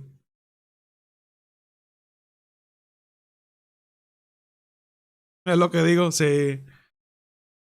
Creatures are, a dark corruption is visible on Leon's neck. If we take into account light burning the skin of infected hosts, Leon's total coverage begins to make more sense. It doesn't seem like the game takes place in the winter, so he's likely covering up his plague-infected body as to not alarm anyone. Like Victor, it's possible that Leon knows of Grace's special blood and might be on an extraction mission to find a cure. I imagine Leon being more acclimated to viral infections given he fought off Las Plagas all those years ago. It's probably why we see him kicking all sorts of zombie ass in this trailer. A weaker individual may have fallen for the virus's curse right away, but this is Leon Kennedy we're talking about. In the second trailer, we can see what looks like curse right away. Güey, está bien joven aquí Leon, güey. Al chile eso es algo que hasta hay a veces que se me va la onda que pinche Leon en el 4 como quiera está bien joven. Is Leon Kennedy trailer. Although I imagine Leon being more acclimated to viral infections given he fought off Las Plagas all those years ago. It's probably why we see him kicking all sorts of zombie ass in this trailer. A weaker individual. A lo que yo tengo entendido que de Resident Evil 2 el vato tenía 22 años y en el 4 tenía 27. Entonces son 5 años de diferencia. Y luego ya cuando se acercó al 6 tenía 31. Y al 9 ya tiene 51. O sea, su pinche madre, o sea, tanto pinche tiempo y el vato como quiera sigue haciendo misiones. May have fallen for the virus's curse right away, but this is Leon Kennedy we're talking about. In the second trailer, we can see what looks like a patient on a hospital bed under focused red light. What we can see of the body is it's rotting. In trailer 3, it looks like Leon's keeping up to date with victims of Elpis, notably this shot of a victim's infected arm. I don't think this image has to necessarily be Leon's arm, but it can mean he's trying to stay knowledgeable on what his infection can do to an aging human body. Speaking of knowledgeable people for this particular subject, it would be to an aging arm. 3, it focused red light. What we can see of the body is it's rotting. In trailer 3, it looks like Leon's keeping up to date with victims of Elpis, notably this shot of a victim's infected arm. I don't think this image has to necessarily be Leon's arm, but it can mean he's trying to stay knowledgeable on what his infection can do to an aging human body. Speaking of knowledgeable people. Okay. Ahorita les explico lo que acaba de decir la chava. You can see of the body is it's rotting. In trailer 3, it looks like Leon's keeping up to date with victims of Elpis. So, aquí lo que dice la chava es que lo que está viendo Leon ahorita con esas imágenes viene siendo víctimas de Víctor. Víctimas de Víctor y pues anda checando cada rato a ver qué tanto la infección esa se acumula dentro qué tanto tiempo.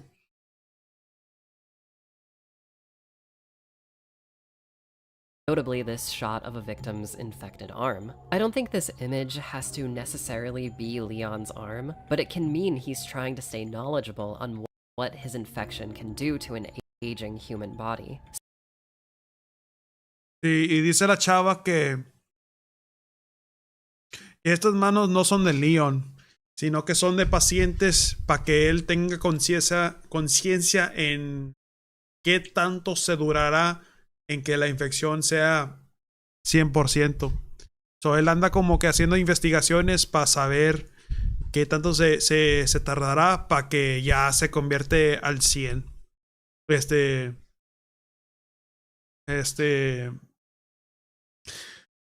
El zombie. Solo síntomas de esa infección. Sí, güey, pero ¿quién vergas lo podrá infectar? Es el detalle, o sea, ¿quién podrá infectar a este cabrón?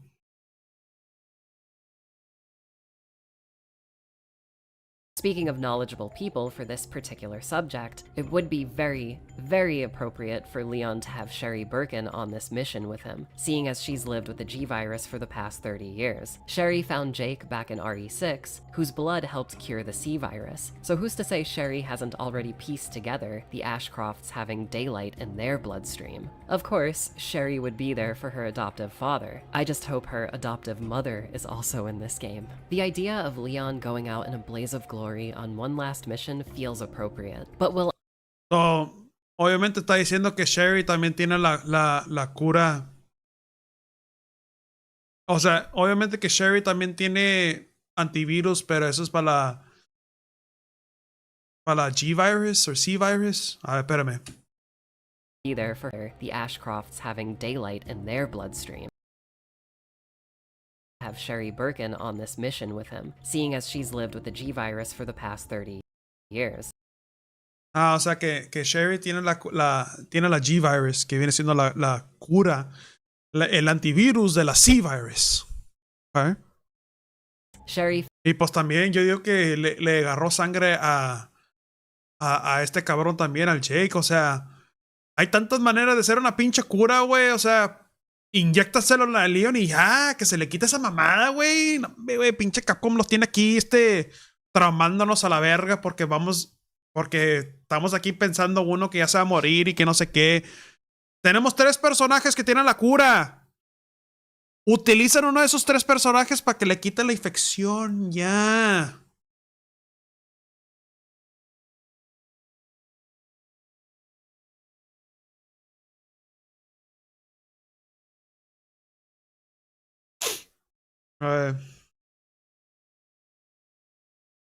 Le tendrán que dar una buena pelea o capaz lo sorprenden a traición para que termine así. Pues sí.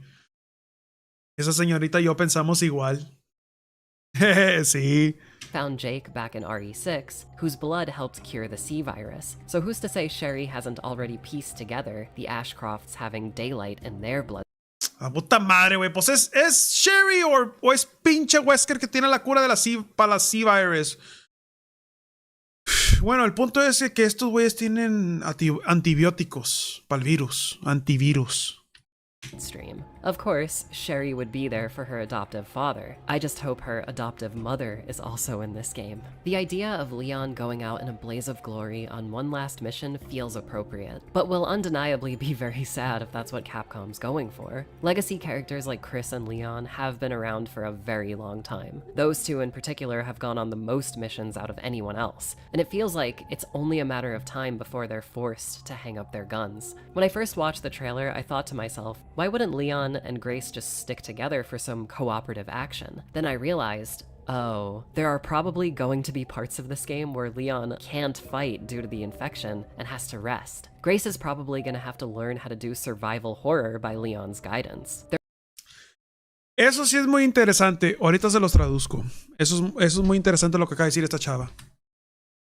Forced to hang up their guns. When I first watched the trailer, I thought to myself, why wouldn't Leon and Grace just stick together for some co-op? Dice la chava, si es que Leon y Grace se llegan a juntarse, ¿cómo no es que no se unan para que sobreviven juntos, verdad? Eso es una parte. Ahí les va la otra. Operative action. Then I realized, oh, there are probably going to be parts of this game where Leon can't fight due to the infection. Entonces dice ella que no. Que yo digo que parte del juego va a haber una ocasión donde pinche Leon no va a poder ni pelear por la pinche infección. Y en ese caso va a utilizar a Grace para que literal le tire paro a él y para que le ayude. Como si fuera... más o menos como si fuera Ada Grace. Pero va a estar asistiendo a Leon. Porque 1, ya está viejo el pelado. 2, porque trae una pinche infección. So, a lo mejor es más probable que en ciertas partes del juego el vato va a estar...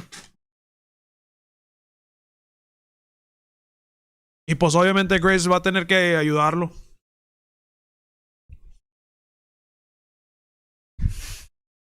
Como te digo, son expectativas.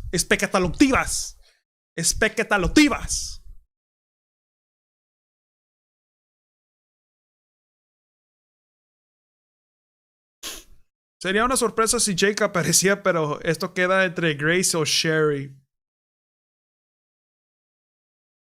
Nah, no creo que vaya. Nah, no creo, porque pues este Jake no tiene historia con Raccoon City, ese es el detalle.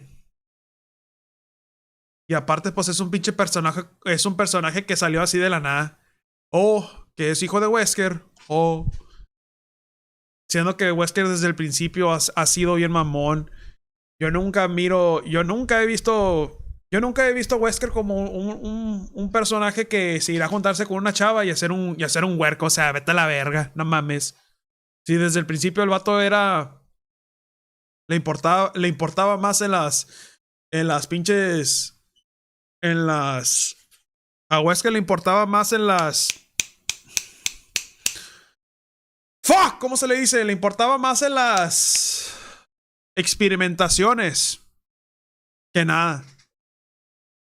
Ese güey yo digo que no tiene ni tiempo ni de una chava. Ni creo.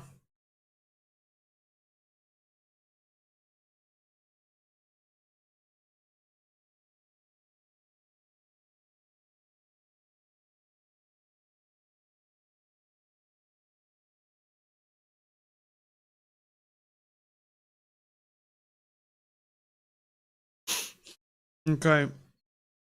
Bueno, capaz si será por clonación. Si mal no recuerdo, Eira también la clonaron.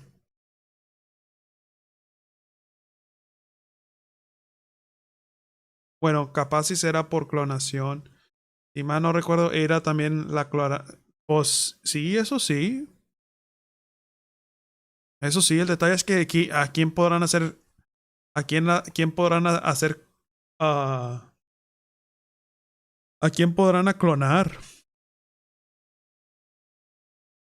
No sé si vayan a hacer no sé si vayan a hacer esa ruta, pero al chile me sorprendería si es que de repente llegara a pasar eso. And has to rest. Grace is probably gonna have to learn how to do survival horror by Leon's guidance. There are a few shots of both Leon and Grace with this very special looking revolver. These two are likely going to be sharing this powerful weapon. It seems like a brand new kendo custom that Leon got made, seeing as he commences the mission with it in tow. The primer and the shell casings are especially purple, so I wonder if Leon's going into this mission with special ammo for these Elpis infected. Seeing this aged Leon for the first time wearing all black made me think of the Requiem idea. I immediately thought, he's draped from head to toe in black as if he's attending a funeral, maybe saying goodbye to RC once and for all. Now I'm starting to think he might be attending his own funeral in this story. He's even rocking a high collar to cover up his infected neck. On the bright side, if you really look at his gear, he's actually sporting a classic Leon blue combat shirt. I'm sure we'll get a triumphant moment where he sheds the dour funeral coat and reawakens as the Leon we love. On that note, his gameplay certainly screams old school Leon. We get to see a trademark move from each of Leon's combat iterations, a classic kick that sends this zombie.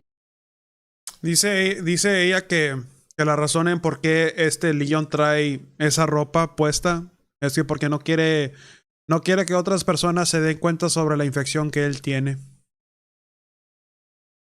Y que pues obviamente en el juego no está ni frío. Pero pues Leon trae esa ropa solamente para poder esconder esa infección. Pues que no tiene... espérame, Remy. Hay otras teorías de que se dice que Jake sea Steve del Cold Veronica. No mames. Y que igual ha llevado años circulando cuando salió. Pues que no tiene nada contra Leon, así que no pinta nada ahí. Mucho menos Jake. Exacto. Siempre fue Wesker contra Chris. Sí. Flying. A quick shot kill that looks like it's straight out of RE6. Mira, güey, lo más Leon haciendo esa mamá, güey, quiero jugar al 6. Solamente para poder hacer esos movimientos, porque si están con madre. And of course, sends this zombie trademark move from each of Leon's combat iterations. A classic kick that sends this zombie flying. A quick shot. Mame, güey, pinche patada, güey. Mandó volando este vato a 30 pies a la verga. Y el vato tiene 50 años, güey. kill that looks like it's straight out of RE6, and of course the aforementioned chainsaw annihilation. Looks like you really can teach old dogs. Estoy así, chavos, de poner el 6. No, para jugar un ratillo. New tricks.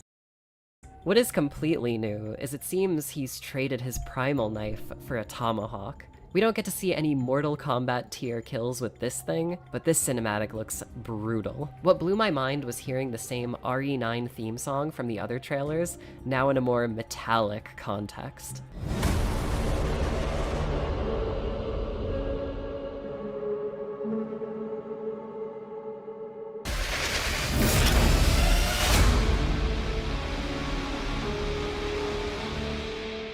If this is Leon's final mission, then it would be the perfect time for him to take no prisoners. Put those 28 years of BOW combat experience to the test. From the limited gameplay we've seen, it feels like this game is a mix between RE2R with Grace and RE4R with Leon. Giving us a first and third person option will be a hell of an experience, but where's the fixed camera angle option?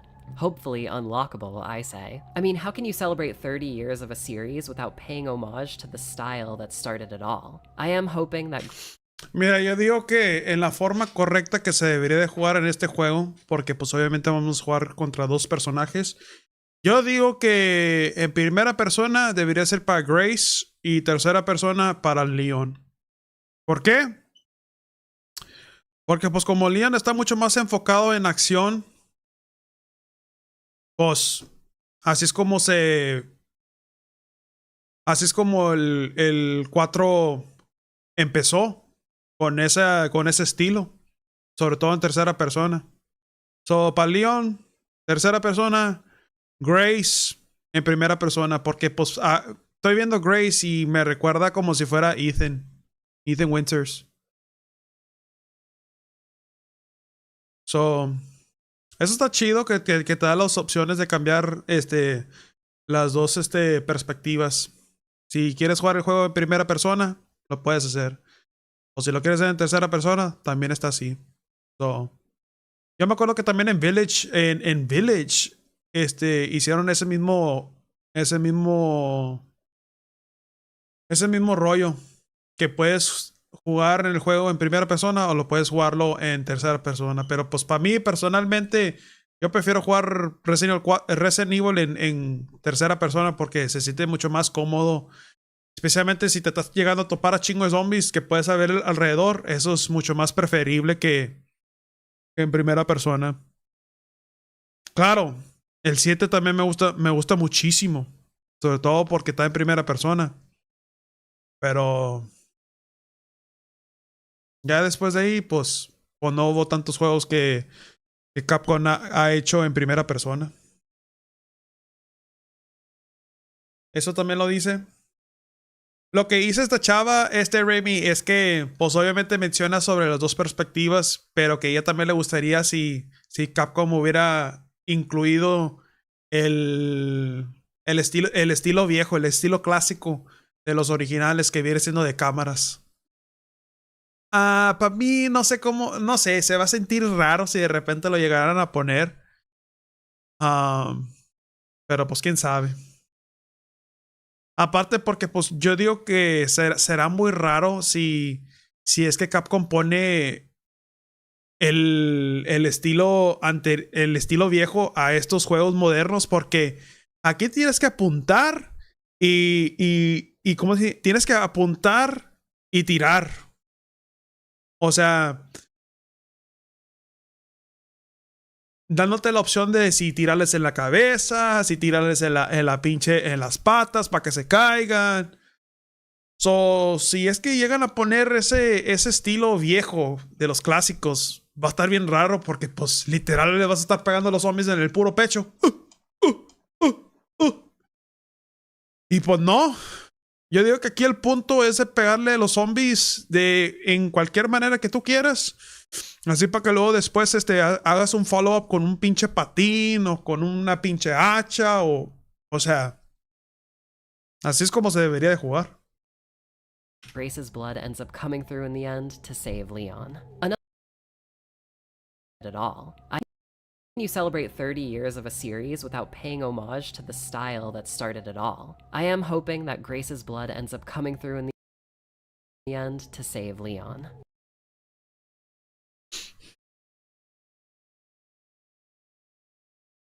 ¿Qué anda haciendo Stephanie? ¿Estás levantando qué? God damn, it's already late. Ya han hecho mods en Resident Evil 2 con esas perspectivas clásicas, pero la cosa es enfrente a los monstruos que son más dinámicos y es un problema justo con la puntería. Ah, ok. No, pues sí, pues como te digo. O sea, se me hace bien raro si Capcom de repente nos llegan a dar eso. O sea, que pues está con madre, ¿verdad? O sea, pero no creo que ocupa porque ya estos juegos ya están bien modernos para ese estilo de gameplay.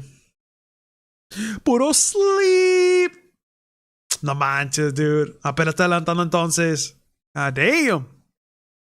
Another question I have is, what the hell is going on with Alyssa Ashcroft? Before her untimely death, Alyssa implies that she knows a lot about her and Grace's predicament with Victor. As far as we know, as recently as 2017 in Universe, Alyssa is still a reporter. I can easily see her tracking leads on Umbrella employees responsible for Raccoon's destruction, who happen to make it out alive. Depending on how you'd play the Outbreak parts, Alyssa is witness to a lot of the company's injustices. From what we've seen of Victor's operation, I can imagine there'd be high interest in augmented vaccine-based blood. Alyssa probably dug too deep into this case. Victor wants hers and Grace's blood at any cost. I hope Alyssa is somewhere in cold storage and not deep-fried, as she appears here. We have now reached the concerns portion of this video. I do have a few worries about Requiem as a piece of 30th anniversary media. Now that we know Leon and Sherry are in the game, the question stands, are we getting any other legacy characters? Aside from Alyssa, I'm sure at least one other Outbreak survivor has to be in this game, whether as a call for help or in flashback form. My money's on Yoko, like I said before, since her and Alyssa canonically escape together. I'm really hoping Claire shows up, now that I know Sherry is here. To have one parent without the other would be an RE6 narrative repeat. Claire has to be here for Leon. No matter which canon you hold dearest, in all of them, and I mean all of them, OG RE2, the remake timeline, ORC, Darkside Chronicles, and even Mother Flippin' Welcome to Raccoon City, Leon, Claire, and Sherry are a found family. I know Leon and Claire have had tension in the past, but with where this game falls in the chronology, it would be a little silly if these two in their 50s haven't made up by now. Not to mention, no Ada in this Leon-centric story. Exactamente, ¿dónde verga está Eira?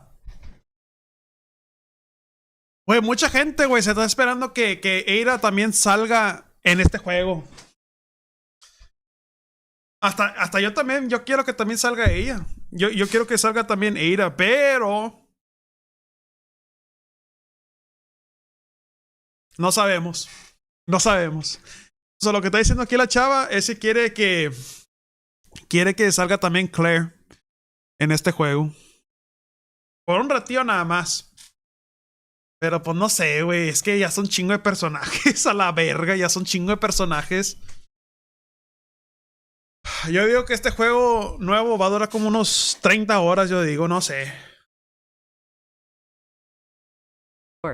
Huh? I'm not someone that needs Ada and Leon to be together all of the time, and I'm sure each of the people that affected his life during RE2 will get a mention, especially if we're going to explore the RPD's ruins, but I'm just hoping there's something more conclusive in this game. Give me a little bit of closure on their relationship from Leon's perspective. Maybe they got married after RE6, and have just been living together this whole time. A person Oilo. Dice que no sabemos ni qué dónde estará Eira, pero capaz si a lo mejor Leon y Eira ya se casaron. Estará chido, no es por nada, güey. Siento que esos dos personajes siempre se han ayudado de muchas formas, ya después de tantos años. personal gripe I have is that Jill Valentine, my favorite character of all time, is probably not going to be in this game. I was hoping we'd get a Jill appearance after Chris in the main series, since both characters started the series. Leon is my second favorite character, so I'm not displeased with Leon playing second fiddle to Grace, but I just hope RE10 or whatever they end up calling it features Jill or Claire's return in game form. Why not both characters? The recent CGI movie, Death Island, gave us a full legacy cast reunion. And I thought that was cool, but man was I hoping after Village that these Leon and Jill scenes would have been present in a game called Resident Evil Requiem. That's basically all I have to complain about. También tiene también tiene un buen punto ella lo que acaba de decir. O sea que a ella también le gustaría que Jill Valentine también apareciera en este juego, siendo que pues ella también fue sobreviviente de Raccoon City. Y pues aparte ella y Leon se ayudaron entre ellos mismos en la película Death Island, que yo ya la vi y estuvo muy chido, no es por nada. Pero quién sabe, güey, es que son chingo de personajes, como te digo. Es que yo digo que si llegan a poner esos personajes clásicos, yo digo que el enfoque de Grace ya no va a ser, o sea, yo digo, si llegan a poner esos personajes clásicos a este juego nuevo, yo creo que nadie le va a importar para nada a este Grace. Y yo espero que no hagan eso, porque yo siento que ella capaz, esta Grace tendrá como que su trilogía o va a tener sus juegos más adelante, porque pues como lo estamos viendo está bien joven. So, tarde o temprano ella va a ser como que como el que le van a pasar la torcha, que digamos. Lo tenía Ethan, pero pues Ethan, todo puñetón, no aguantó más que 2 juegos. Así que la torcha así que la torcha la va a recibir Grace. Y a ver qué tanto puede aguantar ella.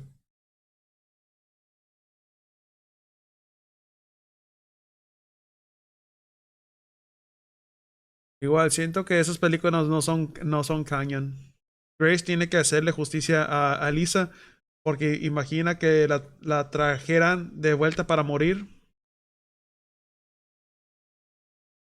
Sí. Grace tenía que hacerle justicia a Lisa, porque imagina que la trajeran de vuelta para morir. Por eso te digo, yo digo que sí se van a enfocar mucho más en este personaje. Has anything been said about Rose Winters? Nah, Zoe. I don't think so, because Ethan Winters and Rose are not tied in with the Raccoon City events that happened on the previous games. That's why. At this point, there isn't much game for us to analyze yet, so let's move on. It's time to talk about my insane theory. Before I say anything, this theory is fueled by us not actually knowing much about the story, so take all of this with a grain of salt. Since RE9 is pulling from Greek myth, I immediately thought about Grace and the myths of the 3 Graces. Again, if you're unfamiliar.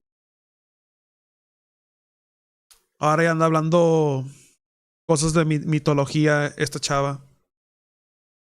The Graces are lesser goddesses that represent joy and creativity, nature, and fertility. Like many folktales across all cultures, the Graces are a symbolic representation of an abundance of natural life. If Victor needs Grace's blood to either cure or stabilize his infection, I'd consider that Grace giving him an abundance of renewed life. In both the second and third trailers, there are these very interesting shots of Grace, shocked, looking at another woman behind glass. I know this is gonna sound insane, but what if this woman is another Grace? We don't know who Grace's father... Inga tu madre, eso sí estará... Ok, déjame te explico lo que acaba de decir la chava. So, supuestamente aquí Grace hace contacto con alguien que está toda tapada. Y la teoría de esta chava dice que sí, será una clon de Grace.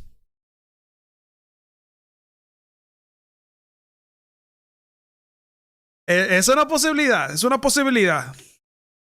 In both the second and third trailers, there are these very interesting shots of Grace, shocked, looking at another woman behind glass. I know this is gonna sound insane, but what if this woman is another Grace? We don't know who Grace...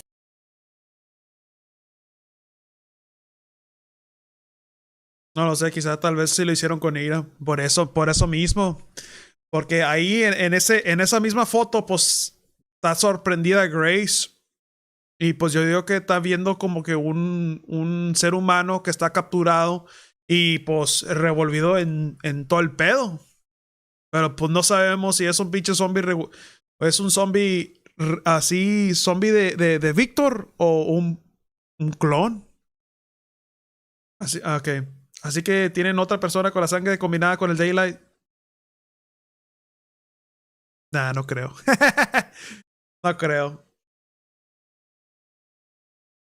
Gonna sound insane, but what if this woman is another Grace? We don't know who Grace's father is, so what if the key to freeing Elpis is Victor reuniting with his pure daughter? I wonder if during her investigations, Alyssa went knighting who Grace's father is, so but what if this woman is another Grace? We don't know who Grace's father is, so what if the key to freeing Elpis is Victor reuniting with his pure daughter? I wonder if during her investigations, Alyssa went too far and made a deal with this devil. What if Pues sí, cierto. ¿Quién chingados podrá ser el papá de esta vieja?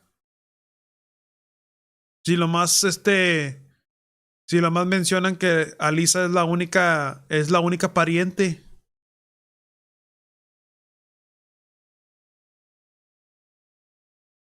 Tienen otras, o sea, que clonarla.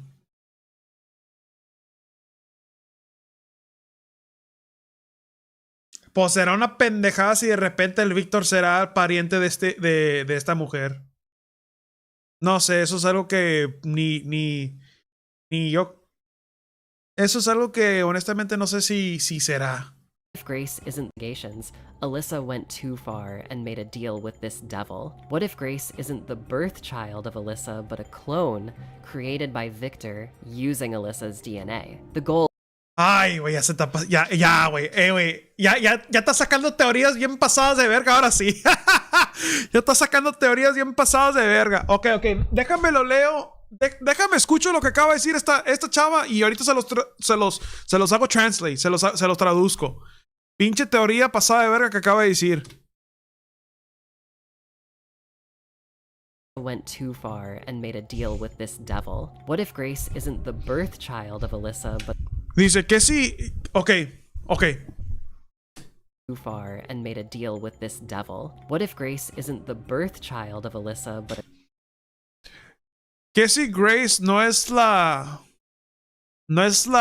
hija que salió de la panza de Alisa, pero a clone created by Victor using un clon creado por Víctor utilizando la sangre de Alisa. No mames, güey, qué pedo con esa teoría. Alyssa's DNA. The goal being to create a daylight vaccine generator for Victor's research. Para la meta hacer un regenerador. Ay, güey, no me, güey, estas pinches teorías están pasadas de verga. The goal being to create a daylight vaccine. La meta de ser una vacuna de la Daylight generator for Victor's research. Para el trabajo de Víctor. No. Al chile eso no, güey. Esa teoría estará pasada de verga. A clone with an abundance of fertile blood. There's been a lot of discussion about the identity of this giant monster. Some, like me, say Lisa Trevor brought back to life. Others think it's a mutated Alyssa Ashcroft. If we play as Grace, and this mystery woman is another Grace, then what if the third Grace is actually this monster? The sick and brutal irony of Grace's blood torture room being guarded by a defective version of herself is not lost on me. During Outbreak,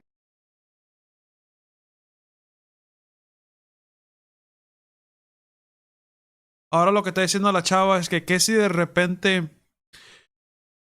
Espérame. There's been a lot of discussion about the identity of this giant monster. Some, like me, que todavía nadie sabe quién chingados es este monstruo. Ahí les va. say Lisa Trevor brought back to life. Muchos dicen que a lo mejor es Lisa Trevor. Others think it's a mutated Alyssa Ashcroft. Otros piensan que es Alisa. Pero... formada. Ashcroft. If we play as Grace, and this mystery woman is another Grace, y que si jugamos como Grace y cuando se llega a topar a ese personaje que está toda cubierta, que si ese personaje viene siendo un clon y este pinche monstruo viene siendo un clon de Grace que está deformado. Pinche teoría pasada de verga. Que viene siendo un clon que no salió bien. some like me say Lisa Trevor brought back to life. Others think it's a mutated Alyssa Ashcroft. If we play as Grace, and this mystery woman is another Grace, then what if the third Grace is actually this monster? O sea, está diciendo que si Grace se llega a toparse un clon de ella misma, entonces las posibilidades de que las posibilidades de clones están indefinitiva. O sea, que hay muchos clones, si es que ese es el caso. Y ya nada más falta que el pinche monstruo viene siendo un clon de Grace, pero que salió mal. Son teorías.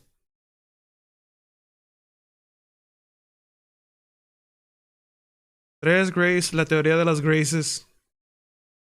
Ah, sí, pues eso es lo que estaba diciendo esta chava también. Cuando estaba mencionando la mitología de Grace. Que si de repente será eso. No sé, güey, pero este pedo sí está bien interesante. Uf, el viejo del hospital. Lisa Trevor descartando, pero de Alisa, quién sabe. No, es que hay muchas teorías. Sick and brutal irony of Grace's blood torture room being guarded by a defective version of herself is not lost on me. During Outbreak in her early career, the sick and brutal irony of Grace's blood torture room being guarded by a Oye, eso está bien chido, mira. O sea que si nosotros, mira, esto está bien chido porque aquí en este cuarto donde está Grace es donde uno yo creo que es donde uno guarda sus cosas en la caja y guarda el progression. So yo digo que si Grace corre hacia estos cuartos, el monstruo no se mete. Eso es muy interesante. Porque hace cuenta como que eso fue lo mismo con este Mr. X en Resident Evil 2 Remake. Ya ves que Mr. X en Resident Evil 2 Remake, cuando Leon se mete a la pinche safe, el vato como que trata de meterse pero no puede. Porque lo detiene. En esta forma, la luz le causa daño al monstruo. Y lo separa del safe. Para que ya puedes poner tus cosas a la caja, puedes guardar tu juego. Luego ya te sales. Version of herself is not lost on me. During Outbreak in her early career, Alyssa once ran away from an investigation of a lifetime. Deep in the Arclay forest, Alyssa and her partner Kurt would uncover a horrifying conspiracy in an isolated hospital. Discovering the harboring of reanimated corpses in this hospital, she leaves Kurt behind for dead. Alyssa ran and hid from the injustices. Oh, yo estaba en esta parte. Creo que nosotros hicimos esta misión. Brought upon by Umbrella's evil doing. It would take her years to face that failure and correct her mistake, returning to the hospital to solve the case. I can easily see Alyssa stealing the pure version of Grace, hiding away with her daughter in hotels and constantly staying on the move. Why, oh why, would we ever find a random article from Alyssa in Louisiana? 'Cause she was on the run. Alyssa was always a stubborn go-getter, so using an alias wouldn't be her style. I can imagine her openly using her name as a way of taunting Victor for using her in his experiments. Like, you think you can catch me, you zombie creep? I'd like to see you try. Something Victor always alludes to is Grace following her destiny. Now would probably be the best time to mention the other trio of ancient Greek sisters, the Three Fates. A destiny is a path one chooses to go down. A fate is the life we're always meant to follow, whether conscious of it or not. The Sisters of Fate are the goddesses that control the flow of destiny. No matter what Victor wants for Grace, her fate is hers alone. Isn't that just like the coolest idea ever? The narrative pulling from a specific Greek myth to use as the baseline for Grace's story, only to then subvert that with a similar story about a trio of sisters. It's like Victor bases his plan off of the three Graces, but remembers the story incorrectly. Grace has to rewrite it with the ideas of the undeniably cooler set of sisters. The previous game, RE4R, was an adaptation of Don Quixote. With every fact I've laid out and this psychotic melding of myths and legends, it's beginning to feel like RE9's a true Greek tragedy. Something tells me with the guidance of Leon, that fate will spell Victor's doom. Shall I remove the tinfoil hat now, or do you want to hear more? I'm just kidding. I think that's literally all I can say about RE9 right now with the info we've been given so far. If any more interesting details come out in the next, month we have before release, I'll let you guys know. I'm really hoping other characters like Jill make an appearance, with this being the big anniversary game, but I guess we'll see. Grace's character and story genuinely interest me, but man, if this is Leon's last rodeo, well, I'm glad I finally get to see him chainsaw a zombie. By the way, I bet a lot of you are wondering what Leon's license plate means. Well, the numbers 9642 are an obvious reference to Leon's games. The words all or nothing are at the bottom, a perfect message for a man going all out one last time. But what does ND stand for? Well, I actually do know what it means, but I promised I'd take it to the grave. How about this? The ND on Leon's license plate is an epitaph. Even if he loses his life, even if he falls, Leon's legacy will never die. Before Esta vieja. Así quisiera tener una vieja en mi vida, güey. Que me haga. Que me platique de juegos de Resident Evil. Pero, no, hombre. Eso es algo que nunca se va a lograr. Esta vieja sabe qué rollo. Y siempre me ha gustado sus teorías, porque sus teorías están muy, ¿cómo se dice? Muy bien pensado. O sea, porque pues o sea, cada quien tiene su perspectiva, cada quien tiene su teoría. Y eso es lo chido, o sea, no es por nada. Pero con esta chava saca teorías que al chile que hasta ni yo pude pensar. Yo estoy como que, ¡ah, la madre! Sí, cierto. O sea, tiene muy buen contenido esta chava. Mira, porque ella también platica sobre los del Outbreak también, de Silent Hill. O sea, yo no recuerdo creo que el primer video que miré de ella fue cuando estaba platicando sobre Resident Evil 2, del remake o algo así. Y dije, ¿sabes qué? Esta vieja sí sabe, sí sabe lo que está hablando, le voy a seguir.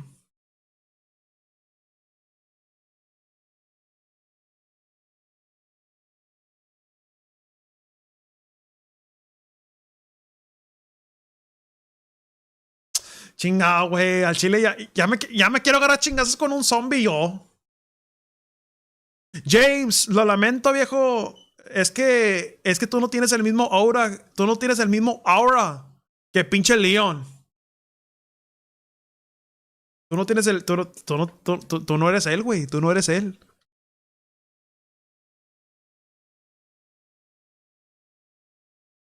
De hecho, se me pagó el pinche PlayStation porque ya ni lo había jugado.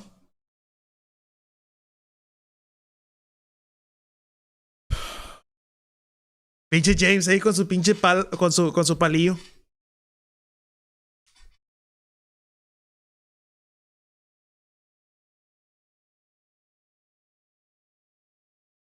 Yo me quiero agarrar chingazos con un zombie, chavos.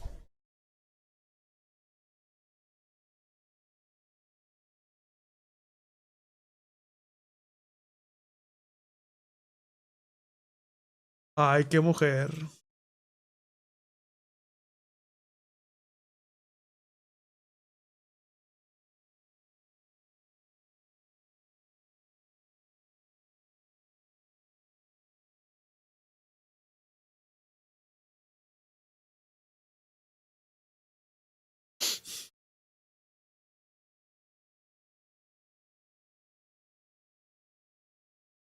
Como Remy, como que qué mujer.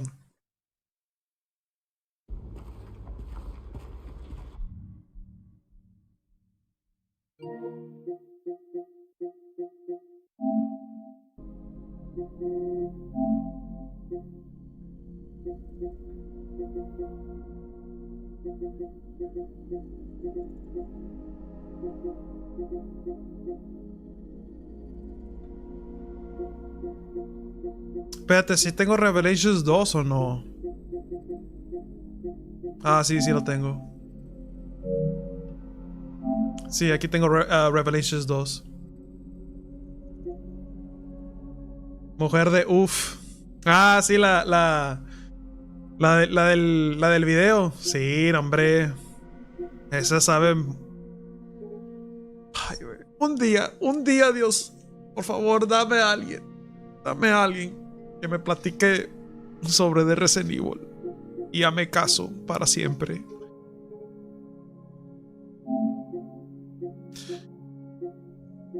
Sí, era como te digo, no jugué tanto este juego más que 1 o 2 veces. Por eso no tengo tantos trofeos para nada en este juego.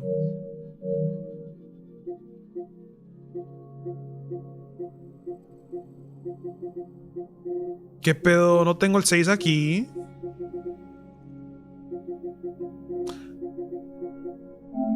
Ah, mira, aquí lo tengo. Es que pinche Leon tiene aura, güey. Pinche Leon tiene chingo de aura. ¿Se irán a dormir, chavos, o qué? Porque al chile estoy con que me quiero aventar unas partidas con este güey.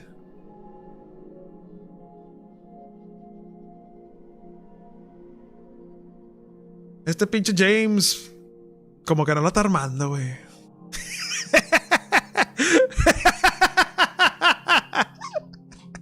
Como que...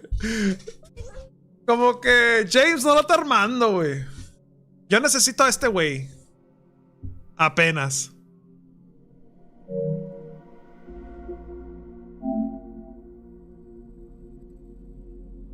Güey, esta pinche sección estuvo bien pasadísima de lanza. Tantas pinches explosiones y la madre.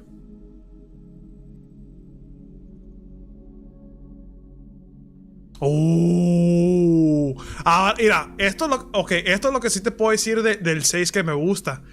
Este pinche monstruo que viene siendo como una copia de Nemesis. Ese sí está padre. A mí me gusta pelear contra este pinche mono.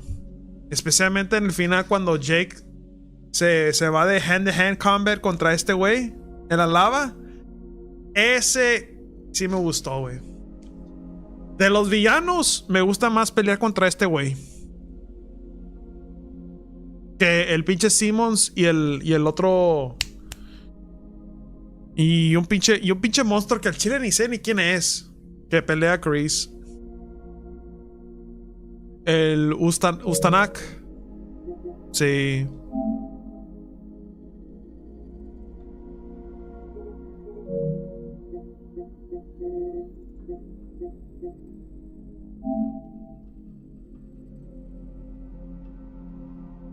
Este juego es cañón. Así que me voy a aventar unas partidas con este juego.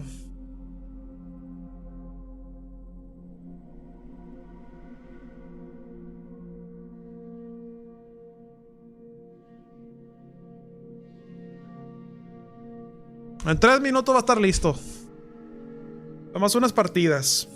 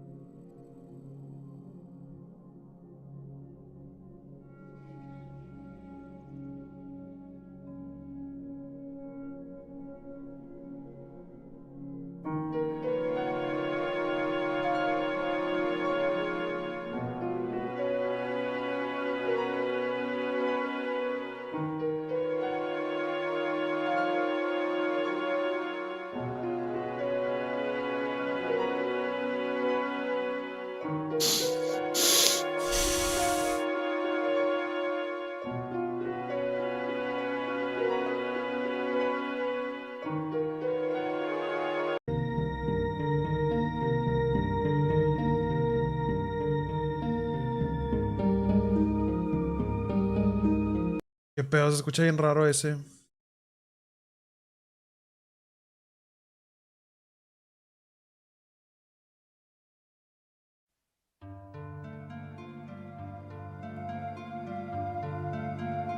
Este para mí es el mejor.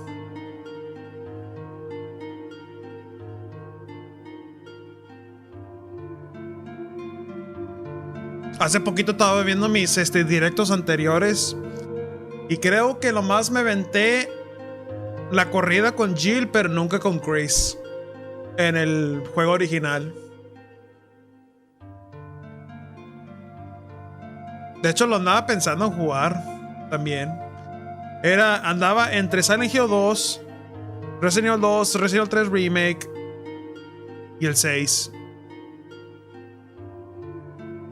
Pero pues después de jugar tanto el Silent Hill, lo único que me va a molestar es los pinches rompecabezas.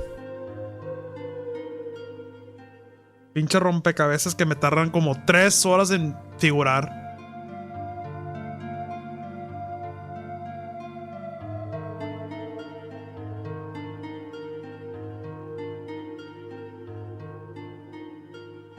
Deja tú, no guarde el juego, güey. No guarde el juego, qué pendejo.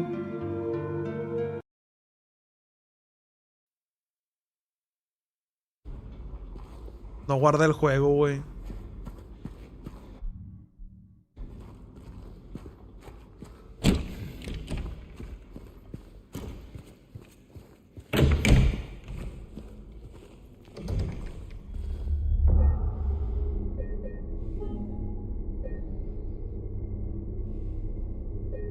Ahí está, ahora sí. Ya lo guardé. Ya estaba a punto de quitarlo.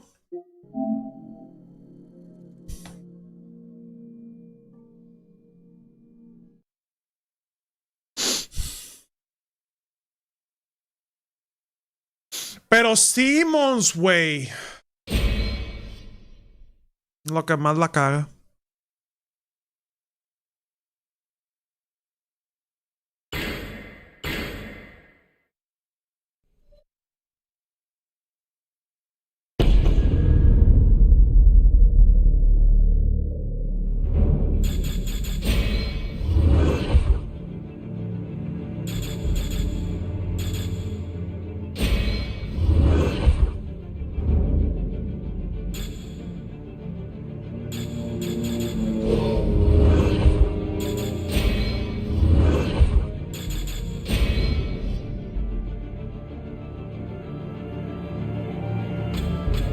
Ok.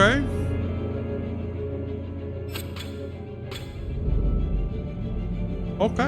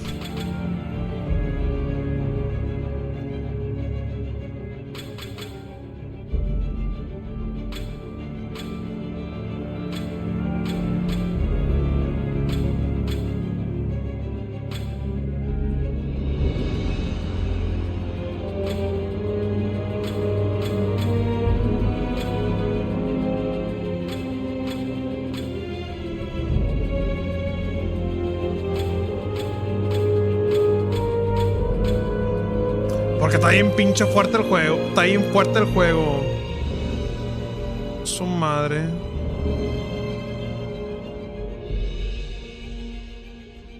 No, menos mal le bajó la música.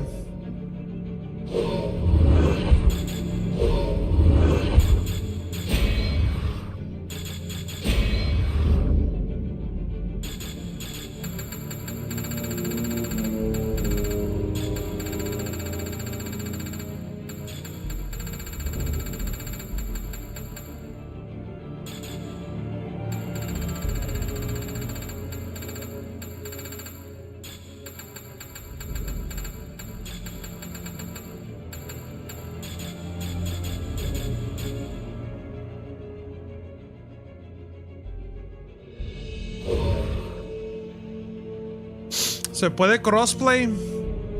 No sé, Omar. Eso sí, no sé. Y aparte, pues, yo no tengo PS Plus. Ya se me terminó la membresía hace un chingo.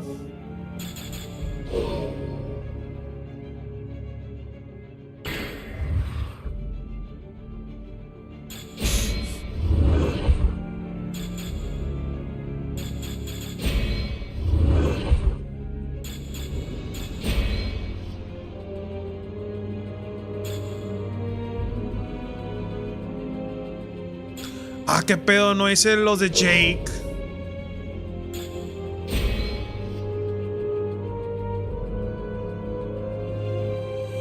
Igual no se puede crossplay. Es el pedo.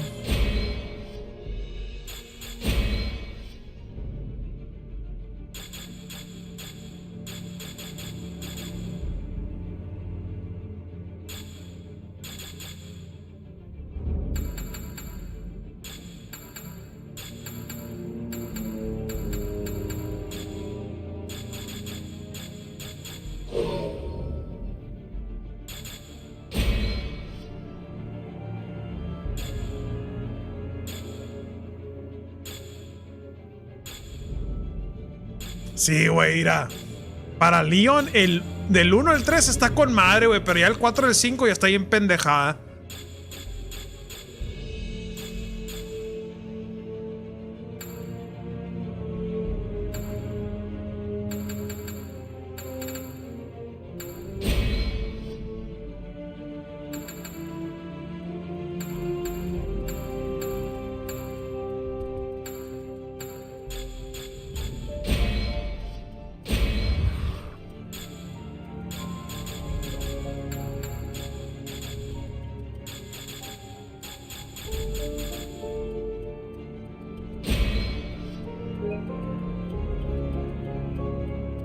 No, hombre, no mames.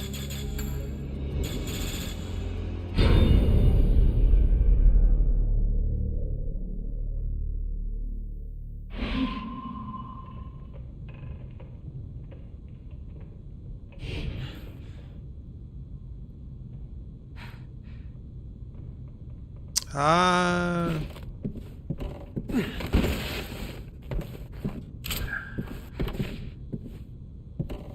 Madre, güey, qué tan fluente está este pedo.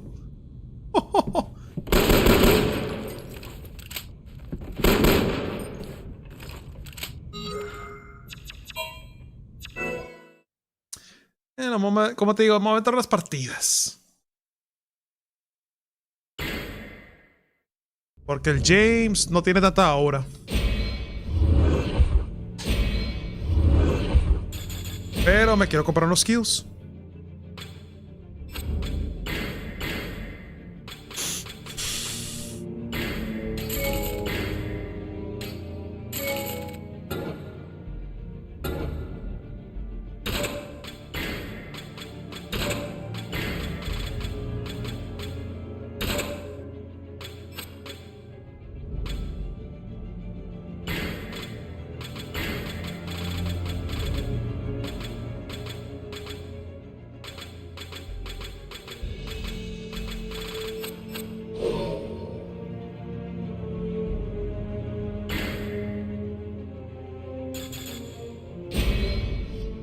No.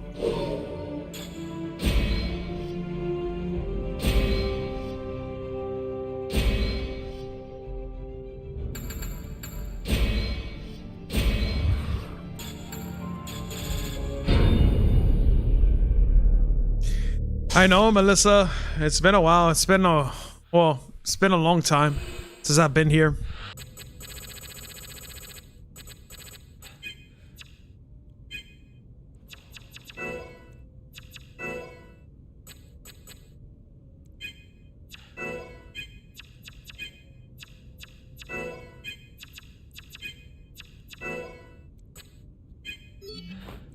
There you go.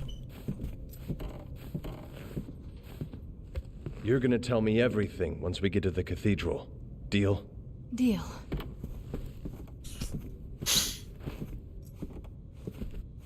I know, dude. As a matter of fact, we were watching a video, a breakdown video of RE9 like a couple minutes ago. Until I decided to just play some RE6 for just a bit. Cause I was playing Silent Hill 2, but since over here on YouTube we were talking highly about RE9, I decided to just showcase a trailer. Wait! Don't Liz. Liz.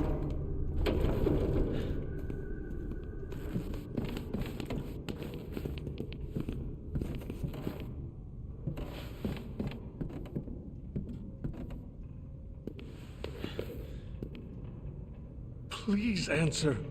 It's your daddy, Liz.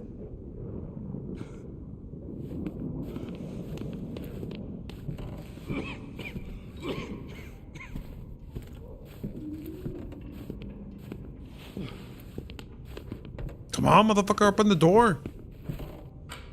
I beat all the campaigns.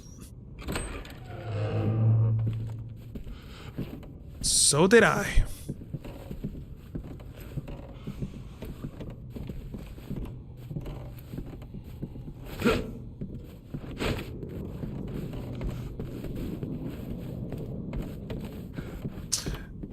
Come on, bro. You all right? I will be once I find my daughter. I called her cell, but go to the fucking door, bitch. I know she's here somewhere.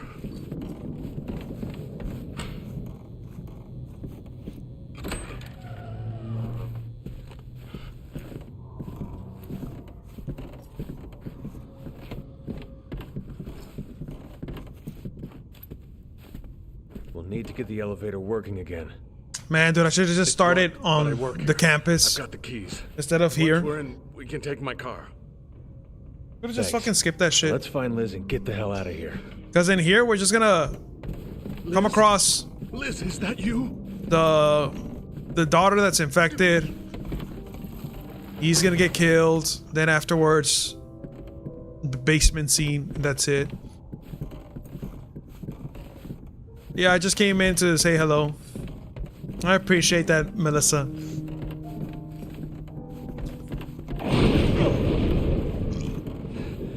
Thank you for stopping by.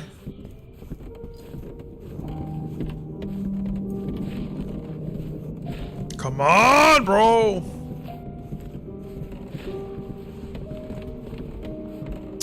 Holy shit. This is crazy. Careful.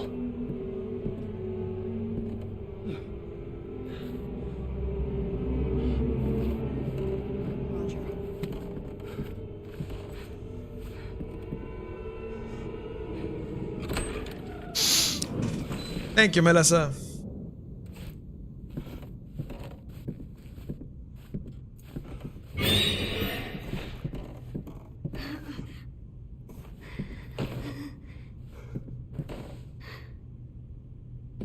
Liz! Dad, where are Mom and Liam? They already got out. They're waiting for us at home.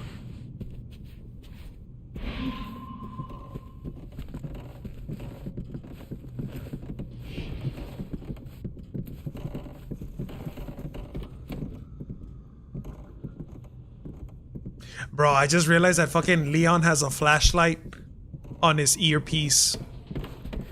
How do we get out of this place? The underground parking lot.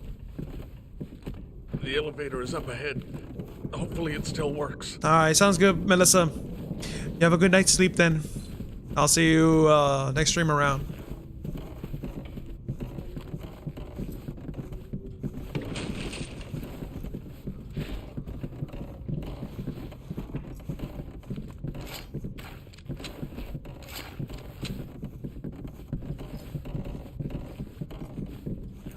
Let's get this out of our way. Okay.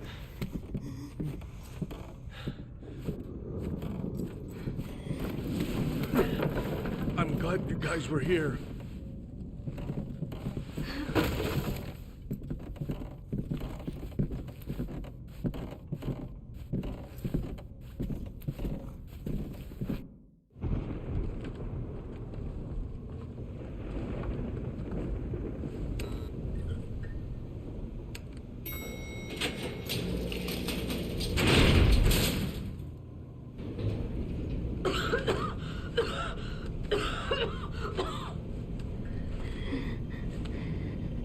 It's going to be okay, Lizzie.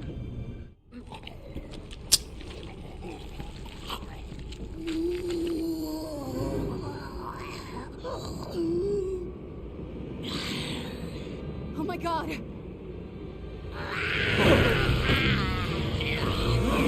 She's already gone! Shoot her!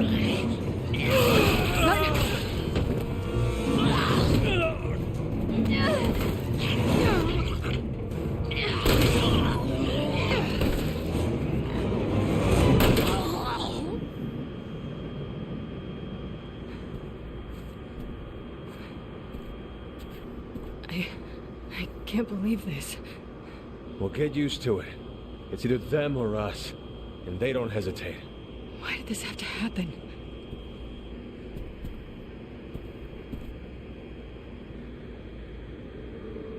I don't think we're alone in here. Lena, grab your gun. Shit! Don't let him in!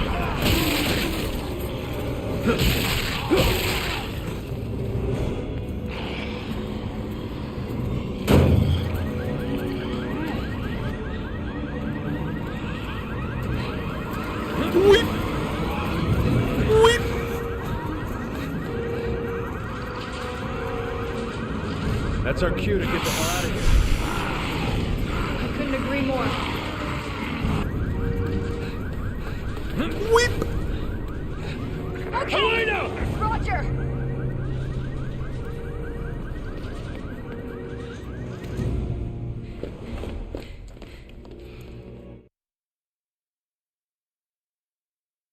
Damn, bro. The fact that I have to wait until...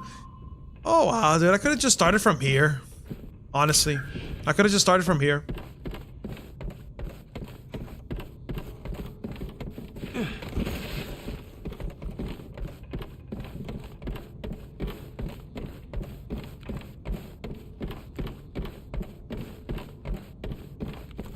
He said it was some sort of fog. If this thing spread in gas form, then anyone who breathed it in got infected. That would mean everyone on campus. Yeah, but then why is it so quiet? I've got a bad feeling about this.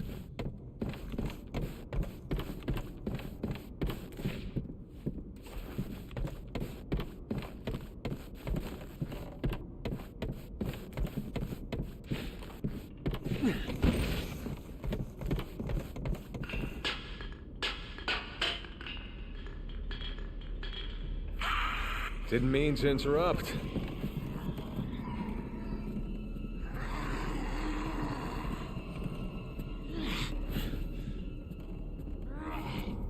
I want to see if I can do a counter.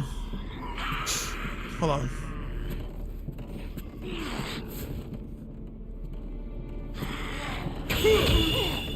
There you go.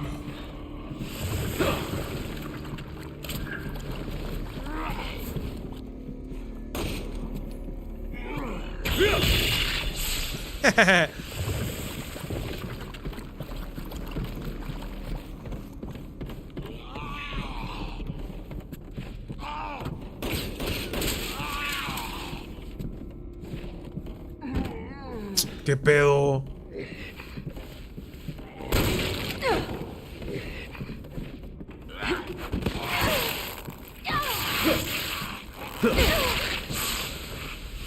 Appreciate it.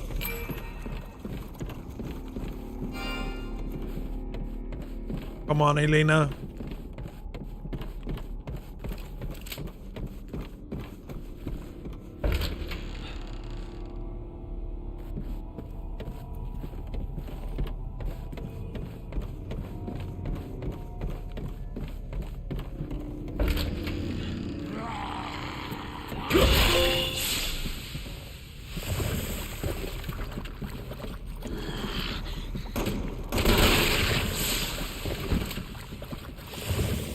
I keep forgetting that you can do the trigger finger in this game.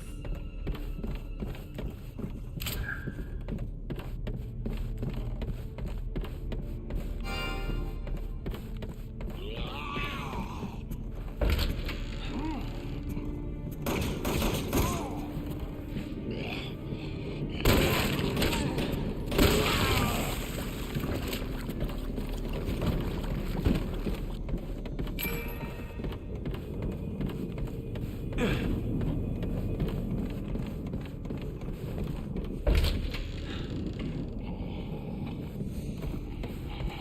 wonder if there are any survivors.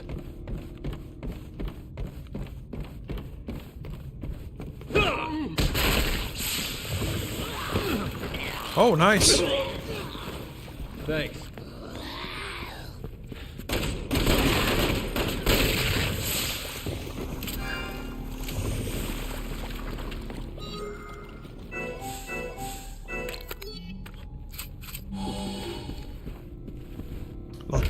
Los pinches Tic Tacs. That is so stupid, bro. Fucking Tic Tacs.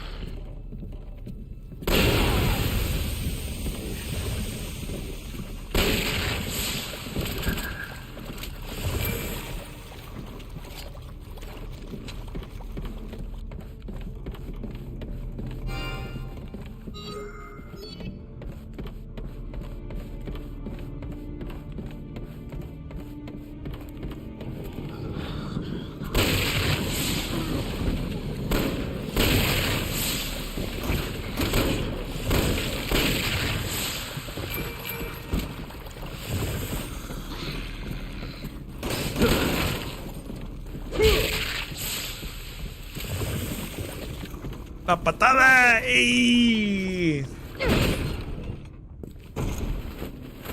Get to the security gate. It'll lead you off the campus.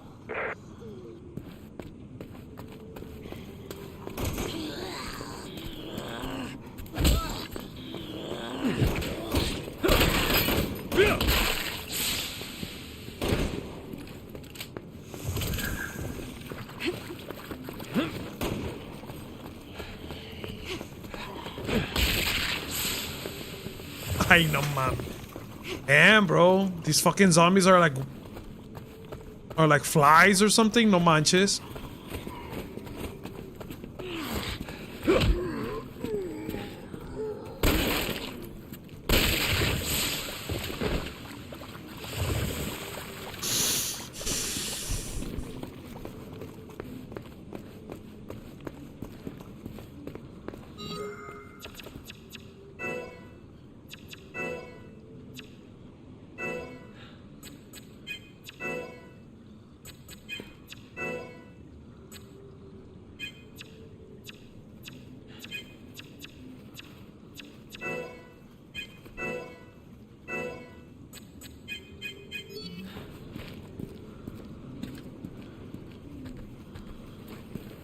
Oh, okay.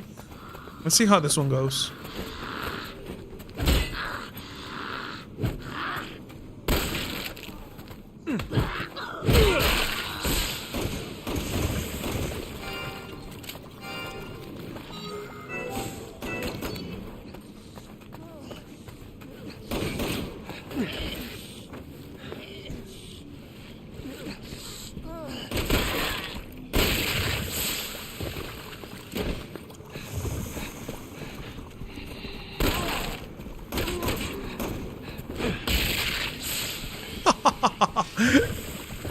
Damn, bro, these zombies are fucking weak.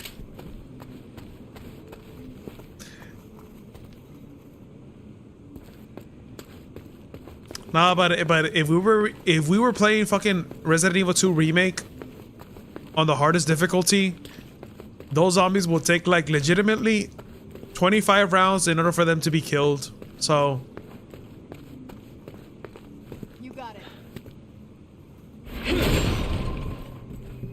keep that trigger finger ready. Never know what's around the next corner. Got it.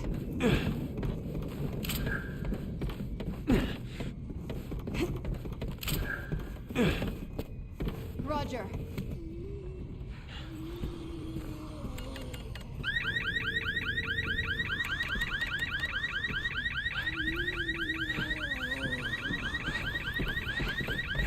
Not again. The door's locked. There's no way out. I'm on it. Just give me a minute. Oh, what the fuck? What the fuck? There's so many. We can't take them all. Now we know where all the infected were hiding out.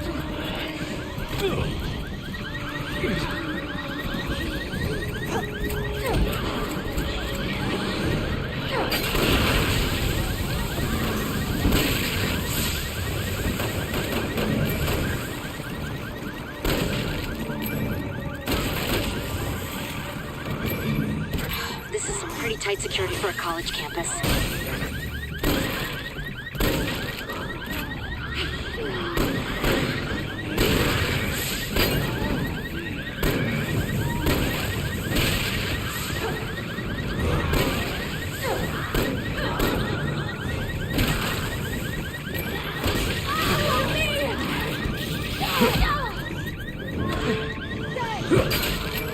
Any day now, Hunnigan.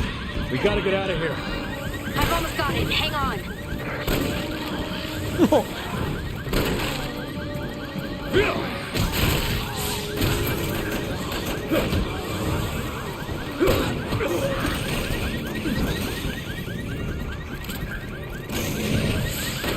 It's open. Get out of there now.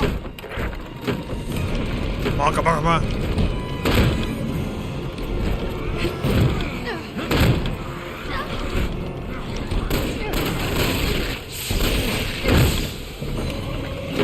Surprise after another.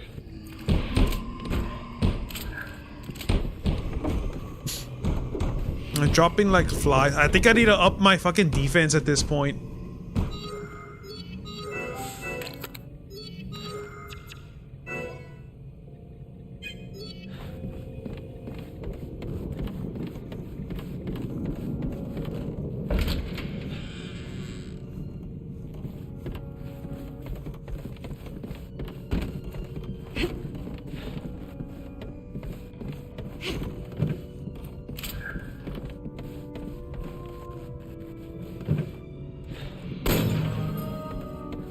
Roger.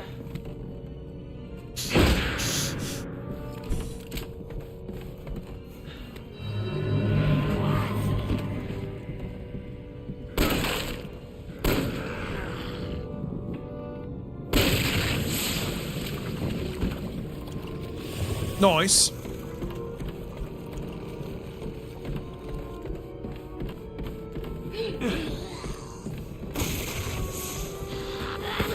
Oh! Wow, dude. Holy shit.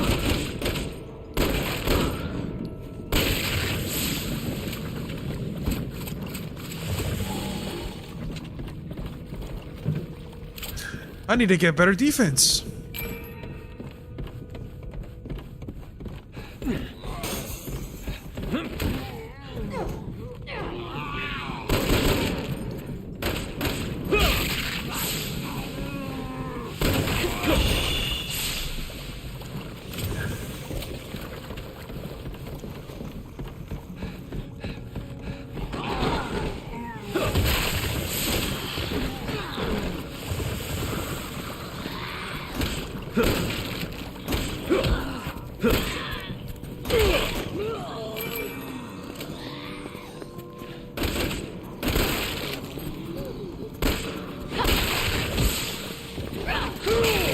Oh, nice.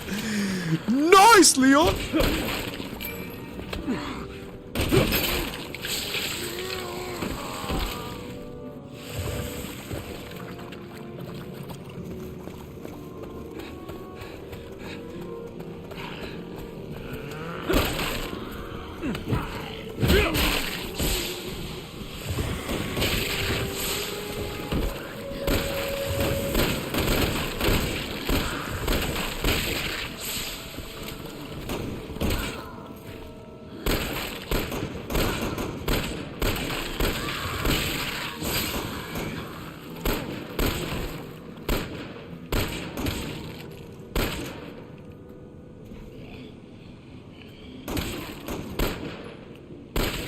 ¿Qué pedo con estos crosshairs? No, me está bien pedorro eso.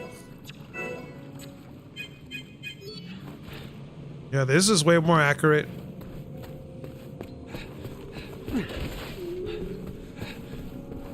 You got it.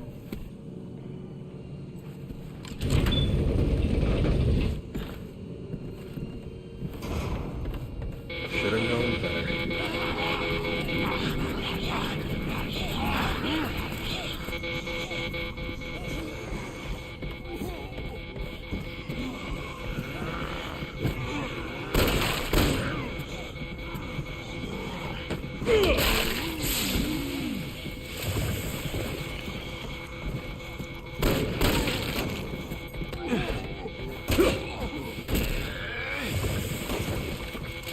Tanto puro pinche takedown a capa.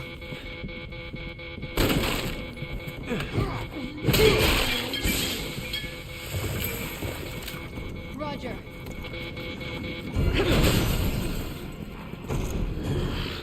Take a right up ahead. You're almost there. Keep running.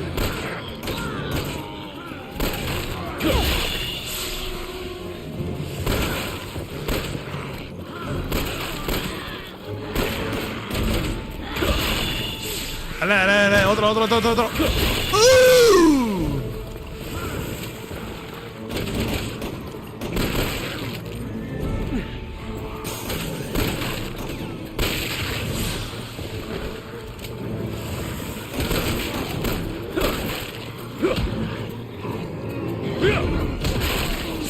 Pinche bullfrog.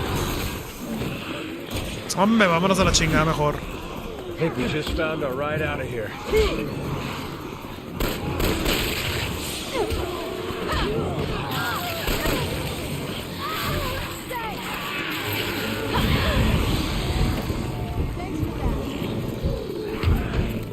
Damn it, no keys. Are you sure? I'm looking. What about the glove compartment? Nope. No, nothing. Arriba. Should we hotwire it? Hold on. Found the keys.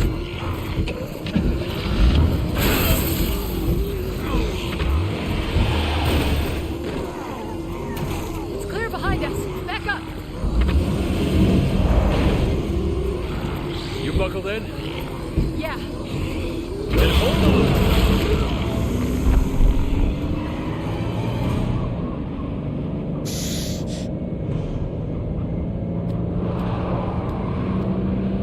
Made it off campus. Now we just gotta get through town. Without getting killed.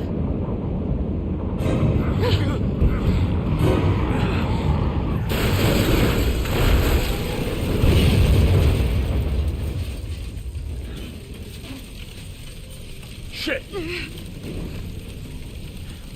Ni duró tanto en el pinche carro con que ya se volteó.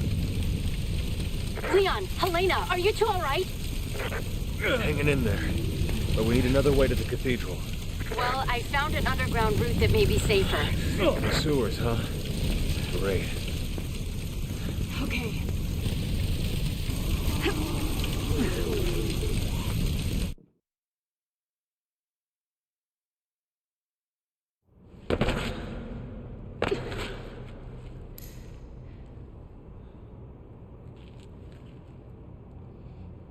I'm fine. Ay, güey.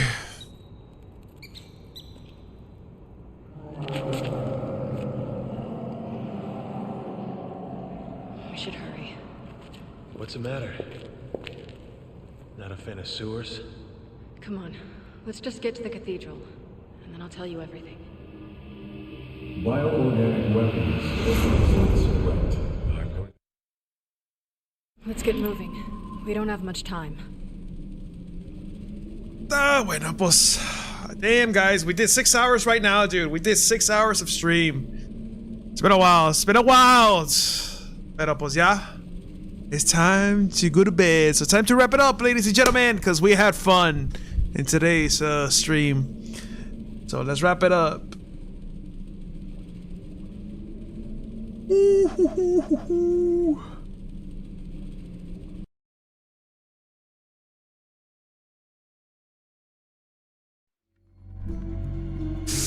All right, ladies and gentlemen. Well, that is it for tonight's gaming session of Silent Hill 2 / Resident Evil 6. Yeah, Resident Evil 6. We'll see what happens tomorrow. Like I said, right now I'm gonna be here for a limited time only, so I'm gonna try to see if I'm able to put in a couple of streams before I go to my next place, which I already spoken about it in the beginning of the stream.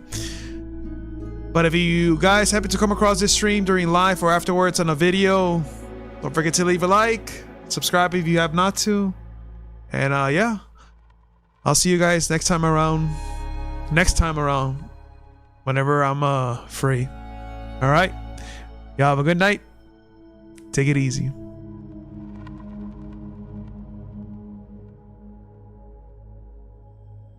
Yeah. Likewise, Omar, Zoe. Y'all have a happy holidays.